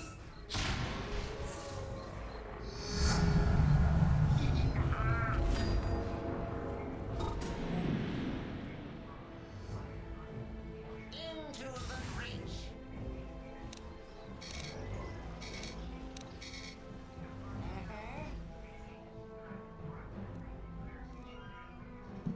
Uh-huh.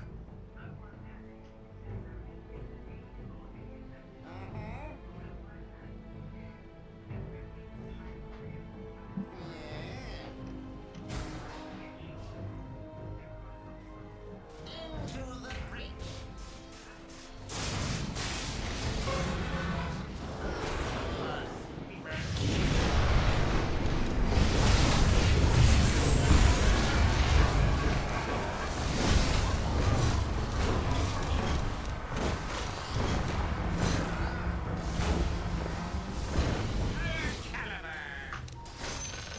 Your middle tower is under attack.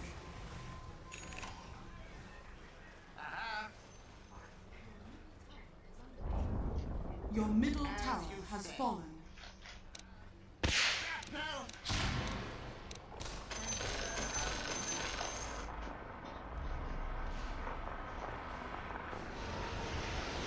Dire structures are fortified. My spotter directs.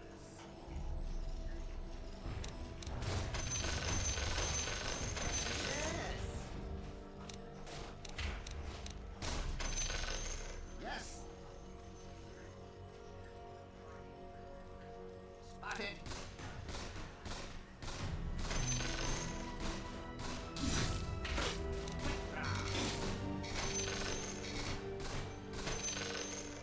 Yes.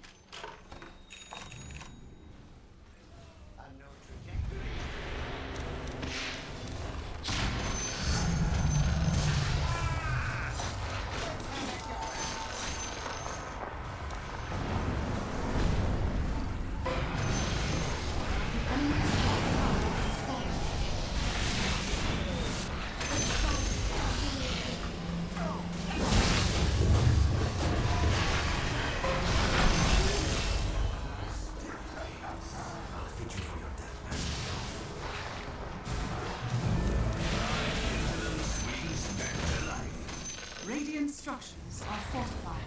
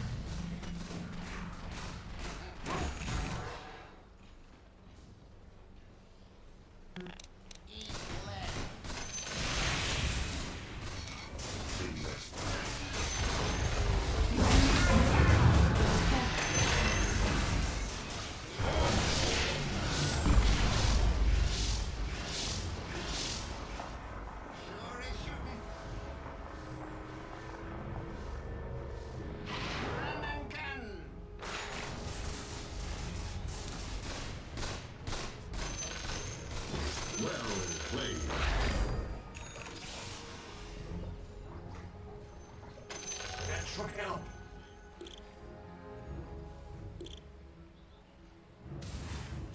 My spotter guides me.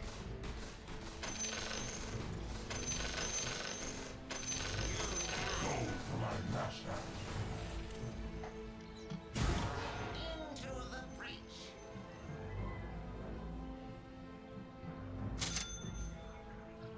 Line of sight.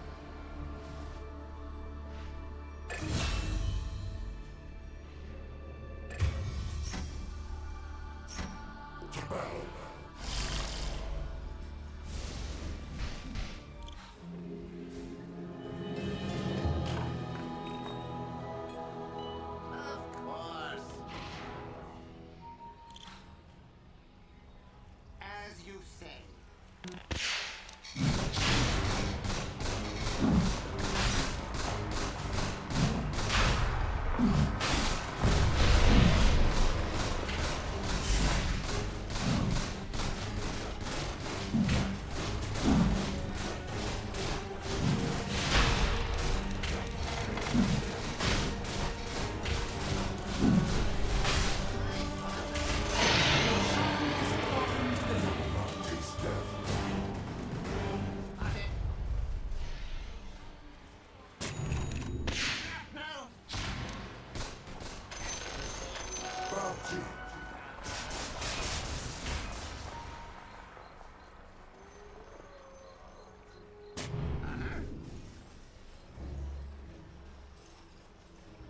new trajectory.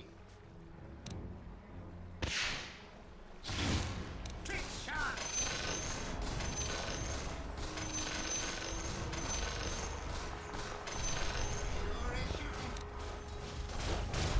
Radiant structures are fortified.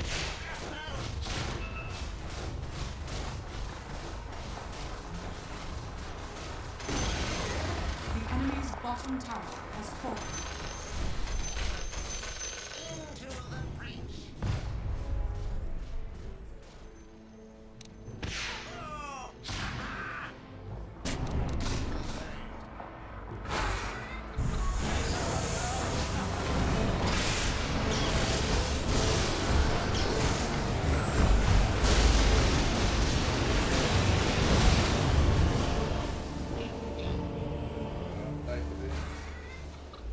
Why?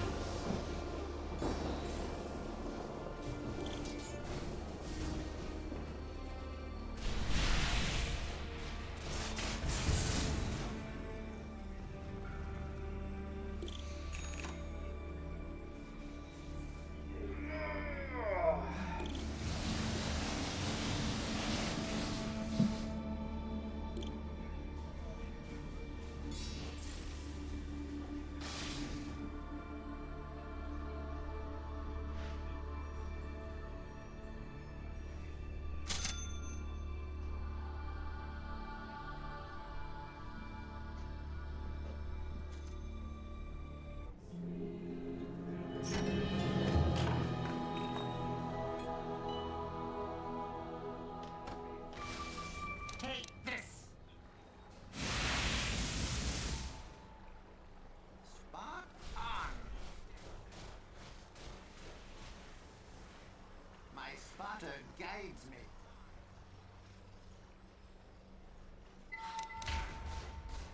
Go ahead. Spotted.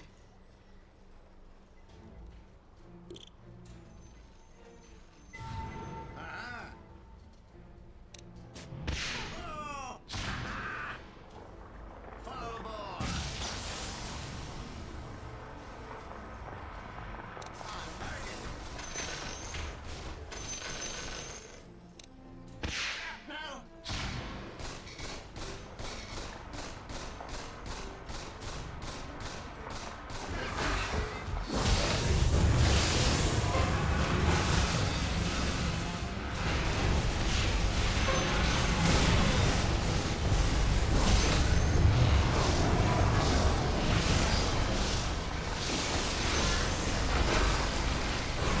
House under attack.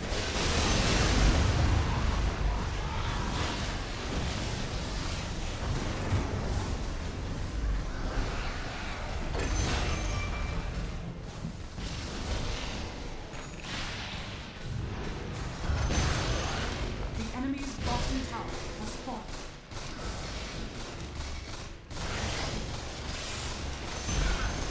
The enemy's bottom tower has fallen.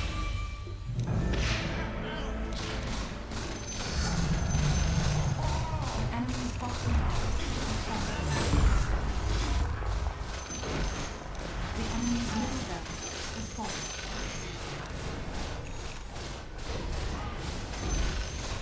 The enemy's middle barracks has fallen.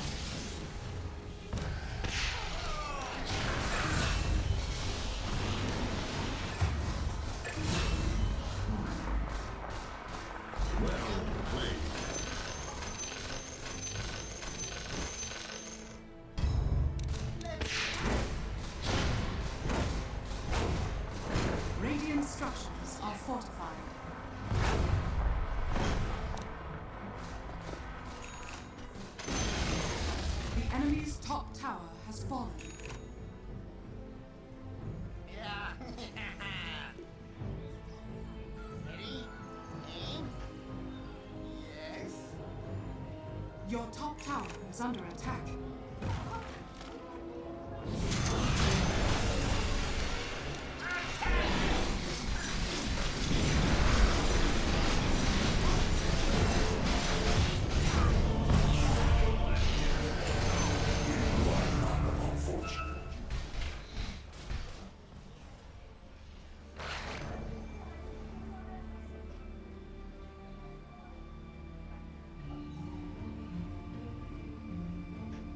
Where are we going?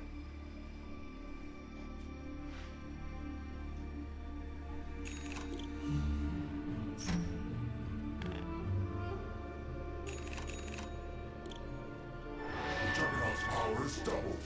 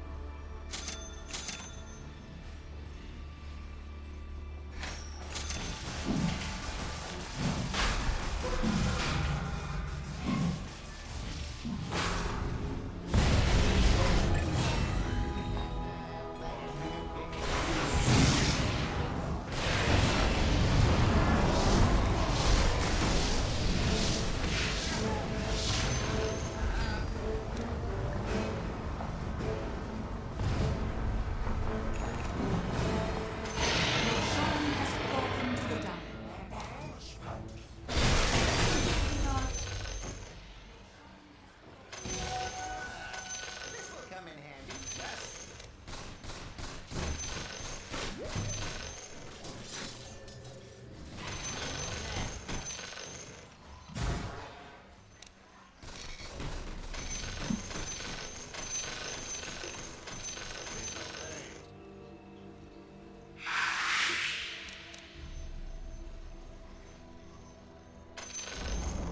The enemy's middle tower has fallen. The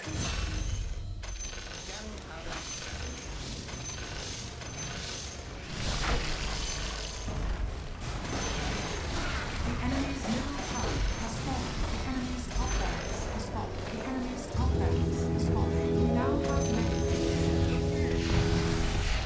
Dire victory.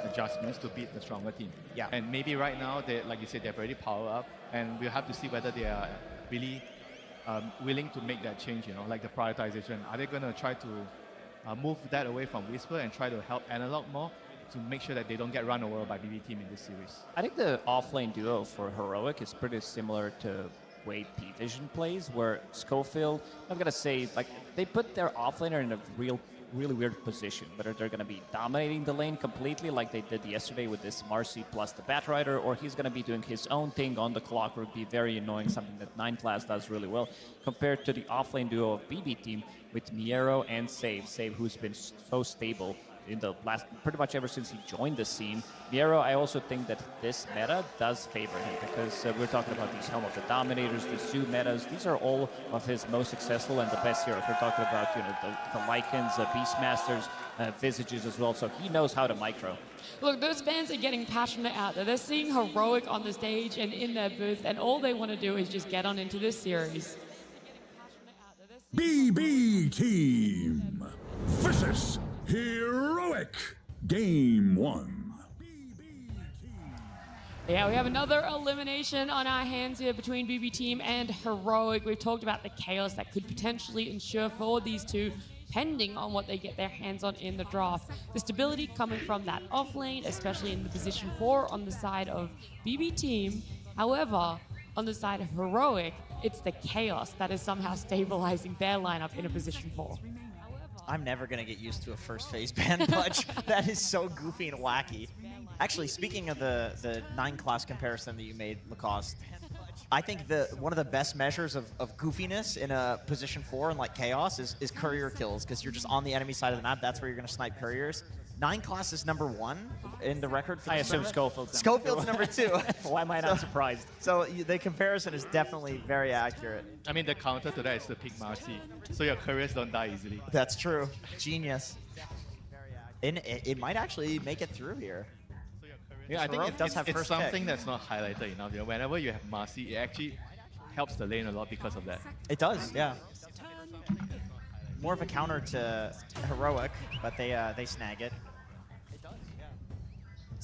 Such a strong hero. Like literally the reason that the whole Dominator meta even the lane happened. completely like they did yesterday. The fact that you can run it as a core position, like it can play in every core role. I think even mid would be fine. Class does really well. You can run in any core role with the Dominator, play for having a lot of damage. You can run it in either support position and use the double jump, jumping your ally in. The facet is also really strong, right? It's not just the helm. Completely like they did yesterday with this Marcy plus the Batrider, or he's going to be doing his own thing on the clock. Will be very annoying. That 9 class does really well. Compared to the offlane duo, getting people out of trouble. Or Let me see one game. Previously, like someone did it on the portal. I think it was Omar. Support facet for the damage. Yeah. I think that's fine in some games. If you feel like if it's all like ranged cores that you have, you don't want to jump them in, and you don't feel like there's anything good to save from, or you think you can scale. It's definitely okay. Yeah. So we are seeing a trade here between Marcy and Lycan.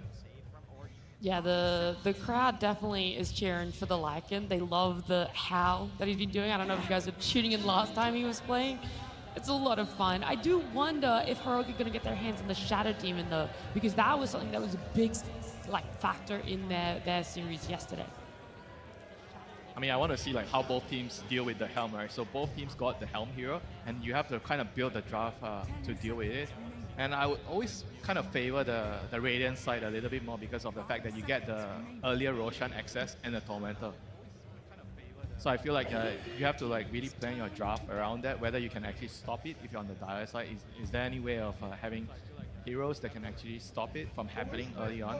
Like you want to have, I think, heroes that can sit in mid lane and defend a tower. Because the thing with the mid tower is the Radiant side, once they kill your mid tower, it's very easy for them to kill the Roshan between 15 and 20. Yeah. So that's a good point. I would like to have heroes that can push away her. Like we've seen Sniper, we've seen like Puck. All these type of heroes I think are really, really good at defending the tower. And that's an interesting ban. Heroic removing Dragon Knight. Not many people wanted to play Dragon Knight. It's a but GPK BBT, specialty. Yeah, they did play it on Pure as well. It takes the tower, you know, so I feel like...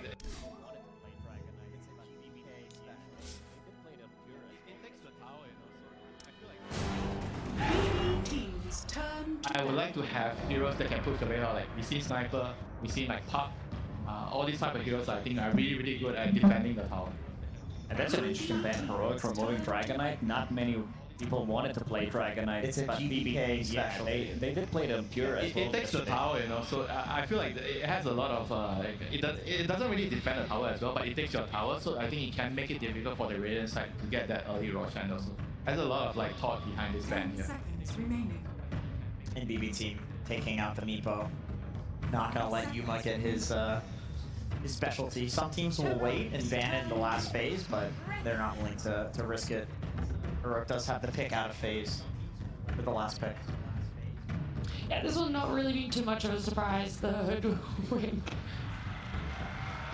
He should. Yeah, I was going to say, put it up for Thompson, you know? Who knows? There might be a return. Hey, there's Divine Llama on the back. I saw Divine Llama there. We're seeing everyone in the crowd. Shoutouts to Divine Llama. Yeah, awesome. We're going on to Heroic. And their pickup here with the Chen. So this is a different sort of take that KJ can go for. It is a very fast-paced lineup with Marcy and Chen. They're just planning to run them over from the early game. They're like, you know what Falcons did yesterday? They removed Dragon Knight. They did beat Dragon Knight as well in one of the games, but they also did play Chen, which gives them quite a lot of momentum. Like Chen brings all these auras, very annoying for the offlaner to be laning. Yeah, I think you might your mana burn. You might actually see a Wyvern actually popping out here for Kataomi. I think Wyvern is very good against these two heroes. It's very good against Chen. He kind of blocks the Marcy's damage. So it'll be interesting to see whether they actually go down there after this. Okay, Queen of Pain.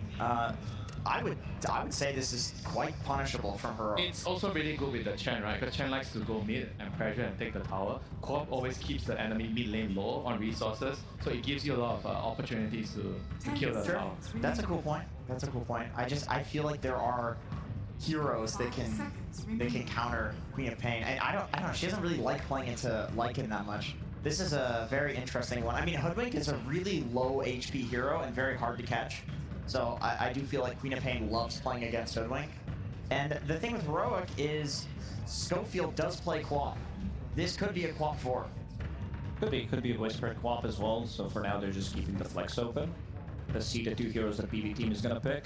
They need some kind of a control. I don't think having Hoodwink as your control is going to be enough, because this is not a reliable control. Maybe in Safe's hands it is, but also Lycan doesn't provide you with much. But again, if we talk about the Lycan, this hero gives you very strong timing. It gives you like 12, 13 minutes Helm of the Overlord as well. Then you're going to be pushing with your Wolves, you're going to be pushing with your Shard. A lot of ghost pushing that's going to be happening on the map, which means that the lanes are going to be in a good position, which opens up potentially you going for Tormentor, collecting all that information. One of the reasons why this hero is first pick. Yeah, we love being able to open up the map for those objectives there. I just don't really know where they go for this. If there is this comfort that needs to be relied on, or if you're going to try and go for something that is going to be catching someone off guard. I think BB kind of have to just like pick their heroes. They don't really know the lanes, right? It's very hard to tell what's the lane. But they have to pick their position 5 and their carry, right? Because they're picking twice in a row, so I feel like they just pick a really strong lane. I'm trying to think, like, what can they pick that will hype. Casual Disruptor, I think, is fine. Good for catching the Queen of Pain, because they're going to be having vision. And this is going to be the hero for GPK. So they're deciding to pick the mid lane right away, which maybe we already discussed. Maybe the Corp is not a mid laner, so it might not be the lane that the Void Spirit is expecting to go in here. So, but they're putting more stock on keeping the carry hero until last year. Probably because he doesn't see the lane, so he doesn't know what he wants to play yet. Disruptor. This is a decent catch against the Corp here, and Lycan gets people to run away from him. So guess what? Disruptor brings them back. Yeah, he loves an anchor, for sure. I mean, this is like one of the best duos, right? I think I remember seeing these two together. I think earlier today in Net Imagine. Yep. The combinations, Disruptor and Lycan. It's a very strong trio too, between the mid and the 2 supports. Like, they have a lot of kill threat, lots of magic bursts, lots of ways of locking people down, and even if the 2 supports go with Lycan, like, these are really good. This is what Lycan likes to have with himself, any kind of lockdown and kind of a slow, something that can keep him in place just so that he can be the one dealing that damage. And I would say that this is relatively natural response to what they do have. Because so I guess Earthshaker's going mid now? Yeah, I assume so. I think this Queen of Pain will be shifted to probably off lane, I would say. Yeah, it's very similar to like the Bat and the Phoenix that he plays, right? He plays all these like range heroes that deal a lot of damage, aiming to destroy you in the lane. I think that's probably the reason why BB team felt like they are more comfortable waiting for the carry pick to truly understand what is the lane matchup, because that's what heroes like to do. They like to destroy the safe lane. They do. They're always having that strong off lane. That's what we guys talked about coming into this one. And so it does make sense that they're looking to try and hold off, give Pure the best game, because he hasn't really been having the greatest showing. He has a lot more potential than what he's been bringing to the main stage so far. So we'll see what exactly gets taken out from the side of Heroic. What are you worried about? What is a Pure hero that could do so much damage to that line? I feel like if you know you're playing into Queen of Pain in the off lane, Lifestealer, Abaddon? Abaddon would have been great. Lone Druid does very well against Queen of Pain. Oh.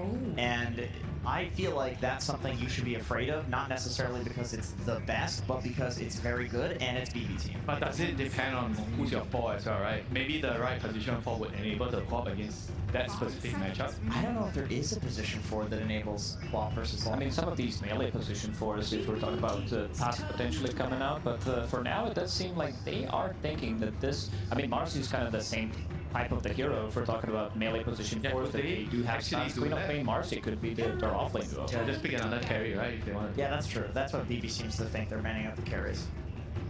Yeah, Marcy Quap is definitely a very strong lane. Disruptor can feed in that relentlessly. Yeah, it's like Queen of Pain and that Earthshake still having some questions, but now I feel more confident that Amasi is going to be a support. So yeah, just straight up banning out what carries are good here. So both of them trying to get the best lane matchups, the best possible last pick. Yeah, but Pure gets to see his lane, and he gets to see the carry-to-carry matchup first too. So I mean, if you're picking a carry, I kind of feel like it has to be like a more general one, like something like Gyro For heroic? I mean, yeah, for Yeah, I like either that. because you don't or I really like know your Hero carry Assassin. matchup. You want something that TA. Yeah, you need something that can maybe fight a lot more early and help your team. You know. Gyro Chen would do very well against Lycan in lane. Yeah, you have the flag for the creeps. Yes. You have the armor. And it's an excellent gate hero as well. I think Heroic loves to have a carry that can come through the gates to unleash their offlaner Whisper. I was building up because they're still thinking about this ban that goes into that pick for themselves. What else has Pure just really been? I think Lifesteal. I think Lifesteal. I think Life one, but the one that you did mention as well could work out, especially if this is going to be Queen of Pain from the offlane, and it does look like it's going to be. It's just too scary in the hands of a team that's willing to. So they need to pick something that kind of covers the Lifestealers' bases here. I agree. Would that really be that Gyro though, or do you lose a little bit of faith that was the matchup? Gyro in Lifestealer is a bit complicated. I don't think you can beat the Lifestealer later. What about picking up the lifesteal for themselves? Wow, well that answers my question. Yeah. Maybe like do you just hard push? You go Nature's Prophet.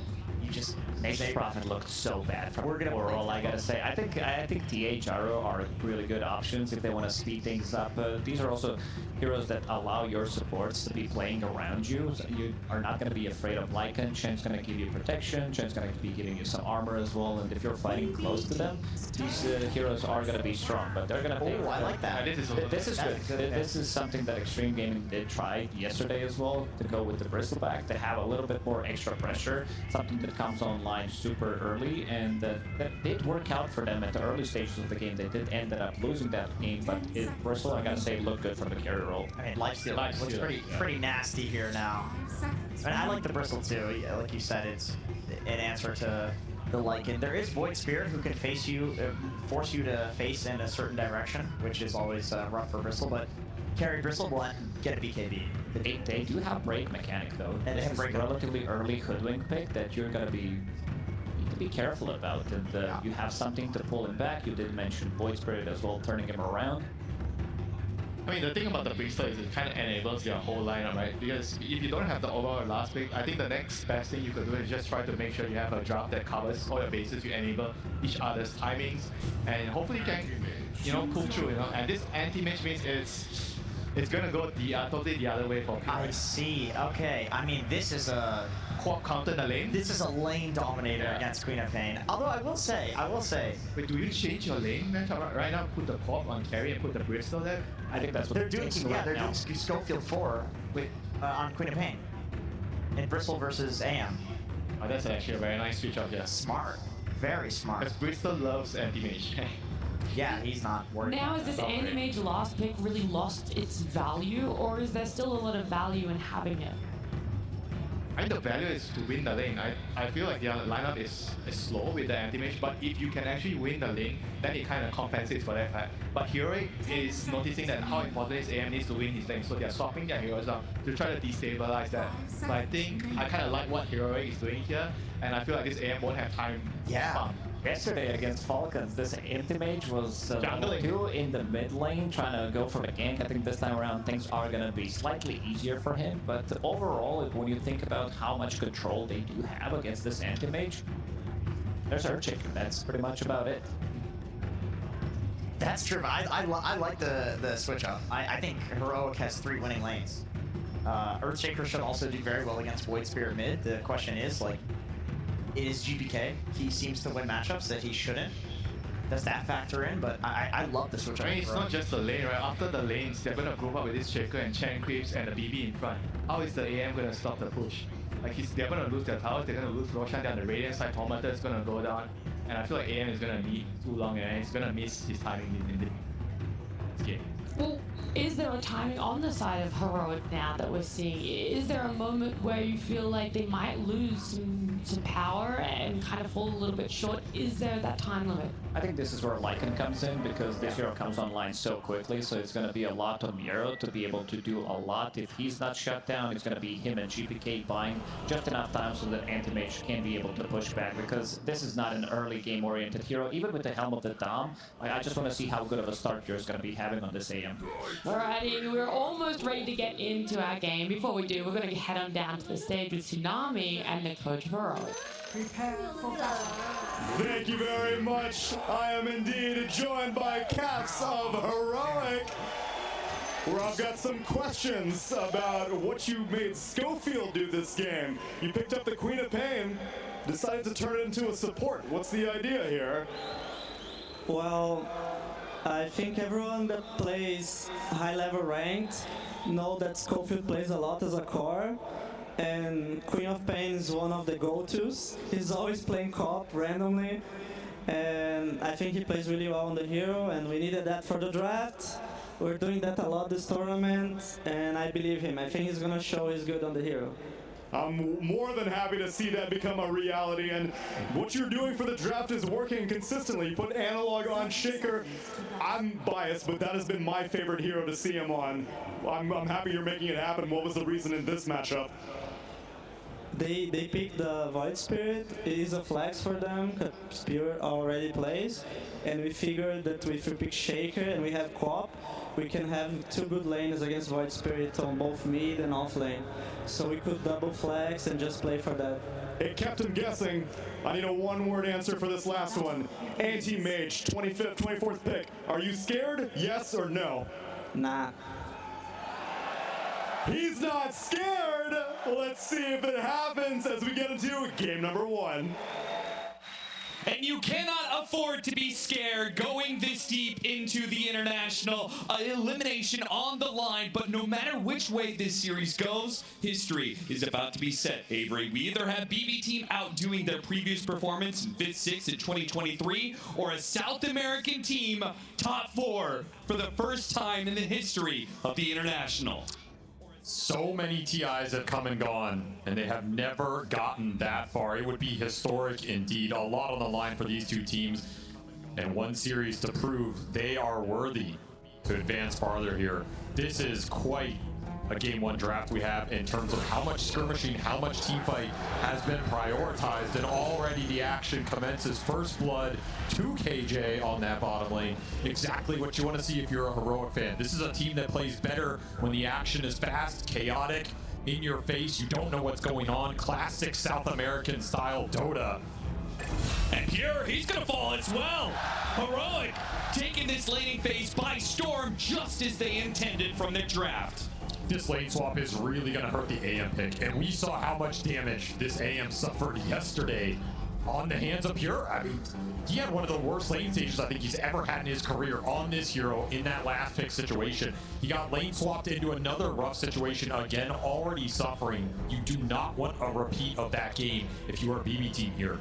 Yeah, the upside being that it really can't get much worse than the last Anti-Mage performance, but the downside is, this time around, elimination is on the line. You can't afford to drop the series. This is a very different team too. Heroic will play fast. They will push the pace. They will kill you around the map. They will hunt you. They are extremely good at it. And they have a Chen Bristle lineup where if you give them a lead, we could see something similar to what Falcons did yesterday. You just push 25, 35 minutes, first, second Roshan. If you can get it down quickly, high ground is absolutely on the menu for this lineup. You do not want to give them that 9, 10K gold lead. They will just end the game out of nowhere. This AM, he's on a clock. He needs to find his items fast enough to contribute in the team fights as Heroic try and push the pace, and the howls are already coming out. Collective 10 denies already from the Heroic side. You can see not just the kills, but the denies that they're getting out of things, and it's only escalating from here. You're going to expect that, particularly with the Earthshaker matchup. The fact that the Bristleback is able to get as many denies as he has as well. BB Team are going to be walking into this early game behind in gold, but certainly behind in experience.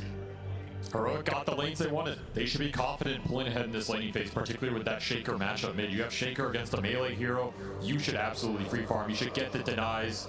Fight for the Lotus will go BB Team's way here. KJ, he's going to try and hold on. It seems like Pure, he'll take some damage, but in the end, gets that Lotus. And how did that fight with the Chen? I have to imagine KJ actually was able to sit there. He was able to force BB Team back, so he got the Lotus on the safe lane. Big win for them. Putting mana into these two side laners for Heroic really important here between the Bristol Especially with the jump. Yuma, he's going to make extra use of that mana. Pushes Miro out of position. That'll be amount of damage. The Bushwhack, the only thing that saves his life there. Putting the pressure on these Helm heroes always feels good. You just delay it a little bit, it counts for a lot down the stretch. If you can pick up a kill on this lane, it would be amazing for Heroic. Extra experience going into this Chen would go a huge way for KJ in this game. Get those auras up, your team fights a lot stronger. Another jump, another rebound, another toss. Beautiful double hit, the Lotus. Bit and heal going the way of the Lycan. Will survive to the Helm though, flying out now. Feels like Miro got through at least the tough early portion of this lane. Analog feeling heat of his own. This glimpse is coming for you, just out of range. Almost got him. Has to hit him with the Remnant, does manage to do so. Now the glimpse is in range, but it's not even required to get the kill. Nice little rotation from Kataomi. I mean, that top lane not going well at all. Try and make something else happen on the map. And this will skew that mid matchup that was going Analog's way. Now it's going to swing back to GPK. We saw how much of a rock GPK has been for this team. If you're going to put resources into one lane in this game as BB team, it's got to go mid. Enable this man, let him carry you, let him carry those early mid game fights. He's your one playmaker. He's got to create space for this Lycan and this AM. Look at this body blocking. KJ, true to his name, king of the jungle, but apparently not good enough as Kataomi continues his roaming experience. As a glimpse. The Disruptor with the glimpse ready to go. One kill, looks to turn to two. It's an immediate Bushwhack after the glimpse guarantees a double for Miro. This double Disruptor rotation completely broke that stranglehold Heroic had on the early laning phase. They're topping the CS chart, but the net worth is starting to swing. And more importantly, there's just not the equivalent pressure going into the AM. The helmet's flying out for him. He's getting some decent net worth on that top lane. Top CS. Way better start for Pure than we saw that other time around. Yeah, the fact that BB Team is actually up in gold now, is that, how concerning is that for Heroic, considering the fact they put in so much effort to win the laning phase, and it seems like the latter part of this has not worked out for them? Still fine. I mean, you can still snowball this game. You can still put pressure on the lanes with Chen rotations. You can look for the Shaker Blink. You can look for the stacking on the triangle too, right? Schofield trying to just deward these sentries to free up the camps. It's been a nuisance for them. So no stacks created at the 6-minute mark. Could hamper Analog's momentum here. You can't find kills, you got to go back to that jungle. And if there's nothing waiting for you in the jungle, then where are you going on the map? I was expecting to see teams put more resources into blocking out these camps, just because it has been one of the reasons that Earthshaker has been so highly valued, right? You just pick this hero up. Even if you lose the lane, you have this guaranteed fallback. And if you win the lane and you get in a bunch of ancient stacks, you're just so far ahead of anybody else, it's hard to fight. If I see Shaker or Sand King mid, I'm going in there and I'm blocking those camps as much as I can. That's your biggest accelerant going into that mid game. Analog definitely getting slowed down here. Whisper trying to make up for it, doing some creep cutting. Very hard target to all in and bring down. They might be able to get him here. And they're going to try. He had a decent amount of mana, so Pure can do some damage, and with the Void Spirit, it's guaranteed. They pull him back in off of the Glimpse. And GPK nets another one. Analog will cut what waves he can, just to try and deny some golden experience away from BB Team. But the damage has been done. Pure, despite Kataomi's roaming around the map, is 33-7 in CS. This is... I mean, he had this similar CS score in like 15 minutes last time around. Oh, he's cruising here. Way stronger and more fluid early game for BB Team than we saw yesterday. They're picking it up here, and this is the right time to do it, and against the right team. Again, you do not want to fall behind in this game. You get those helms up, your laning is really solid at that point. You can start to push heroes off of the lanes. You can threaten the towers. Those gank rotations are going to turn into objectives if Heroic can't battle back. And they need Analog in order to battle back. The faster he gets his Blink Dagger, the better. Good glimpse. Make sure the Kataomi stays alive. Schofield is getting a little behind here in experience. I was just looking at it. This Queen did not want to take a lot of the experience off the lane from the bristleback and has done some stacking, so Schofield's going to be the one super far behind in this game. I mean, he can absolutely make up for it in the fights, get that experience back. But he is a big playmaker for this squad. It hurts to see him on this super sacrificial role. Maybe he'll leech a bit off the stacks here. I mean, you got to pay him back somehow, right? Katomi certainly knows this is going on. He secures the power rune for GPK. Question is, will GPK go into the triangle at the right time here? The Earthshaker has been missing for such amount of time. He's got to be careful not to get too close, though. Analog is going to hold on to the Echo Stem for as long as possible. BB Team will manage to soak some of that experience. Now GPK, now that the stacks are cleared, he goes in for a kill. He'll chase after Schofield, misses the Remnant this time around, still got the glimpse on him. 2 seconds till the blink is back up. The bushwhack lands before the blink can get him away to safety. They did get some of that experience leash. Katayomi getting to level 5 off that stack being cleared. They sapped it across both heroes, I believe. Pretty decent win for BB Team. It's really tough to get in there and contest the actual creeps, but if you can get the experience, it's a huge boon. Schofield will recover his game a little bit, also pushing up to level 5. Very even across the board. Just be a matter of Analog finishing up this blink, and then you can look for some aggressive plays onto this Void Spirit, potentially. Big smoke here from Save. He wants to get GPK's momentum even more here. Dynamic duo of Save and GPK. They have been the ones on BB Team who have secured them or brought back many a mid-game. Just these two running around, finding kills. They're looking for one on Yuma here. He's tanky. He is. If Yuma had some sort of creep to jump to, he might have been able to get away. But even after the rebound, there was still the glimpse. BB Team brought in Katomi, 4 heroes in the bottom lane.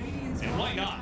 If they get a kill like this, if they clear out this bottom lane, the tower is free for the taking. It's a Lycan, it's a Helmet Dom, it's kind of guaranteed. It's just dying. Double Troll Summoner down here. All this skeleton rally on top of wolves on top of each other.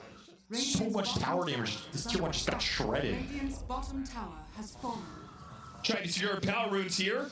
Instead, going for the kill on Katomi. A Fisher will help out here, slowed down by the Hellbear. They certainly got it, but the trade-off. GPK trying to do some damage. Sonic Wave just got picked up. Big damage on Save in the back lines. They focus on GPK, though, and they've got the Sentry in place. Despite the Invis Room pickup, they still hit the kill necessary for Heroic, as it felt like things were slipping away a little bit. Really nice connection from Schofield. He hits 3 screams plus the Sonic Wave on 2. Max damage coming out from that fight. Your Queen of Pain right there. Hits his mark. That's exactly what you want from this support. It'll get him to an early fighting item here. And a really nice connection with the cores. I will say this combination of mids that are able to go hit jungle, the Earthshaker, Beastmaster, the 2 that come to mind, clear out stacks, giving an opportunity for supports that fall behind like Schofield did in this game, and just give them the mid lane for a while.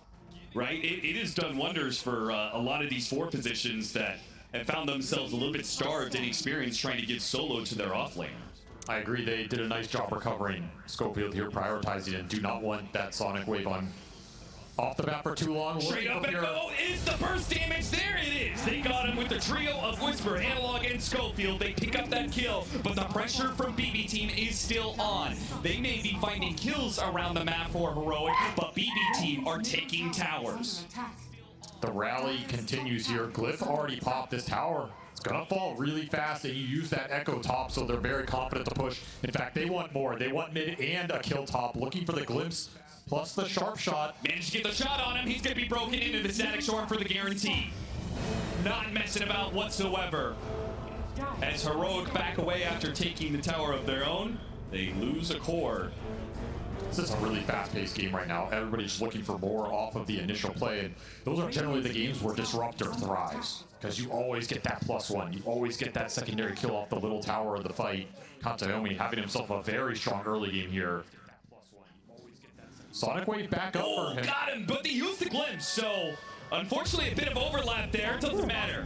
GPK, thanks to the amp damage, had more than enough to bring down Schofield and another outer tower pressure. The kill combo of GPK and Save, combined with Miro and his efficiency in taking towers, is taking map control away from Heroic at a blistering pace. This is where this anti-mage looks so much different than past iterations of the hero. I mean, Pure has contributed with this helm to a lot of pushes. He's been stable on that top lane. He's farming incredibly fast. You picked him off twice, but he has not slowed his game down at all. And you now simply there's a lot can't of say the space. same about Yuma's Marcy. Nope. Another break onto the Bristleback. Underneath the tier 2. This just cannot happen.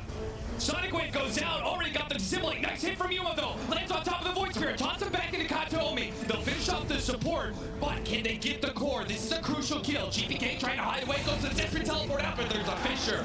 That'll stop him in his tracks. Heroic. They do strike back. Just about to point out the fact that Yuma, despite having top net worth, has not really been an active force in this game, but he shows up at the perfect time. The points he has chosen, though, have been very good. That mid fight where he helped them get extra kills, and now this top lane, you help pick up the Void Spirit again. He has shut down the Void Spirit's momentum off of the carry roll. Can't really ask for more. He's had himself probably his best tournament ever. I think that is easy to say. He's continuing to put the pressure on here. Quick smoke from Heroic. The pace just does not stop. They want to free up some space to finish the Marcy BKB. No Sonic Wave for this play, but you do have that Echo Slam Blink Dagger available for Analog. Looking to find his mark. Would love to find a big core target off this smoke, especially if you're bringing multiple cores. This could be Whisper just farming that Ags. Instead, he's looking for the aggressive potential. Scan hits. All right, as he's on top of the Ancients, perfect opportunity for a big Echo Slam. A ton of damage. Miro, he's gonna go for the shapeshift, and they don't have enough stuns. In fact, they're gonna turn back around. The Earthshaker's in trouble. A static storm on 2. The Quap runs out of it, but the cores are stuck inside. Schofield makes his blink away. A Glenn's to pull him back to his doom. They thought they had the opportunity. Miro was farming up Ancients, but the damage, they underestimated just how tanky this Lycan truly is. A total disaster of a play for Heroic. They just didn't have the Ags on the Bristle. You're missing a lot of damage. There's not that many creeps around for this Echo Slam, and that Wolf, he's got over 2,000 HP. That is not an easy target to go in, especially without that Sonic Wave. Again, you made that play without the Queen of Pain ulti. If you have it, it's a guaranteed kill.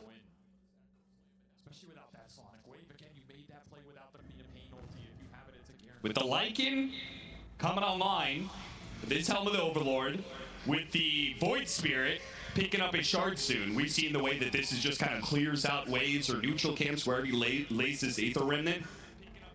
And all these outer towers gone. It feels like Heroic is just going to be shoved into, you know, their own little 1/3 of the map. And it's going to be BB Team owning everything else, which is really scary to think about when the Battle Fury is completed for Pure. All right, he's just going to be hoovering up the entire map. And their catch is really limited. This is a great catch team, but you only have so many spells to try and find this AM with.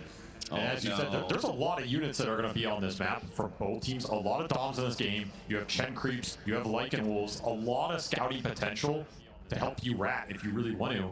And that is part of BB Team's game plan here. They want to free up the space for the Lycan and the AM to just get these side lanes in. They're going to be ghosts on the map. You're not going to be able to catch them.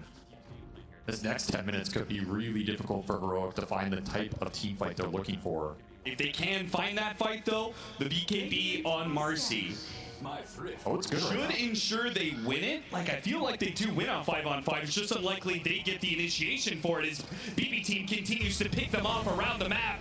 Schofield shot down right in front of his mid-tier 2. Not even the middle of the map is safe.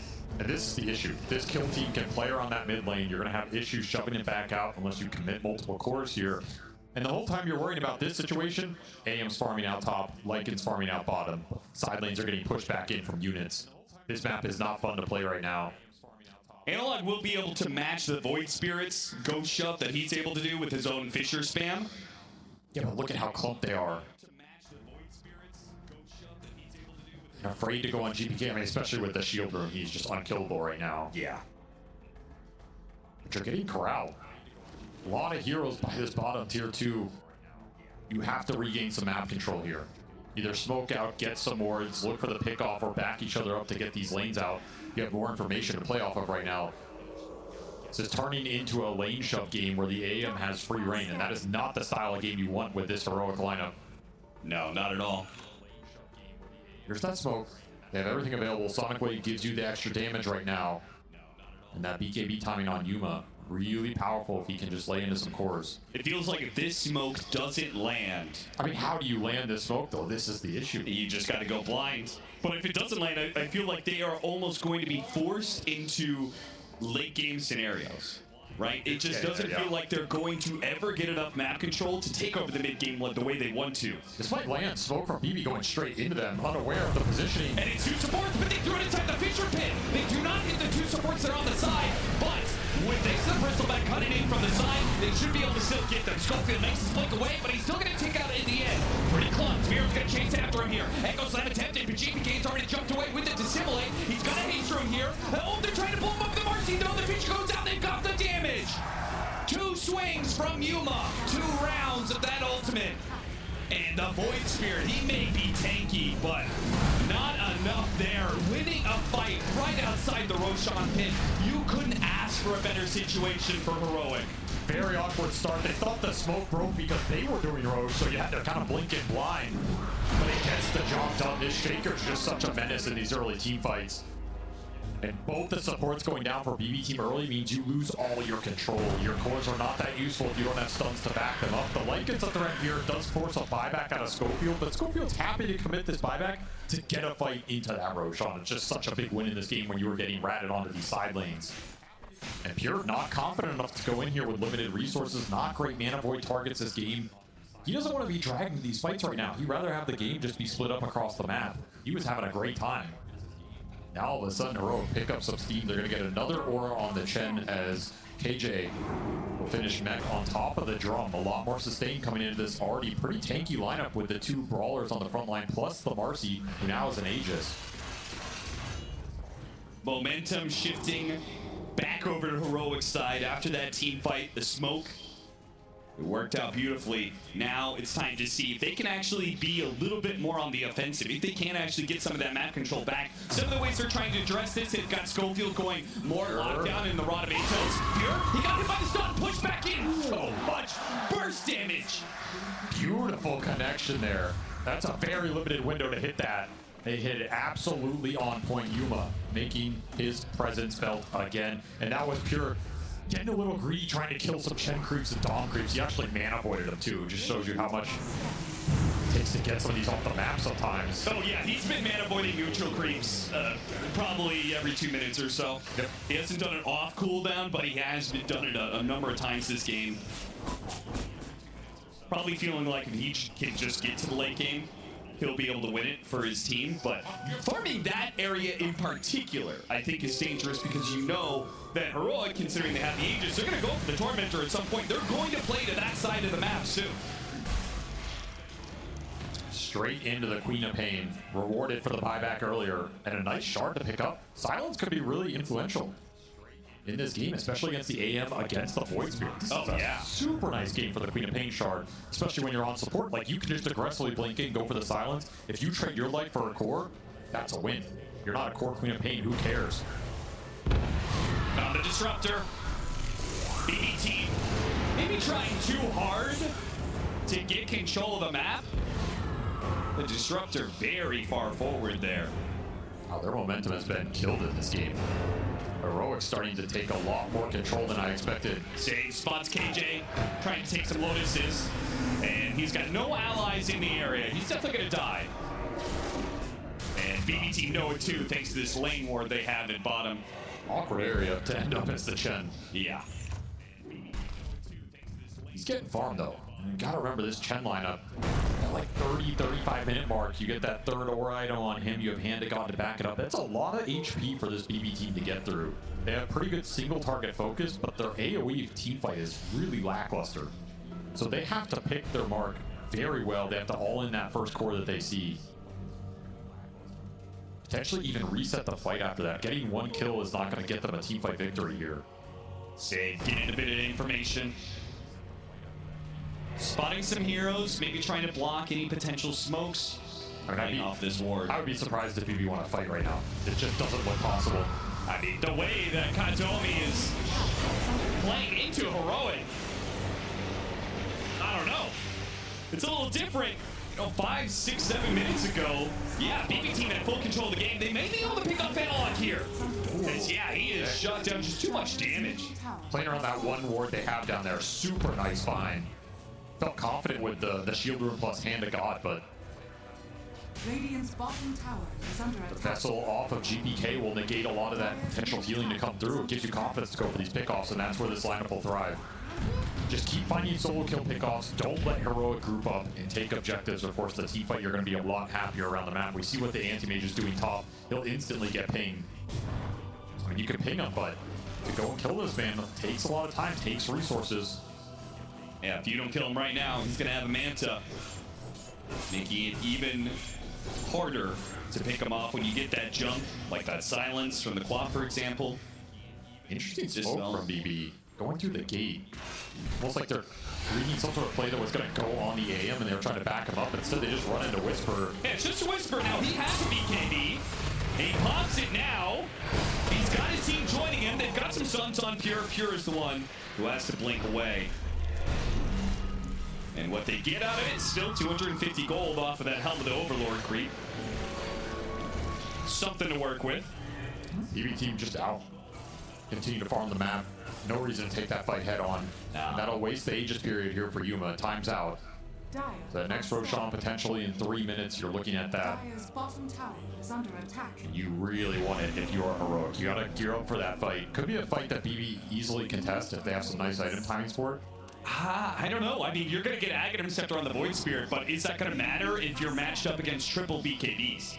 The BKB timing is going to be tough for BB to fight into, but they potentially have Nullifier on Lycan, that Ags on the Void.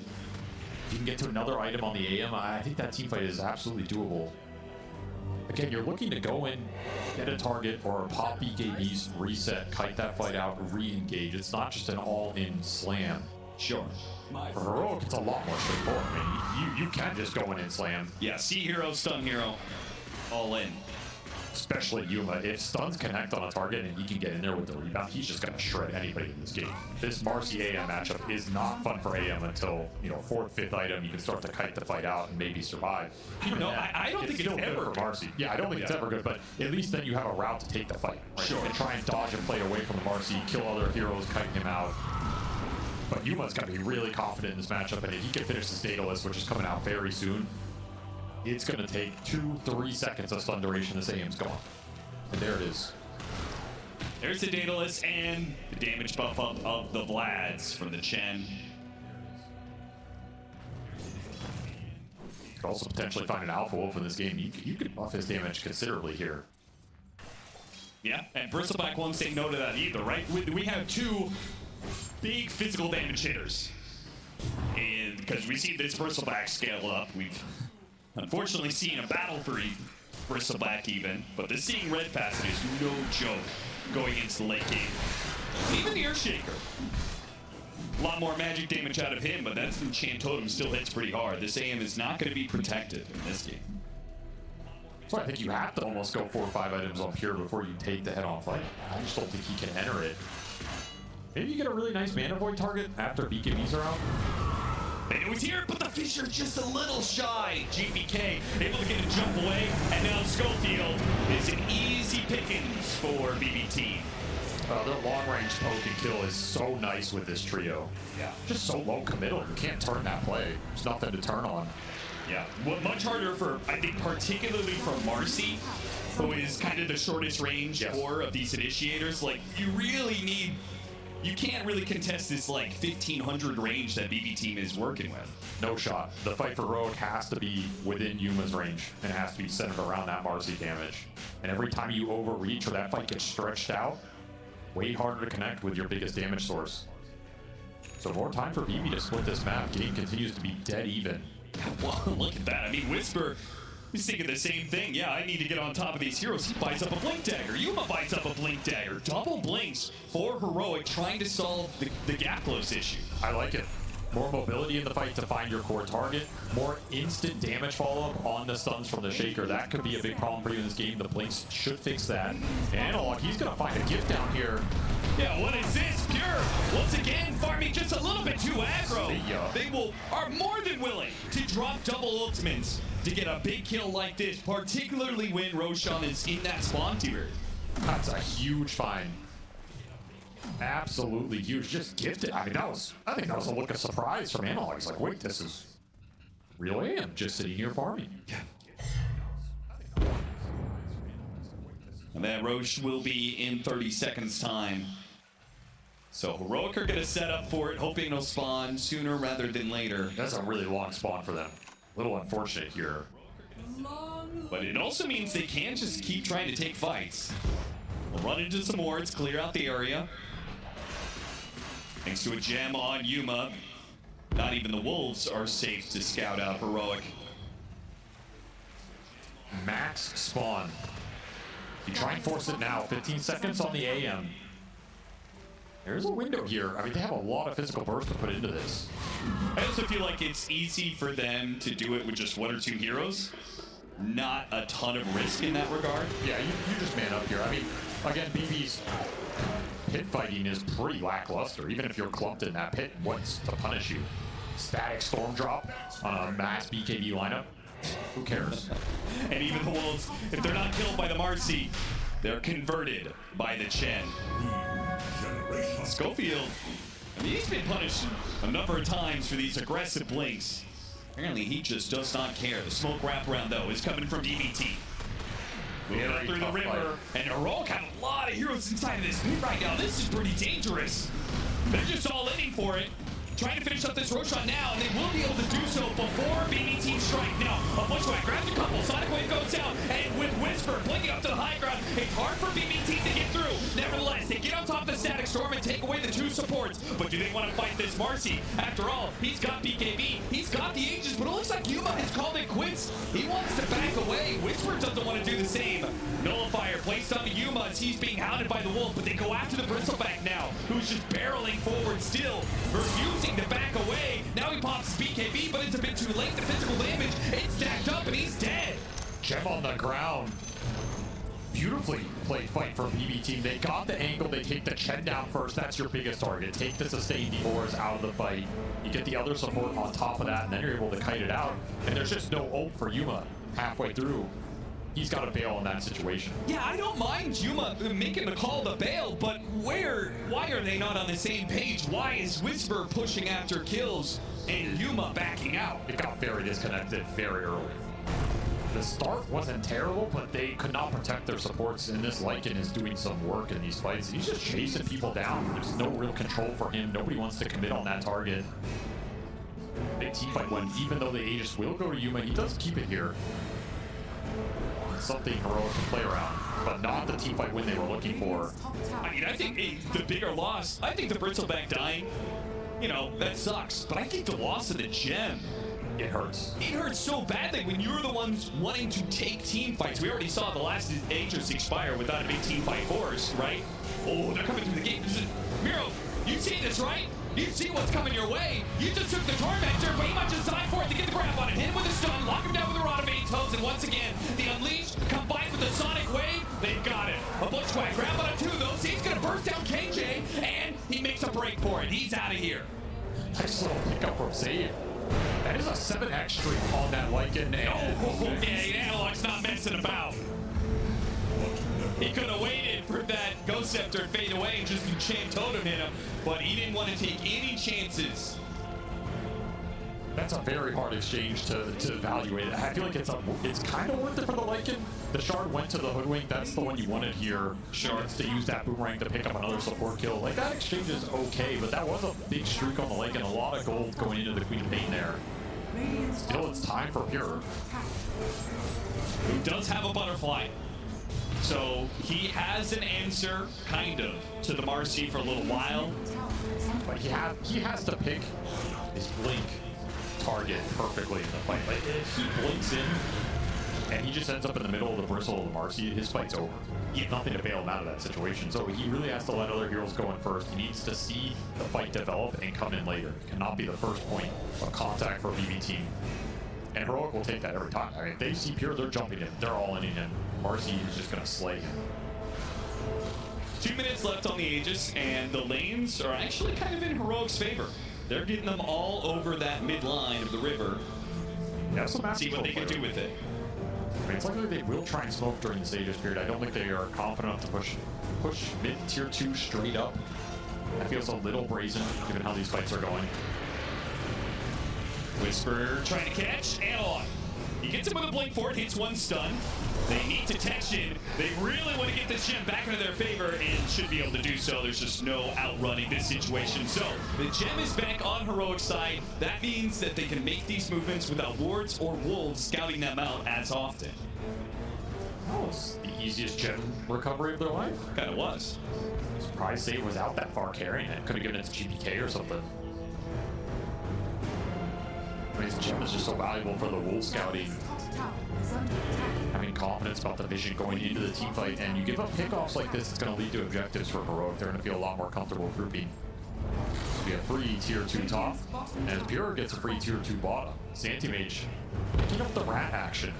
And I think he asked a rat because I still don't believe that BB team are going to be able to take the 5-on-5. You've got, even with the agents expiring, you've got the Shen who's going to pick up Shard, right? He gets one of those golems.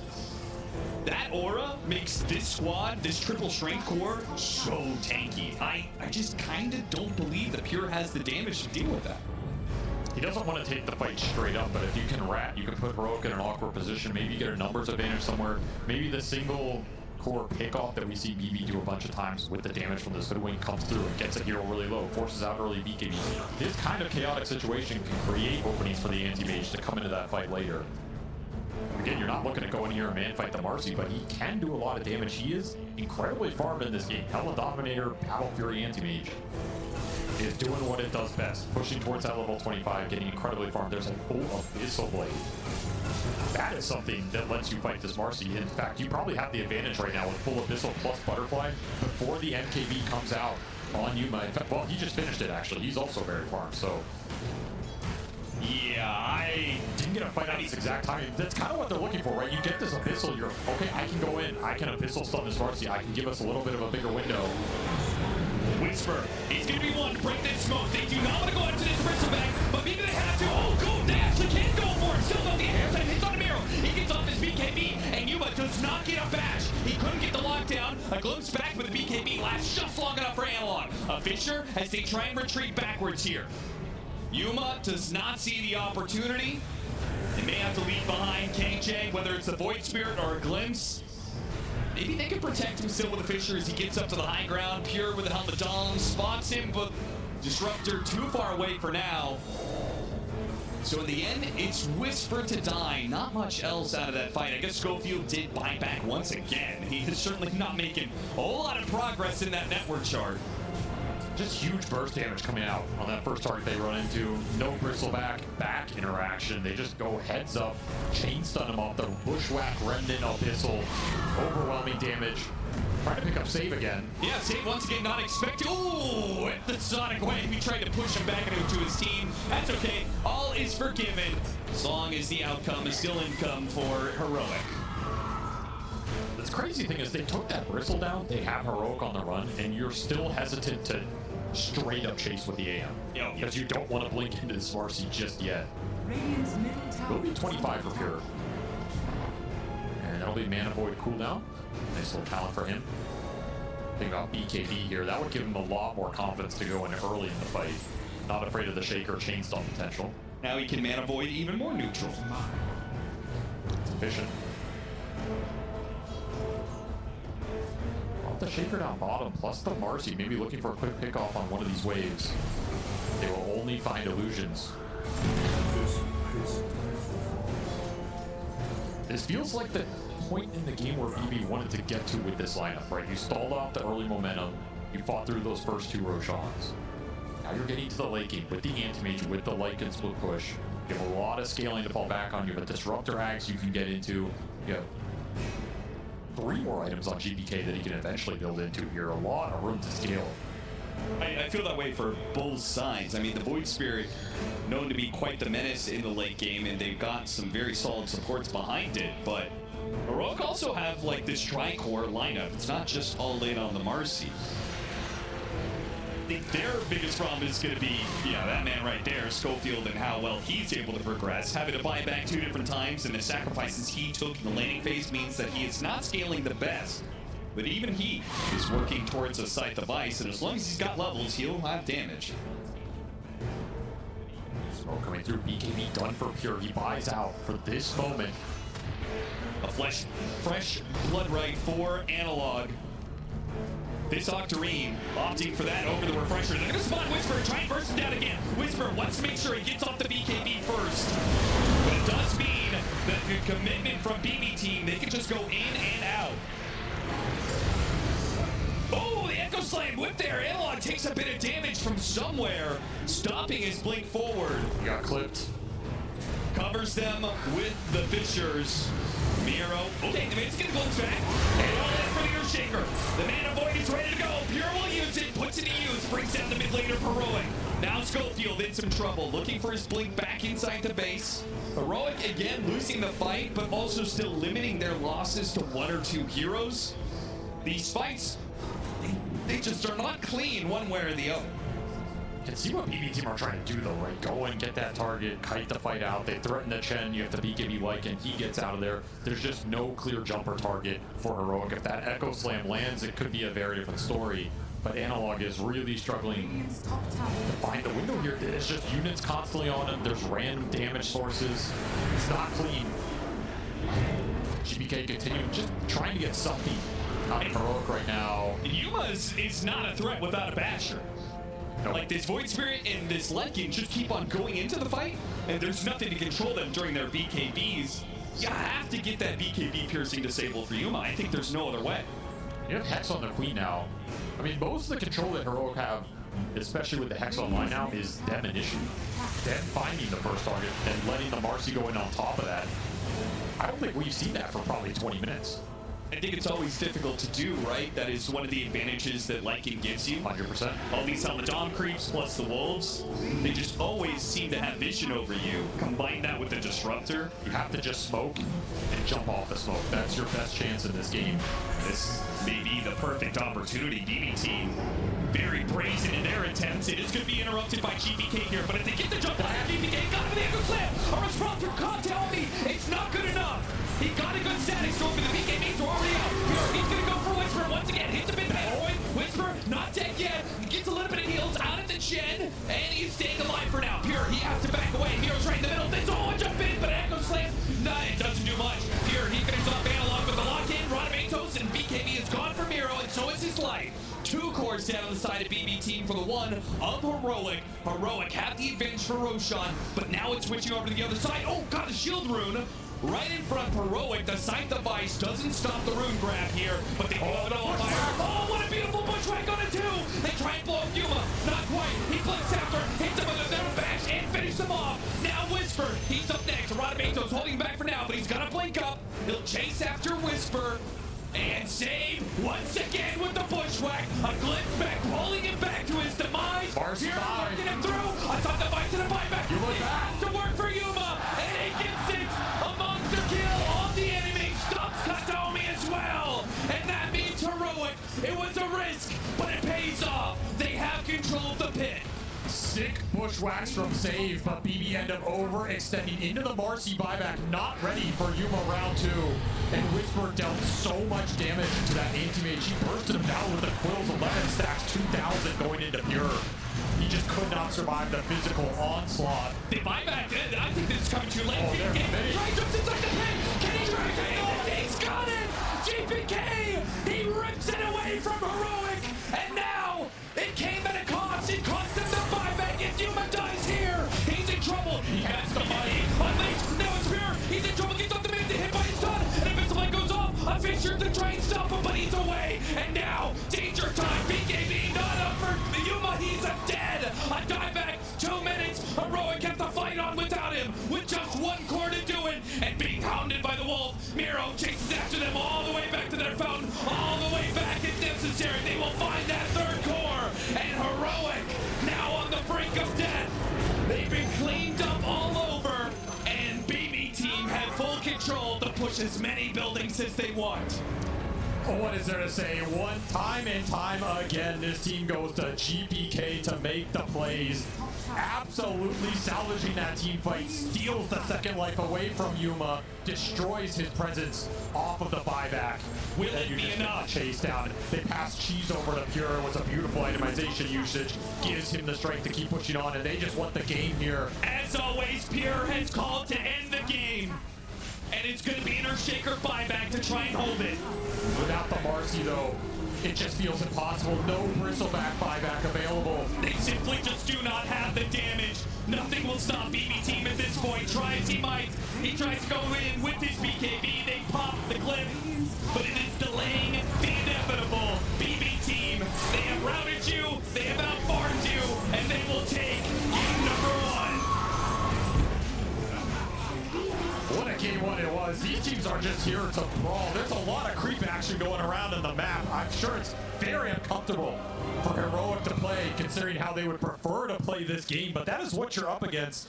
And this BB team is just, they're weird, man. Like, they have these games where it looks like a struggle, and then at some point, the switch gets flipped, and they are just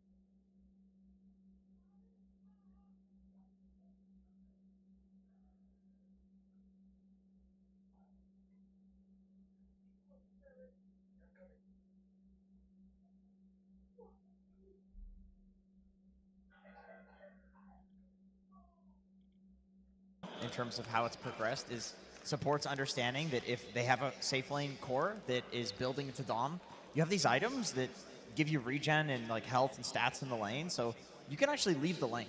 Like, you can get active. It's the Dom is not just affecting the meta for the cores, it's also very affecting the supports as well. I mean, do you think the matchup actually should go that well for the anti-mage? Because I felt like part of why the early game went so well for the Disruptor is because he didn't need to babysit the AM. You know, the AM had a really good start. He could be left alone, and then he could just run around and setting up kills. I guess I'll respond to a question with another question, which is like, your understanding of the matchup, isn't that based on a meta where anti-mages weren't going Dominator? Because I feel like that changes things a lot in the calculations. Yeah, it just changes so much of the viability of anti-mage. That's been one of the biggest questions about us seeing so many more heroes being picked up in that carry role. What really makes it viable? Something though that we weren't really too sure going into this one was if Yuma was going to be showing up today, right? He's been having an amazing series, an amazing performance on the main stage, but for this one on the Marcy, there was a lot of great fights for him, but it was rough to come up against a Lycan in lane, and it required him having to do so much more for the team earlier on. Yeah, he was doing a pretty good amount of work, honestly. Like we talked about the Yuma rotation through the portal, but even going into the early to mid game, he rotates quite a lot. And on Marcy here, like, he needed to be the hero that's going to deal the damage. Earthshaker has some burst. They're waiting on a Blink Dagger for a while. He's got to get in there and do things, and he was active. Like, this was pretty much the only reason that Heroic was able to stabilize this game past the laning stage. A big key factor for them. And then we go into more of team fights, something where people are bringing more of the numbers, because that's something around that Wisdom Rune, right? The 7 and 14 minute, it feels like not everyone's committing the numbers, Lacoste, but when it comes for a big objective like a Roche, that is where you're going to see the first big clash of a 5v5. Yeah, the team fights in general, like Anti-Mage, he doesn't provide you with much. He's never going to be ready. Pretty much he first joined 35 minutes in and making sure that he has his 6 items. This hero pretty much is never ready. One more. Do you need more time? Yeah, just one more big item. And these are very expensive items that he's buying. He's buying the Butterfly, he's buying Abyssal, BKB. He's never going to be ready. And this is the fight where they're going to pretty much get the perfect initiation. Look at what the GPK is doing. He goes in, gets out, and turns him around with the Remnant, and then they're ready to join. You can see that Pure, at this point of the game, he has enough of farming. He's going to be blinking in. And there's also a couple of later fights as well where they were unable to get the Echo Slam. I don't think Heroic, they were on the same page. And at this point, you see that Anti-Mage, he's ready to take the fights. He's ready to jump the target with the Abyssal Blade and blow him up instantly. I mean, the reason why he's going to really find really good Echo Slams is you think about their heroes like Anti-Mage, Void, Spirit, Lycan. They're not going to be next to each other. They're always playing different sides of the map. They're trying to break your formation. So it makes it very, very hard for the Earthshaker to find a good Echo, in the team fights. Yeah. There was a moment that we saw how impactful the Echo was, right? When it didn't actually end up connecting. We have to look at this. I'm curious. I want to look at this very closely because I wasn't sure exactly what clipped Analog here, because he had a really great, big Echo opportunity. Look at BB all stacking together in the top right of the screen. What was it that clipped him? Oh, it was Disruptor. The Disruptor Q. Okay.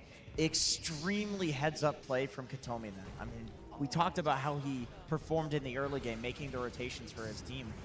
But we can see from this clip that his impact in the fights was more significant than we were even noticing on camera. Yeah, the Disruptor from the early and now what feels like into that later part of the fights is massive for Disruptor. Yeah. But that Earthshaker not connecting with his Echo was so impactful. They were actually kind of lucky that BB Team didn't take more off of that they had a second chance where we saw a significantly better Echo Slam take place, and that's what led into that next Roche fight and ultimately the Aegis Snatch and then into the BB Team victory.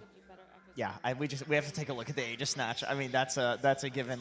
It's so funny. We talked about GPK as being the stable one on the team. He always seems to do something clutch to keep his team in the game, even when things are not going so well.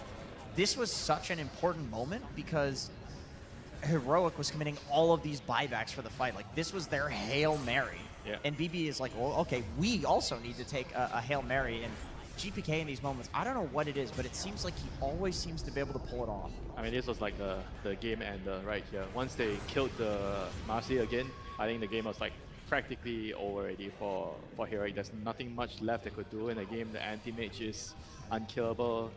You don't have the Aegis, and yeah, I mean, this is just, you're just thinking about the next game at this point. I do wonder, as amazing as seeing an Aegis Snatch is, and we obviously see the outcome of that, how much would this have differed if we had have seen the Aegis go to the side of Heroic and have all of those buybacks come out from BB? I do feel like the BB side are going to be happy with the situation, even though if they don't get the Aegis, but they felt like they could have just ended the game there. That's why they are a very special team to watch, right? I think most teams would maybe just prefer to, okay, we have AM, we have the battle late game, let's just not use the buyback and slow risk it down. Right? Play slowly. We're still going to be able to win it, but Pure says, no, I want to end the game now, GPK, please go and get the Aegis.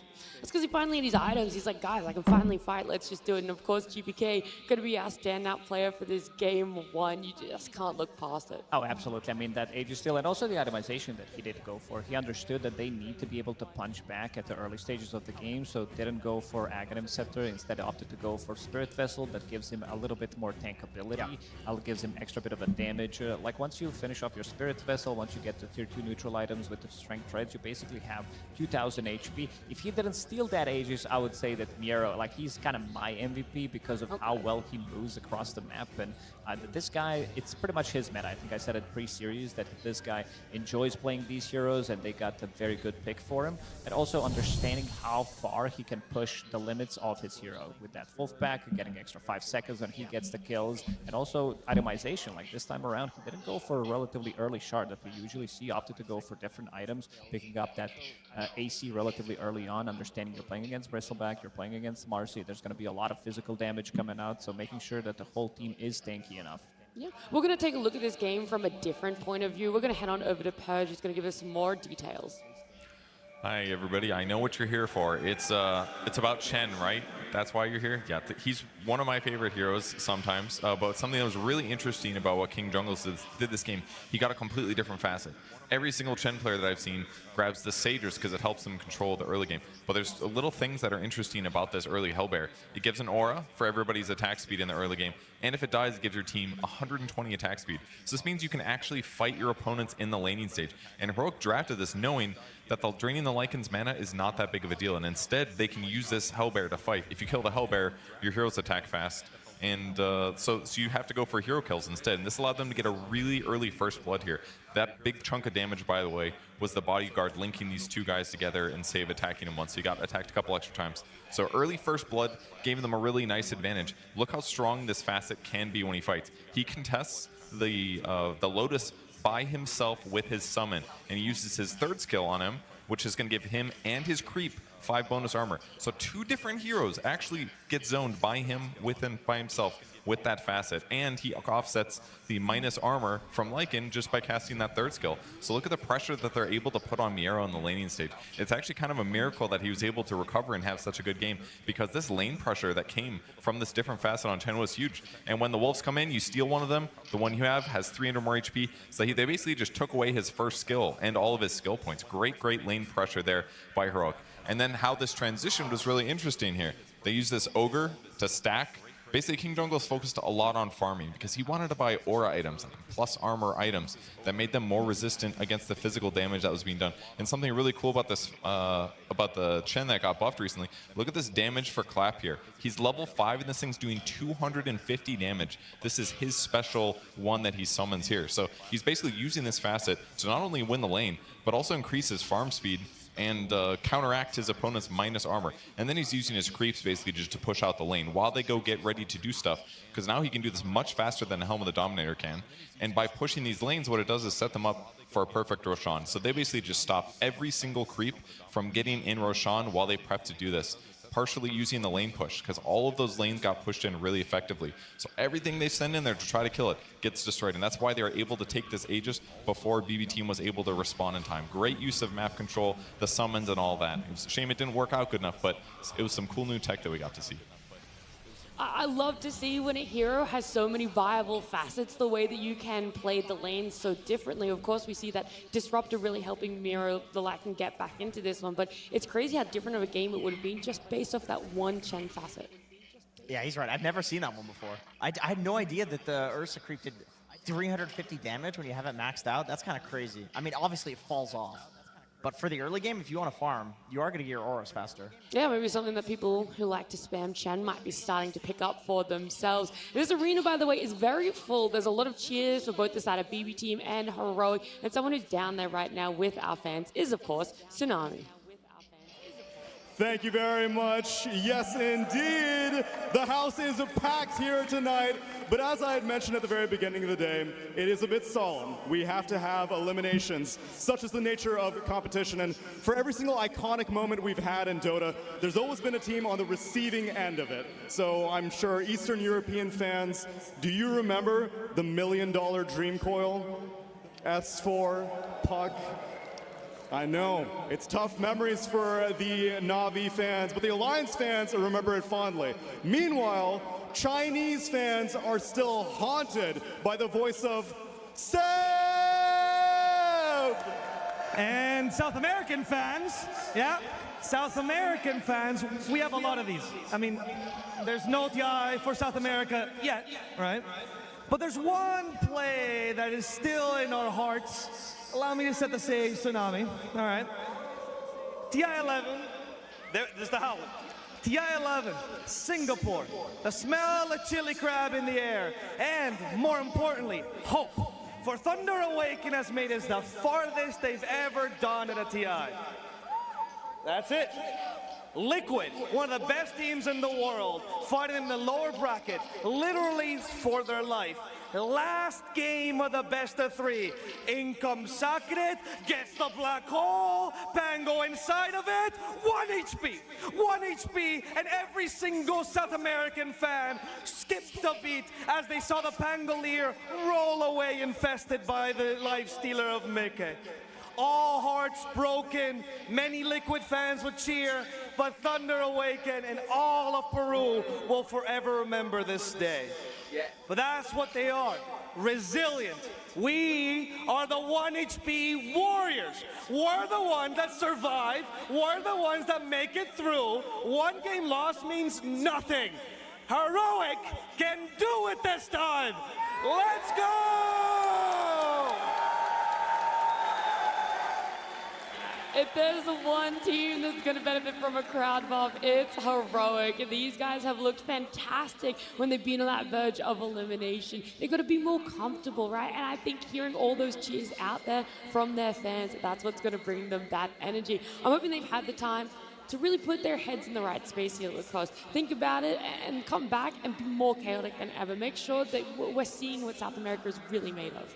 Oh, for sure. I think this team comes in very well prepared. They have like double coaches that are working quite a lot. Like it's always nice to see from and hear from them because they always give good insights. They're not afraid to show it to the rest of us. But I think a lot of teams that are still in the tournament have hidden strategies, and I want to see something else that is going to come out from Heroic because this one I really didn't feel that much coming out from this Queen of Pain. Yeah. I feel like there's been a good flex that they kept until the end. Even like the damage numbers, if you look at it, I believe he dealt 17,000 damage on Quap, pretty similar to Earthshaker, but something was just not clicking. I want to see Schofield on a bit of a different hero, something that can be more annoying. Queen of Pain, she does have a Blink Dagger, but some of these melee position 4s that he really excels playing at, Clockworker, Tasca, I want to see them on heroes like that, something that can buy time, something that can relieve pressure off his mid lane, something that can have a greater impact. To me, yeah, it's not chaotic enough. It doesn't create enough space on the map. And honestly, I thought Queen of Pain was completely imba about like 2-3 weeks ago, but the meta has changed so much since the road to TI. There's people building all of these DOMs. You know, Lycan is very popular, like tons of summon heroes. I don't think Queen of Pain is that good anymore. Is that because of those items you're saying that Queen of Pain has kind of fallen off?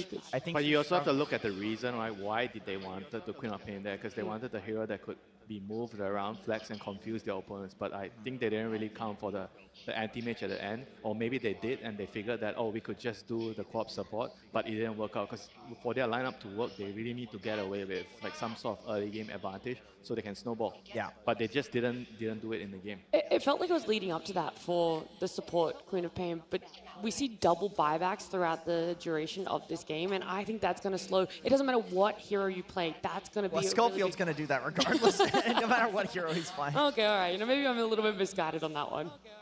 Yeah, I feel like it just came down to like the strategy that they chose, right? I think in the first game of the series, it's fine if you have some idea that you think it might work. You know, you try to use a flex pick that maybe your opponents are not aware of, and you try to lead them astray with the draft. Okay, fine, didn't work. Next game, you have to just keep your heads up, held high, and go for something else. Our teams are waiting in the wings, eager to come back down onto the stage here, get back into their boots, focus up. This is elimination. Heroic, if they can make it back in this series, they will have the best placement that a South American team players have ever gotten. On the side of BB team, their expectations are high. Coming into this one, especially for Pure, who achieved so much at last year's TI, it would feel like a disappointment to get top 6, and it's a feat in itself to even get this far. Yeah, and I think BB Team are also a team that having one game advantage in a series is pretty scary. Like, they're willing to pull out some crazy stuff. I think that they also play better with confidence. Pure in particular is not going to have one of these like 1 in 17 anti-mage games after just winning a game, especially with the anti-mage. You know, like he's gonna pop off in the next game. I So. mean, also for Heroic, right? Every time they lose the first game, they kind of lose the series, right? They haven't really played any 3-game series so far, you know. So this is definitely going to be like a huge challenge. How are they going to overcome this BB team? Well, that's funny because BB Team right now on the main stage, all they've had is 3-game series. So it feels like what exactly is going to win out here in these two teams? Because BB Team, there is the confidence that carries over. I 100% agree with you there, Jenkins. But sometimes it's a little bit of overconfidence. Maybe they try and think a little too far ahead. Yeah, it's possible it's a blunder against Heroic because Heroic does like to play chaotic. If you play overconfident into that and you give them some openings, they will definitely take it.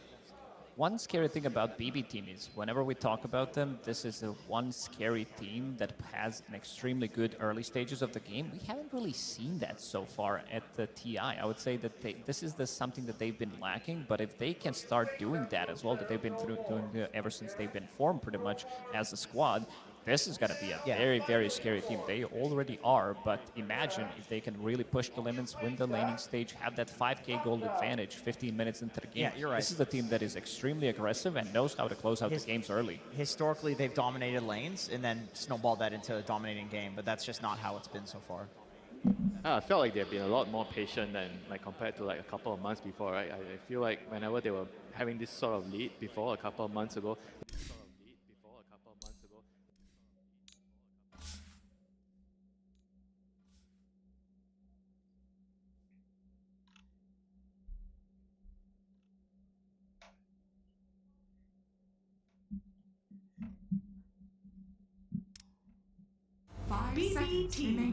like compared to like a couple of months before, right? I feel like whenever they were having this sort of lead before a couple of months ago, they would try to push it maybe a little bit too far, hence the the throwy nature of the team.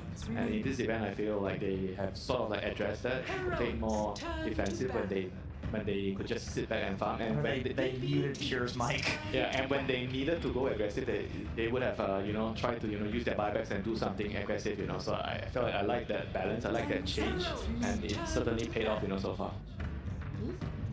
Anything else though, when you guys see this, it could potentially be Heroic's last game on a TI main stage. There's going to be some staples that you guys are eager and itching to see.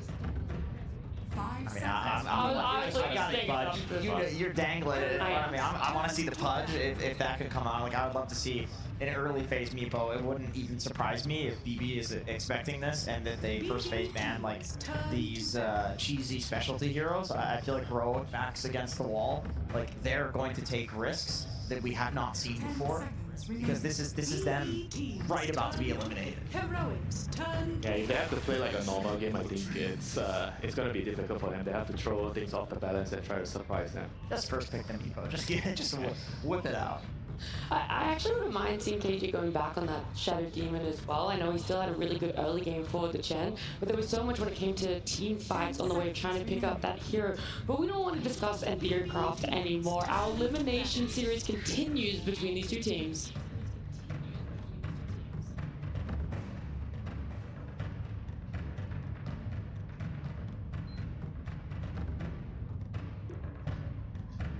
With BB Team up one game, they're feeling confident, they're in a good position. Our draft has already begun, and the bands and first picks coming out already, where we're going to see a Nature's Prophet for the side of BB. And of course, here we have an Earthshaker for the side of Heroic. They're going back for it. They feel like they've not lost confidence in it, and maybe it's more open to be flexed now. It still does a lot in most of these games. So, like, you could see the BB team wanted to invade enemy triangle. They saw him going into the triangle, but they were keeping the distance, not allowing them to get instantly killed on 1 or 2 heroes potentially, but wanted to get something out, knowing that Earthshaker is still going to be very low HP after clearing those Ancients, because you need to drag them close together. But again, you get very good timing on a Blink Dagger after staking the Ancients, and Analog, he did have a very good time in terms of killing the enemy carry hero. Pure got killed like 3 or 4 times for Earthshaker because he got that early Blink Dagger. Nature's Prophet to me is such a classic Game 2 hero, because especially if you win Game 1, because I feel like BB thinks that they are just simply the stronger team, and if they can win the lanes, win the early game, they can absolutely up the tempo with this hero. Nature's Prophet is a lane dominator almost against anything, and very few carries can TP around and get kills and take the towers like he can. I mean, you sort of see like a heavy emphasis on carries that can be around the map to push out waves, right? I think that's why we see a resurgence in anti-mage, because he's probably one of the best, right? Outside Nature's Prophet to push out those lanes, and we saw how much he could influence the state of the game by just chopping out lanes and making it difficult for your opponents, and you give your team time to get objectives. This is very interesting. The ban this happened, seeing that they are banning out Spectre, which means that this Nature's Prophet is definitely going to be a core. So far, BB team didn't have much success with it. They only played it once, they lost that game, and Nature's Prophet at main stage TI also didn't win a single game. He's been played 5 times, didn't find much success. I think the nerfs that did happen also are not in his favor, and now you're going to be playing into Earthshaker, into Clockwork. These are 2 very difficult matchups for you, allowing you to get on top of him, having multiple stuns. So he needs to do a lot. Even though he builds into Hurricane Pike, he builds into a BKB, still not an easy matchup by any means. Yeah. If it is going on Pure, I am also wondering about how susceptible it is in that early laning phase, because that has been the biggest weakness so far for Pure, is how punishable is this Nature's Prophet in that first 10 minutes.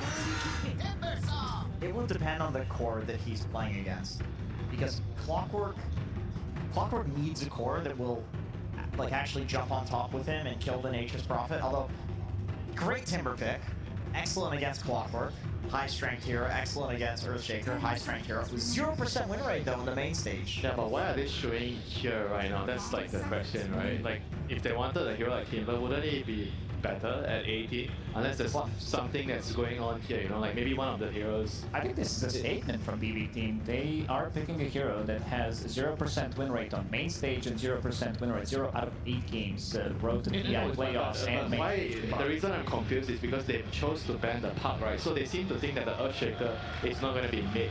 And now they're picking Timber, I presume, against the Earthshaker, which he wants to go mid against the Shaker. That's what I find a little bit confusing here.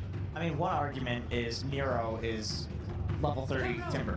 It's easy to talk about, you know, the Amars of the world and forget that Miro is, like, he came onto the scene playing Timbersaw every single game, so maybe it's just a confidence thing. I also think it blocks Meepo a little bit. You don't feel as good playing Meepo into this, and I think Heroic could maybe bang it out here. We'll see. I mean, they have last pick, so they could look to get it there, but it's not going to make it through the second phase ban, or the third phase bans. No, I don't think so at all. That's something that everyone's very cautious of about letting them get their hands on. A Bane here as well for BB team. Katayomi's done wonders when it's being picked up. That's something that gave them success so far on this main stage as well, is when he's on that hero. Yeah, Bane plus MP is absolute pleasure to have. You know, as a teammate, you're playing Bane. You want someone that can just come to you instantly when you catch a hero with your sleep or your Fiend's Grip. Even though it might seem like counterintuitive to pick Bane into Clockwork, because Clock is one of the worst matchups in the game for Bane, but I do feel like they put a lot of emphasis in enabling this MP. That might explain the team, but you know, maybe they are feeling that we need some offlaner to keep shuffling the wave and pressure. So you draw the attention to you, and then the Bane goes to you, sets up with the MP TPing in. Maybe that is the idea of their first 3 picks here. Yeah, BB is definitely prepping to be really active, because Timber also is a hero that loves being left alone in lane. So that means they can pick a support that can run to the mid lane, play around GPK, have Huron Nature's Prophet TP in, and Muro's just chilling, farming. Yeah, Hero seems to agree that the Timber is going to be on the off lane, picking the TA right away. TA is like one of the better heroes against Timber in the lane. So let's see if like maybe BB team try to, you know, adjust, try to move the Timber away, or they have to try to figure out what type of support they make to enable the lane. TA is just going to be, I think, a very strong lane matchup into the Timber. Yeah, I like this pick a lot, allowing them to have super strong laner, and this is not gonna be an easy game for Bane by any means. He might need to shift priority. He might be needed to play as a position 5 in this one, because you're playing against Earthshaker, Clockwork, One Fisher, Clockwork with the hook shot, the trap silence from Templar Assassin, just the global silence in general is gonna make things a lot more difficult for Bane than maybe he expected. Yeah, that's a nasty silencer pick. Like, even Timber, Arcane Curse, he hates playing against this. The lane, too, like, just the silencer versus the Timber in lane, I think is a winning lane almost no matter what carry you have. If you're forcing Timber to deviate from his build, okay, that's why I felt like the Timber is there's gonna be something interesting with the Timber. So that moving the Timber mid, they are picking a Darkseer, changing the lane matchup. So they are trying to outfox Heroic in the lane. So Darkseer against TA, that's a pretty good matchup here. In the lane, they need like a probably strong position to make sure that the silencer can't really bully the Darkseer too much. They can still get a very good matchup for them if they want to get something like a Lifestealer maybe for themselves and use this Nature's Prophet as a support plus the Bane. I know that the Darkseer loves to have, something that he can run in, some Tiny, some Tusk potentially, but overall they don't have the last pick. But after seeing this Tempo Assassin, I think they use Nature's Prophet as a bit of a bait to see where the heroes are gonna go and try to counter-react it, because I'm seeing Enigma as well. This is one of the few matchups that Lifestealer doesn't like to play into, and also another hero that I think overall Whisper plays really, really well, and it would give them the momentum. I think having Templar Assassin building into Deso, having Earthshaker from the mid lane, two supports who can easily rotate, and they want to rotate to get that +1 for Silencer. Clockwork wants to be active. Could just be that they just want to shut down the tempo that Heroic is building up. 5 seconds remaining. I love the Hoodwink ban because that could be either a carry or the 4. You have to ban it for both. Because, I agree with what you're saying. Maybe not Lifestealer, like there are also other options. Faceless Void is an option there as well. Like, I mean, any hero that builds a Manta style you want against Silencer, and something to win the core-to-core matchup against TA. I guess TA is kind of solved by the Darkseer. Do you split your band then, or are we still looking at a potential strong position forward to come out? Because you've given a lot of good carry potential for the side of BBT. Is it that easy to take it out? Is that easy to all in that's the last pick that is required? It could just still be a 4 for safe. That's also possible. We're just thinking of like interesting flexes because they don't have the last pick. I mean, he usually likes to play like range heroes on safe. He's seen him on usually Greenstroke, Rubik Tauhir Muerta. I mean, Batrider is banned. Okay, well, that would have been great. BBT's time. I'm just trying to think, what are the ranged heroes that play well with Darkseer? Willow? Yeah, Willow is okay. Yeah.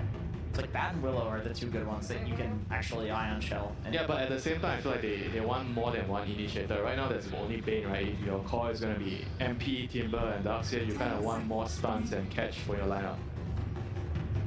And Save Lion is a classic. He lanes well with the Darkseer. Yeah, Lion's actually really nice for their overall composition here. You have the vacuum into stun combination. It's going to be the Dark Wheel. So you have instead of the stun, you have the vacuum into multiple brambles, which can be really nice in the laning phase. That peels through the TA refraction eventually as well, between the brambles and the Willow ult. Not a very conventional hero right now. No. Yeah, it was prior to the international happening though. No level ups, people were spamming this.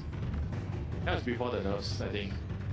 She did take some nerfs to the Shadow Realm. The regen in the Shadow Realm, yeah. That feels broken as it did before. So what is she offering in the lane? Because you guys said that needed to be something that was really going to help the Darkseer. She's a pretty strong laner at level 1. One of the best level heroes. I was wondering where this hero's been. The mid Leshrac, it deals so much damage. The Link Dagger, you just jump in, suicide. It's like, I'm gonna kill you or you're gonna kill me, or maybe both.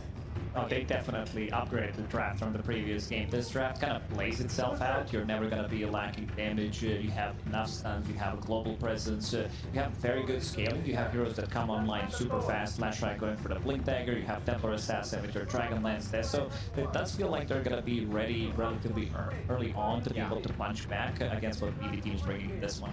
What I love is that they have 3 extremely high burst cores with a silencer. Like, if they cover a jump with the silence, they will kill like 2 or 3 heroes potentially. This is very strong. I think the pipe timing for Miro and Darkseer will be very important. Like the pipe and Crimson Aura timing. Yeah, they have to make sure whenever the silencer global comes out and with the Earthshaker jumping, they need to survive the initial burst. If they can actually do that and make the fights drag out, then it will be really good for the Timber and Darkseer. But overall, I feel like execution-wise, it's a lot easier for Heroic here. I feel like their team fights are just pretty straightforward. Laning phase also pretty straightforward. They're very, very solid lanes. So I think we are actually going to see a game 3 here. Winter, I feel like you've changed your viewpoint. You went from not sure if Heroic were going to be able to bounce back in the series to loving exactly what they're bringing in game number 2. Now you gotta love if someone gives you something you like. What do you love so much about this one, Lacoste? I like that they are shutting down the cores as well. I feel like with the picks that they do have, it gives them a lot of momentum as well. And BB Team, they are picking heroes with very low win rate. These heroes are low win rate or have no win rate whatsoever for a good reason. Like Nature's Prophet didn't win on the main stage, Timbersaw didn't win a single game, and they're really trying to push the limits. This is also a bit of a test. If they are going to be managing to win this one, it's also a bit of a statement for the rest of the teams that are still left in the tournament. Yeah, I like that you're bringing up those statistics. It hasn't been working for other teams on at least 2 of their cores on the side of BB Team, and so I feel like we need some answers exactly what that coach and how this draft is going to play out. And I can make that happen, and that, yes, I am joined by Bulk of BB Team, where I do have some questions about your draft. Timbersaw gets picked up. I don't know if you know this, 0% win rate in this tournament. It has been picked 8 times so far. Why do you like it? Тимберсон на этот турнир выбрали уже 8 раз, но у него винрейт 0%. Почему вы продолжаете его выбирать? Мы захотели исправить эту ситуацию и поправить этот винрейт. We want to fix that win rate. No more 0% win rate after this game. Makes sense to me. Last game, I asked Cass if he was afraid of your last pick anti-mage. He said no. Are you afraid of the analog last pick Leshrac? В интервью тренера после прошлого пика он сказал, что он не боится вашего антимага. Боитесь ли вы их Лешрака? Нет. No. I'm sorry, I didn't get that. What was it again? Нет. No. No. Oh, no, that's what it was. I see. Well, then, let's see if it happens in this game number 2. Good luck, Bulk. And luck may be needed here. It seemed like the panel liked the changes that Heroic made to their draft. I personally like to see that Whisper is going to be taking over the Earthshaker, and they got Analog a Leshrac pickup. That felt like a nasty last pick here, Avery. There's a reason Timbersaw's been struggling this tournament. Now he's going to have to go up against another hero that can just absolutely burst and chunk him down. I'm looking at Analog to step up his game in this game too. I think he struggled the most in that game 1. It wasn't all on him. It was just a really tough game to find the angles for those Echo Slams against so many summons, so much scouting, a long-range poke lineup. You're against the anti-mage. Not the easiest Shaker game here. He gets the priority in that last pick. They put him on a super high damage dealer that can just get in the fight, play against a lot of heroes that he can just take down instantly. Looks like a great game for the Leshrac, and he has the silencer to cover him. I mean, what a silencer game. You're against Timbersaw, Darkseer, Dark Willow, Bane. This curse is gonna hurt in the team fights. The global silence can bail out the grid. Look at those 2 heroes for Heroic to have big games here in game 2 and force this into a game 3. And if you're BB Team, as the panel mentioned, you are trying to play some heroes that have not been too successful so far. Doesn't mean they can't work here, but they have been struggling. Save in some trouble. Over to use the Shadow Realm. Unless he can juke through the trees, he is gone. That's going to be first blood to Yuma. And that is quite the boon because the off lanes on both sides are suffering. Schofield will end up going down. Both supports will die, but it's Heroic who walk away with the extra bounty in first blood. And there's some money tree action going on. Wait, what? There's Profit looking for the gold bags. Not a facet we see a lot, if at all. But if you start snowballing with it, it's definitely a little extra income.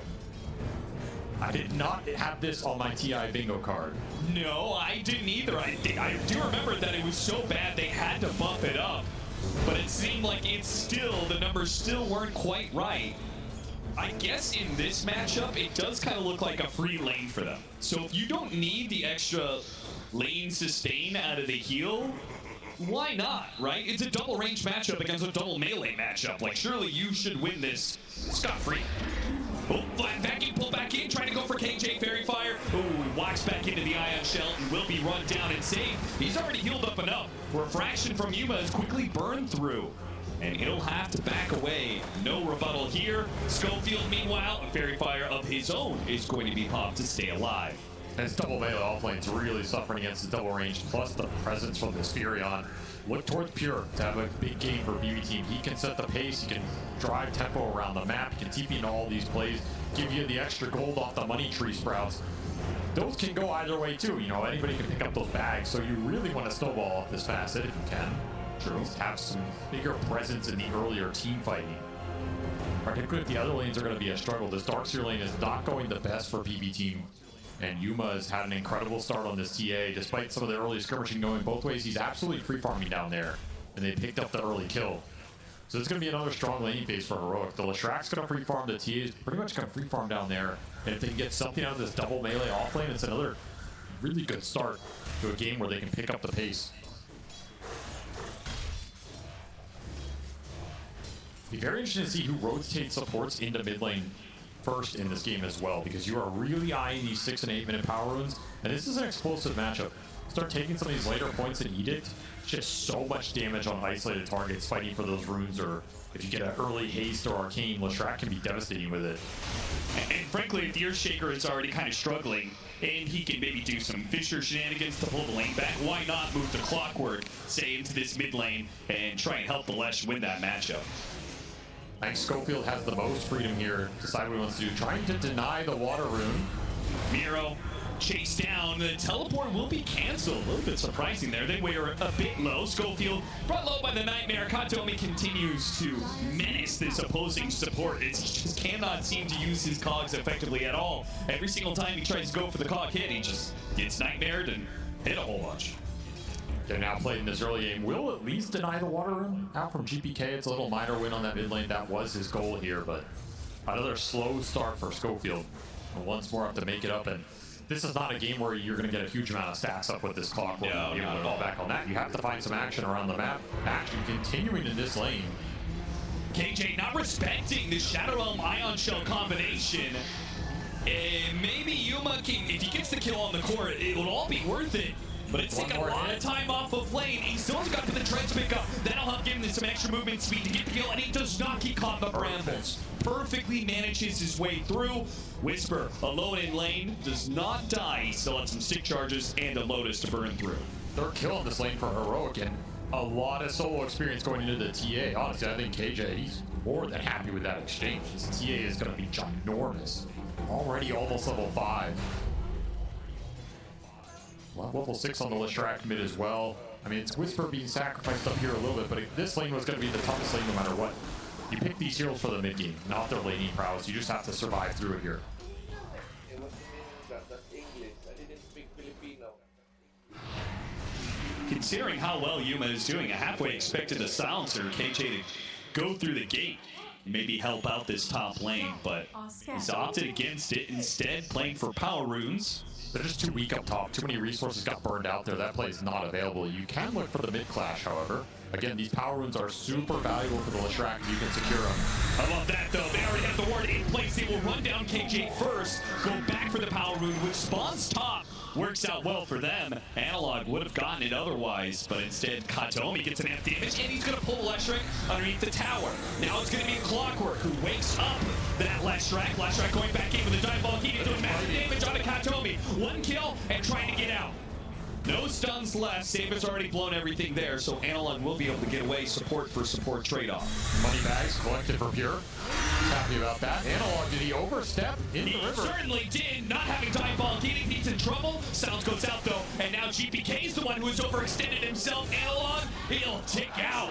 Analog didn't have to run forward. KJ will collect that kill. GPK offering a respectful tip to KJ for the rotation. It's just such a good silencer game. They got it really late in this draft. He has great core matchups, great heroes to punish with the curse, and a great target for that global silence later. I expect a big game from King Jungles here. Pure feeling the heat of a Yuma rotation. Rocket Flare gives a little assist. But yeah, a bit too late. If it had caught him and Spirit ducked away to the trees, maybe they could have killed it, but now Whisper has been baited, go for that Pure kill. Templar Assassin can't jump into this, not with GPK. Tempersage showing Analog still going to show up though. He is so strong right now. He's going straight to Pure. That's a guaranteed kill. What else can he get out of this one? GPK tries to pick up the Yuma real quick. The refraction blocking the damage and missed the timber chain. Meanwhile, Analog, oh, he cuts him down with that long-range chakra. The facet comes through in the clutch for GPK, and he still has plenty of mana to work with. No more Diabolic Edict, so GPK has free reign of things. A triple kill for him. That's the kind of fight you wish you had that silencer involved in a little bit more. 3 points in curse. He could do some serious damage to GPK in these skirmishes. We thought he was going to get involved there. Instead, Nightmare pulled into the chakram. Analog, he goes for the pure kill again, but around these ancient stacks and 2 heroes behind him, Analog can't go for another kill on this Nature's Prophet. Pure trying to get nice and aggressive. They know the ward's up there on the high ground, thanks to the Nightmare from earlier. And Whisper comes to defend these stacks. Does not want to lose anything. Does not want to split the experience. He needs this Echo Slam to recover. He will get it here, uncontested. Yeah, Schofield's going to block out Katomi. No way that he ever gets close enough. In fact, if he tries, he'll just add more experience to Whisper's coffers. Slowed down by lightning a bit. The hasted timber. Yeah, that's a little scary. Oh, that's it for the Shadow Realm. Not good enough. GPK. He wants Are you going to try for it?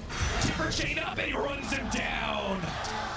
GPK, boss, gets that steal in game 1, and he is off to a 7-1 start here at the 8.5-minute mark. Just pure destruction coming out from this mid laner right now, who is on a warpath in this tournament, man. Yeah, is there any doubt? He has to be the team, the player that is carrying his team the most in this tournament.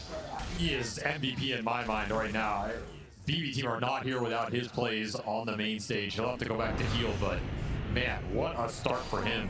Playing into some tough heroes, too. These are not easy heroes for the Timber to skirmish early. He really just played the fights well. You end up inside the cogs, you end up against the silencer spells, you end up against chain stun from the Shaker or the burst damage from the Lesh. Not the easiest Timbersaw game in my mind, and he's had an incredible start here. It's going to go a long way. He is the only reason that Heroic hasn't really broken away in this early laning phase. I mean, they're still up by a K, but it could have been so much worse, right?